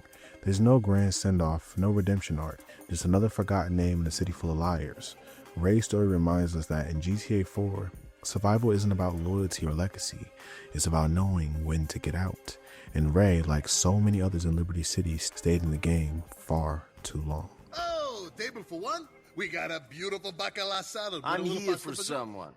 I'm here for Ray. Oh, Ray, why did you say so? Ray's a beautiful man, you know what I mean? He's in the back. Thanks.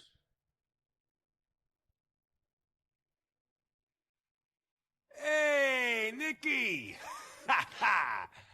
How you doing, kid? Fine. Hey! That Mick bastard friend of yours says you're okay. Good. That you're reliable. Yep. But can I trust you? Why go through all this? Why stick your neck out? Why do all this work? Because I need the money. And because I can't do anything else. And because I'm good at it. Sure. And because I'm trying to find someone. Okay, maybe we can help. Let's see how we do. So anyways, I got this friend. Only the friend ain't my friend no more because he ain't getting me the vig he owes. Okay. Seems this guy does not respect the waste management business. Lives over in a project on Galveston near you. Name is Teddy Benavides. Do what you gotta do. Somebody gets burnt, so be it. Fine. And you'll pay. Hey, you kidding? I'll pay double. Good. But you mess up, bad things are gonna happen.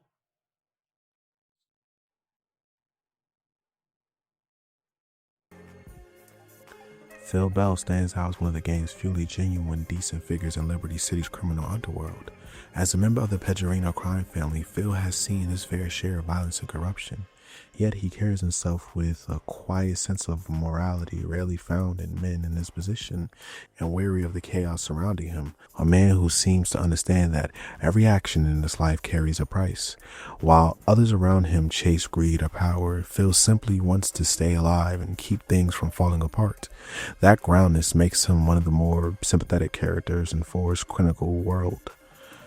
Throughout the game, Phil serves as both a mentor and a voice of reason to Niko. He's pragmatic, understanding that the criminal game has changed. It's no longer about respect, it's about desperation. You can sense the weight of years in his voice. He's tired of watching good men die over petty rivalries and broken promises. Unlike Jimmy Petrino or Ray Pacino, Phil never tries to manipulate Niko for personal gain. He sees the bigger picture, and because of that, he becomes one of the few people Niko can actually trust. Their relationship feels built on mutual understanding. Two men who know that survival doesn't always mean victory. Phil's story is a subtle tragedy. He's a man surrounded by corruption, yet trying to hold on to the last fragments of his conscience.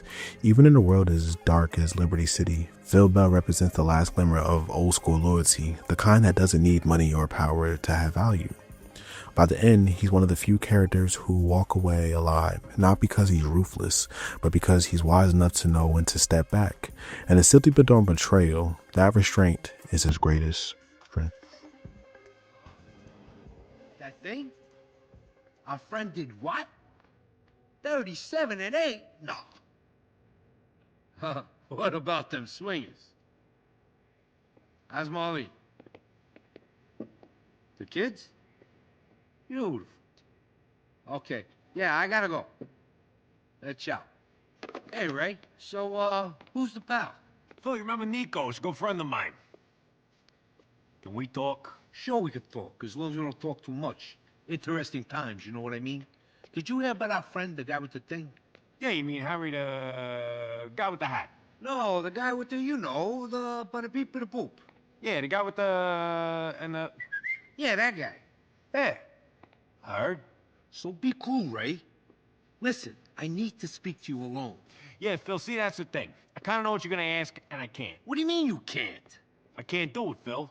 I got a lot of interest right now, business is really taking off, and I don't want any distractions. Well, as you could see, I got my own issues here. Look, Niko is good. He'll do what you need. And you say he's a friend of yours? Sure. Good to meet you. Yeah. Come here.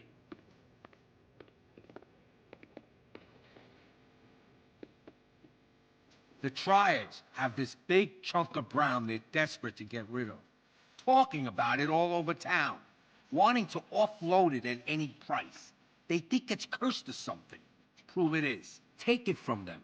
It's loaded into a truck going to Franklin Street and West Dyke. Get a hold of it and give me a call. Sure. But Mr. Bell, it's going to cost you. You got it, no problem. Great. Say, nice stereo you got there, Phil. Thanks. Yeah, so Philly, you ever hear from your ex-wife? What kind of question is that? Just asking. Get the hell out of here. Every time, this motherfucker.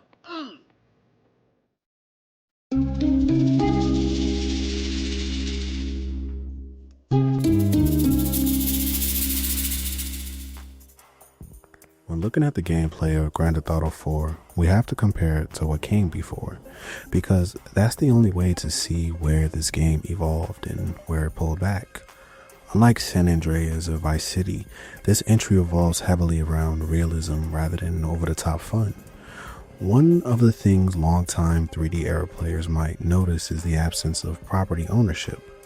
Assets are gone. No more safe houses to buy or businesses to manage, which can be disappointing when you stacked up a fortune and have nothing to spend it on.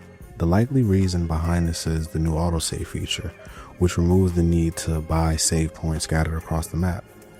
In a way, it circles back to how GTA 3 felt, where Claude could end up with millions by the finale, but nothing meaningful to do with it. A major step forward, though, comes from Niko's cell phone, an essential gameplay hub for calls, texts, and arranging side activities. You can call friends, go drinking, bowling, eating, or even a strip club, and building those relationships actually matters.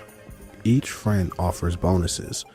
Roman gives you free cab rides, Brucey sends helicopter pickups, and Little Jacob provides discounted weapons. These interactions help you both narratively and strategically, even if some activities like bowling for the 100th time can start to wear thin. But hey, if virtual bowling worked for the Wii, it works here too. Customization, however, took a noticeable step back. Let's start with vehicles. In San Andreas, you could trick out your rides with new paint jobs, nitrous, spoilers, hydraulics for lowriders, perfect for cruising or racing. In GTA 4, that level of personalization is gone. The paint spray now simply changes your car's color to evade cops, nothing more. It's not a deal breaker, but it does sting to lose one of those defining features that made GTA feel so alive. If you recall from the 3D era, both Tommy and CJ could change their clothes freely, with San Andreas taking it to another level. Simple stores, endless combinations, and full customization. In GTA 4, the system is far more simplified. There are 3 main clothing chains, totaling 4 stores across Liberty City. The shopping process also changed. Instead of selecting outfits from the dressing room menu, Niko walks up to racks and shelves and tries them on directly. A small touch that grounds the experience in realism. Any clothing item Niko already owns can be repurchased instantly, but clothing now has no real impact on gameplay, aside from comments from your girlfriend. Unlike the 3D era, chaining outfits doesn't reduce your wanted level either. But now, let's talk about girlfriends, a feature that makes a return from San Andreas. Niko can date up to 5 women in total. And yes, the game includes a cheeky nod to the hot coffee controversy with his own warm coffee. 2 of these relationships, Michelle and Kate, come naturally through the story. The other 3, Carmen, Kiki, and Alexandra, can be found throughout Liberty City's online dating sites. Each of these internet girlfriends provides unique perks. Carmen offers a health boost, Kiki can clear Niko's wanted level, and Alexandra gives clothing discounts. As in San Andreas, you have to take them on dates, from bowling and drinking to Cabernet shows, to build affection and unlock these benefits. But now, let's get one of the most debated aspects of GTA 4. The driving mechanics. The handling in this game divides players like few others. Some love the grounded, realistic physics, while others miss the arcade-style control of earlier titles. Cars in GTA 4 feel heavier, looser, and far more unpredictable. They can fishtail, lose traction, or even flip from a single sharp turn. The suspension feels alive, almost too alive at times, and it takes real practice to master. Whether you're racing, chasing, or running from the cops, you'll probably find yourself fighting the car as much as your enemies. To make things even more authentic, Liberty City introduces a toll system, a small but realistic detail that can quickly become annoying. Niko has to stop and pay the toll when crossing bridges, or else he'll instantly gain a wanted level. Thankfully, there are ways around it. You can hail a cab holding triangle or Y on Xbox, letting Niko ride instead of drive. Or if you're low on cash, you can call Roman for a free ride. Just be ready for the relentless roasting that comes with it. I'm not getting paid to lug your ugly ass around, and I'm not happy about it, okay, my friend? Get in! To Freetown Avenue, okay? Sure, fine. You're a charming guy, you know that? Screw you, shitface. You remind me of my wife, man. Take advantage of my generosity and insult me at the same time. You got a wife? How about all that women you pick up in the car? My friend, you are a bitch. I thought you were ever since I first see your ugly ass face. Wouldn't matter that I got a wife. If you've been married for 3 years, you'd realize getting pussy is a very different thing. Don't you love her? Of course I love her, my friend. She cooks for me and does my laundry. I love that woman, yeah. But I love pussy too. There ain't no tying this warrior down. I'm an animal. I need that pussy. Another reason the cab server stands out is because it basically acts as a fast travel system. If you want to save money, there's even a little trick. When you're about 2 blocks from your destination, break the window and start shooting.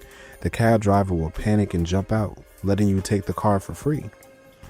Or if you're feeling a little extra bold, You can even take out the driver and take his money, so technically he's paying you for the ride. Cabs can take you just about anywhere. Missions, dates, meetups, even safe houses. And they're a lifesaver when you don't feel like fighting Liberty City's unpredictable traffic. But unlike all GTA games, cars never really last long. Once you have one, you're basing on a timer before it's gone. And since there aren't many safe houses, this time around, car storage is limited. Back in the 3D era, CJ or Tommy could stash cars in garages, drive in, save the game, and come back and find your ride fixed and waiting for you. In GTA 4, though, Niko's parking spaces are yellow marked spots outside his apartment. Leave the car there and it will still be there later, but don't count on it too much. It's a smaller detail, but it makes Liberty City feel a bit less personal. On the plus side, some familiar elements make a return. Pay and Spray is back, along with Cluck and Bell and other fast food spots. Niko can restore his health by eating, which feels like a callback to GTA 3 and San Andreas. Saving and loading no longer heals you, so grabbing a bite becomes an actual survival tactic. And there's something else I noticed as well. Since this game was grounding itself so much in realism, if Niko has a wanted level and he drives into a Pay and Spray, and the cops now see you drive into the Pay and Spray, you will not lose your wanted level. A message will pop up telling you that the cops have just saw you drive in. So that's one way it grounded itself in realism compared to the originals, when you can just drive into a Pay and Spray and the cops just saw you and they act like nothing happened. There's even a creative way to get healed on demand, by the way, if you were looking for health.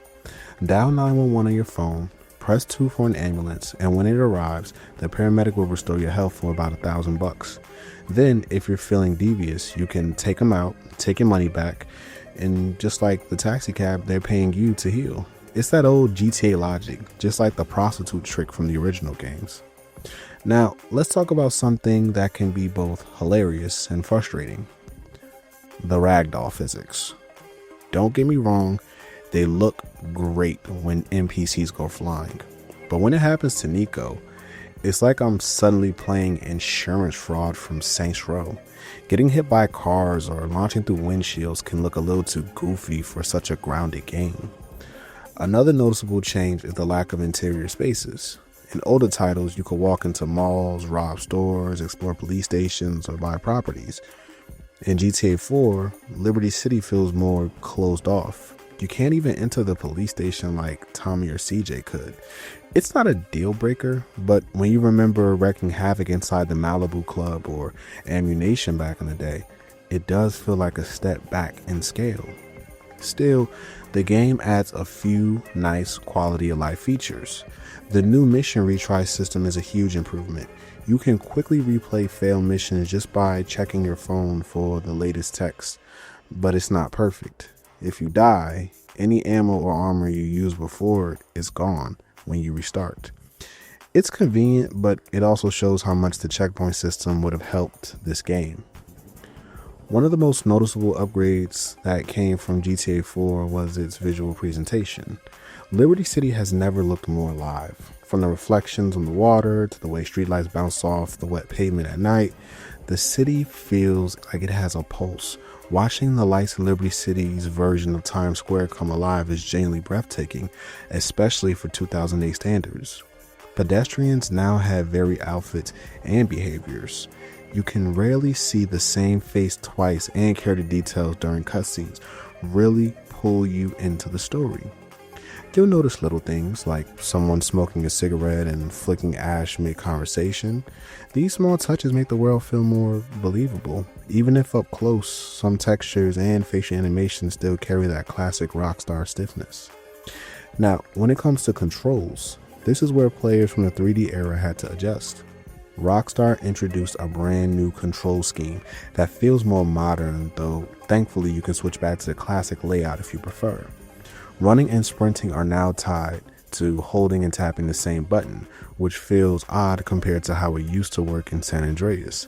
The camera also takes a bit of getting used to. It's smoother overall, but can sometimes be clunky in tight spaces.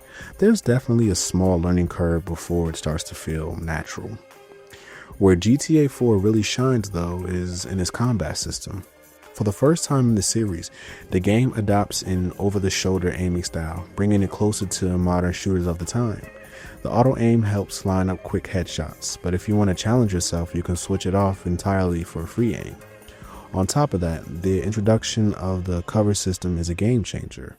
Niko can finally duck behind cars, walls, or fences and pop off blind shots or quick peeks, something that completely changes how shootouts play out. It's not perfect, but it was a huge leap forward for the franchise. Vehicle combat also received a major overhaul. For the first time ever, you can fire handguns from inside your car or even throw grenades and molotovs out the window, which opens up all kinds of chaotic possibilities during chases. Car physics themselves are wild in the best way. Realistic, weighty, and sometimes brutal. Crashing into a wall at high speed can send Niko flying through the windshield, and the damage modeling on vehicles is impressive. Bump into another car too and you'll see dents, shattered glass, or even smoke pouring from the engine. It's a far cry from the old days of shooting gas tanks for explosions. Those are gone, but the destruction here feels grounded and gritty. Something longtime fans probably noticed missing is the RPG-like stat system from San Andreas. Gone are the stamina, muscle, and driving skill meters. Niko doesn't need to work out or eat to maintain health. Instead, eating is mainly used to restore health, and Niko can sprint longer from the start. So the system isn't really missed. On the other hand, it does make the game feel a bit less personal. You don't have that same sense of growth you had when building CJ from the ground up. That being said, GTA 4 introduces quality of life changes that really help smooth out the experience. There are no loading screens between interiors and exteriors anymore, which gives Liberty City a sense of continuous flow. Many games like pool, darts, and of course bowling make their return, but this time they're more like just side distractions. They tie directly into the friendship and dating systems, whether you're hanging out with Brucey or taking Kid out for a date. These activities give you a break from the chaos and help you build relationships that actually matter. Now, while the combat and physics were major improvements, the mission structure itself is where things start to feel familiar. Almost too familiar. Most of the missions revolve around killing someone, chasing someone, or wiping out a group of enemies. It's classic GTA at heart, but after several hours it can start to blend together. What makes up for it, though, is the variety of approaches you can take in some missions. Sometimes you can rush in guns blazing, or you can find a nearby rooftop and snipe your target before they even spot you. It gives players more freedom to approach missions strategically, which was a subtle but welcome step forward. The soundtrack also deserves a quick mention. It's not iconic or instantly recognizable as Vice City or San Andreas, but it's still loaded with a variety of personality. Rockstar packed Liberty City's radio with everything from Eastern Europe pop to classic rock and even political talk shows that poke fun at both sides of American culture. It's the perfect background noise to get lost in while driving through the city at nights. But one thing I will notice and say, anytime you get into a car in this game, the radio is always on and it can never turn off. Unlike the previous games where if you just wanted to drive in silence you could, this game you cannot drive in silence at all. And finally, one of the biggest additions, multiplayer.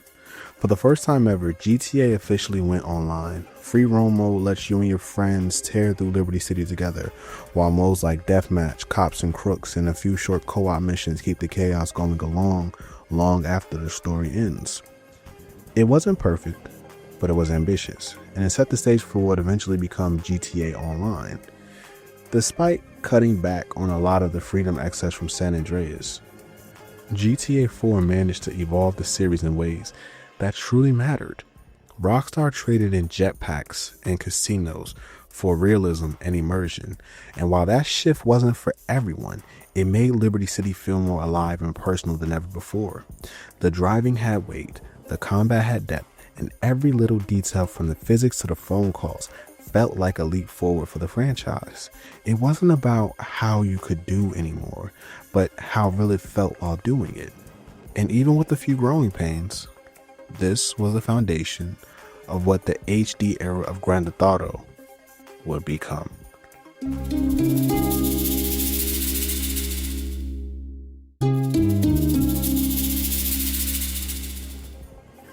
GTA 4 dropped on April 29, 2008 worldwide for the PlayStation 3 and the Xbox 360.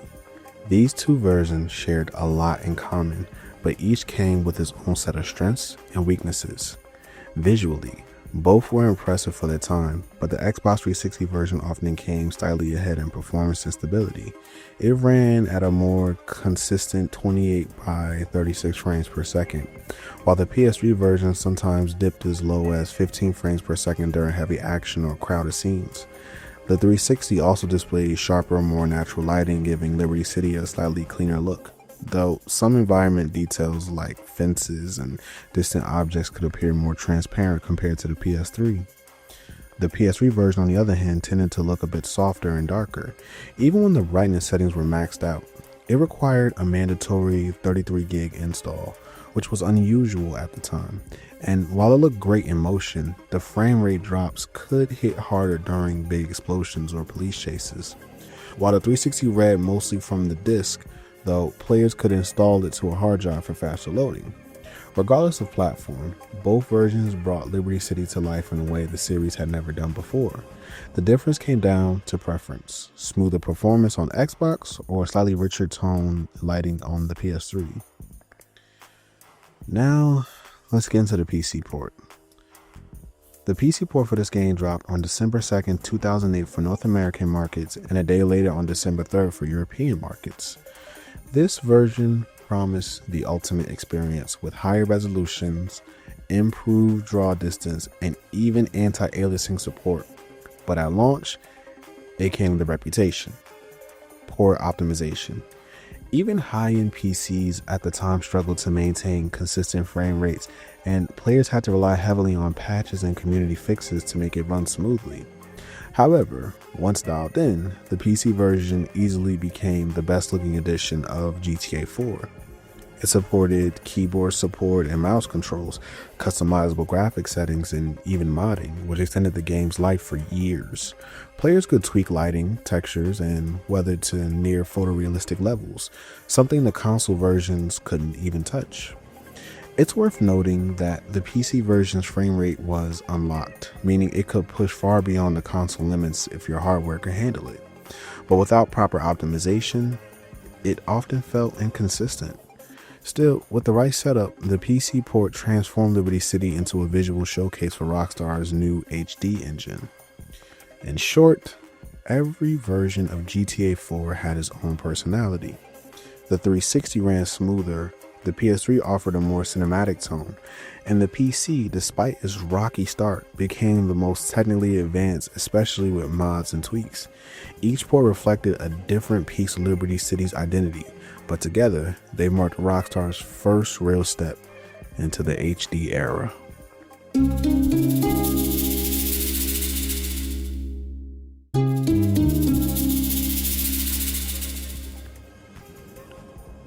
When GTA 4 dropped, it wasn't just another hit, it was a cultural event. Critics across the board praised it as a landmark moment in gaming, and the reception reflected that. On Metacritic, the game holds a staggering 98 out of 100, making it not only one of the highest rated games ever made, but the top rated title for the PS3 and Xbox 360. Reviewers everywhere called it a generational leap forward for open world games. IGN's Hillary Goldstein claimed the game set a new benchmark for open world design, while Game Informer's Andrew Raniere wrote that it completely changes the landscape of gaming. Critics praised nearly every major system, the story, the characters, the atmosphere, and the freedom of the city offered. The New York Times famously called Liberty City the real star of the game, and it's easy to see why. The city's density, personality, and AI NPCs made it feel alive in ways no game had before. Some reviewers were especially blown away by the narrative and its focus on realism and morality. Niko Bellic's journey struck a chord for being more human, more grounded. Reviewers highlighted how the player's choices shaped the story, calling it Rockstar's most mature writing to date. Niko himself became one of the most honorable protagonists of the era. Critics described him as charismatic, likable, and relatable, a stark contrast to the over-the-top anti-heroes of the 3D era. The combat system also drew heavy praise. The addition of a cover mechanic and improved aiming made shootouts more tactical and cinematic. GameSpot called it a huge improvement over previous entries, and Games Radar went so far to say it paved the way for a new style of mission design. The improved vehicle physics were another highlight, giving cars a sense of real weight and momentum that helped solidify Rockstar's commitment to realism. The sound design and radio stations were equally celebrated. From the humor to the talk shows to the wide range of licensed music, critics felt every channel added life to Liberty City's culture. IGN praised the performance across the board, and Games Radar noted that even the smallest ambient sounds from traffic noise to footsteps helped immerse players in the world. The game's multiplayer mode, a first for the mainline series, was also met with excitement. Critics called it hugely entertaining, praising its character customization, smooth performance, and variety of modes. While some noted occasional connection issues, the ability to free roam the Liberty City with friends was seen as revolutionary for the time. When the PC version launched later that year, it earned its own wave of acclaim, but also some criticism. Holding a strong 90 on Metacritic, reviewers loved the enhanced visuals, custom radio station, and the video editor, which allowed players to record and edit their gameplay. However, many called out the port's poor optimization and high system demands. Even so, once patched, the PC version became the definitive way to experience Liberty City, offering smoother performance, mild support, and upgraded visual fidelity that pushed the game well beyond its console origins. And the recognition didn't stop with reviews. GTA 4 went on to dominate award shows around the world. It won Game of the Year at the Spike Game Awards, as well as awards for Best Action Adventure and Best Performance for a Human Male for Michael Holig's portrayal of Niko Bellic. The game took home top honors from outlets like IGN, the New York Times, Game Trailers, Kotaku, and Time Magazine, among many others. When it was all said and done, GTA 4 wasn't just another entry in a long-running series. It was a defining moment for modern gaming. It proved that Rockstar could evolve beyond shock value and spectacle, crafting a world that felt lived in, emotional, and brutally real. For many, Liberty City wasn't just a place to play it. It was a place that felt alive. But while the critics praised GTA 4 to the moon, the average gamer had a much more divided experience. Many players were blown away by Liberty City's atmosphere, calling it the most alive open world they had ever seen. The city's little details, the traffic, the pedestrians, the way rain splashed against the pavement, made it feel like you were living inside a movie. Some players even said it was the first time a GTA world felt like a real place instead of a sandbox playground. On the gameplay side, fans loved the storytelling and realism, saying it gave the series a more emotional edge. Players who connected with Niko's journey called it one of the most personal stories Rockstar ever told, full of tough choices, believable characters, and moments that actually made you stop and think. The new Euphoria physics engine was another standout for many, adding weight to the movement, car crashes, and shootouts. Some said it made every collision feel painful in the best way possible, and it was proof Rockstar was pushing realism as far as it can go. However, not everyone felt that shift was for the better. A large group of players found GTA 4 a bit too grounded for its own good. Compared to the wild, free-spirited chaos of San Andreas, this game felt slower, smaller, and stricter. Cars were harder to control. Gunfights took more patience, and side activities were fewer than before. Players missed the jetpacks, the planes, the gym, the tattoos, everything that gave San Andreas its over-the-top identity. One player summed it up perfectly. It's a masterpiece of realism, but forgot how to be fun. Some players took the issue with the mission variety, calling the structure repetitive. Drive here, kill this guy, chase that one, repeat. They appreciated the polish, but a few felt Rockstar had traded chaos for caution. Others mentioned that after the main story, there wasn't much incentive to keep playing beyond exploring or hanging out with friends online. The multiplayer was praised for its creativity, but didn't hook everyone long term. with many saying it felt like a solid experiment rather than a full evolution. Even on the technical side, there were mixed impressions. Console players debated which version ran better, while PC players praised the visuals but struggled with performance and optimization. Even on the technical side, there were mixed impressions. Console players debated which version ran better, while PC players praised the visuals but struggled with performance and optimization. Some said they spent more time tweaking settings than playing the game itself. Still, despite all those nitpicks, most players agreed on one thing. GTA 4 was a turning point. Even when they criticized its realism or pacing, they respected what Rockstar achieved. It wasn't about crime anymore, it was about character, the focus on Niko's humanity and the moral weight of his decisions, and the harsh tone of Liberty City made this game unforgettable, even to those who didn't love every change. For many fans, GTA 4 wasn't the most fun entry in the franchise, but it was the most important. It marked a moment when Grand Theft Auto stopped being just a game about mayhem and became a story about the people behind it.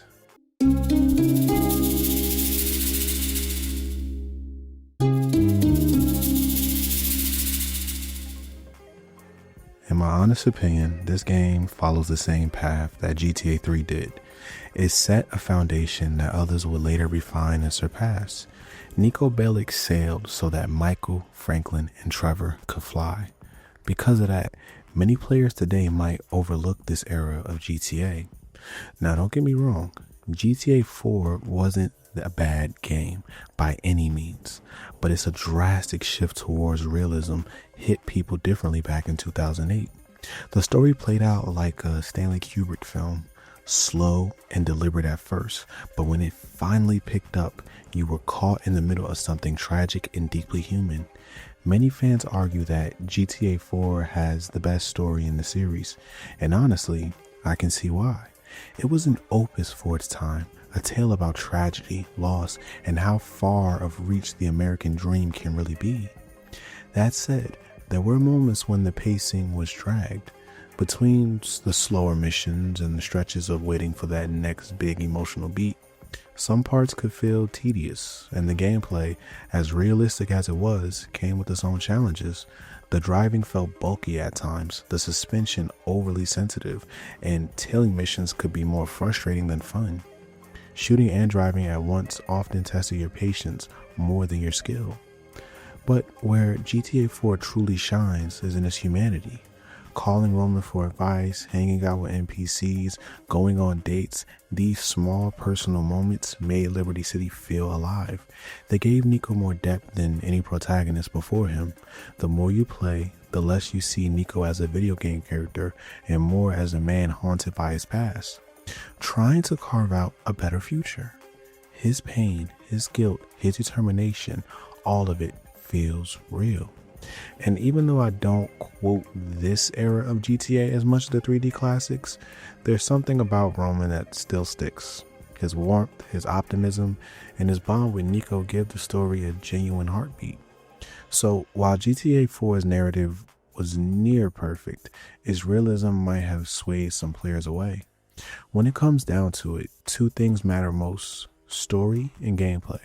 If the story is great but the gameplay feels too heavy, it becomes a one-time experience. If the gameplay is fun but the story is weak, you can play it for hours without thinking twice. For me, GTA 4 was that one-time experience as a kid, and even replaying it now as an adult, it still feels that way. Not because it's bad, but because GTA 5 took everything 4 built and elevated it to another level. And GTA 4 stands as a fixed point in time, proof that Rockstar hadn't lost its touch even as it dared to evolve. In the end, this game will always represent a battle between narrative and realism. If you made it to the end of this video, first off, thank you. It's been a long ride getting this one out because there was so much to cover. If you learned something or just enjoy hanging out with me, giving this video a thumbs up really helps the channel grow in the algorithm. Next Saturday, we'll be closing out the Saints Row takeover with gat out of hell. And in 2 weeks, we return to the Rockstar Takeover with Midnight Club LA.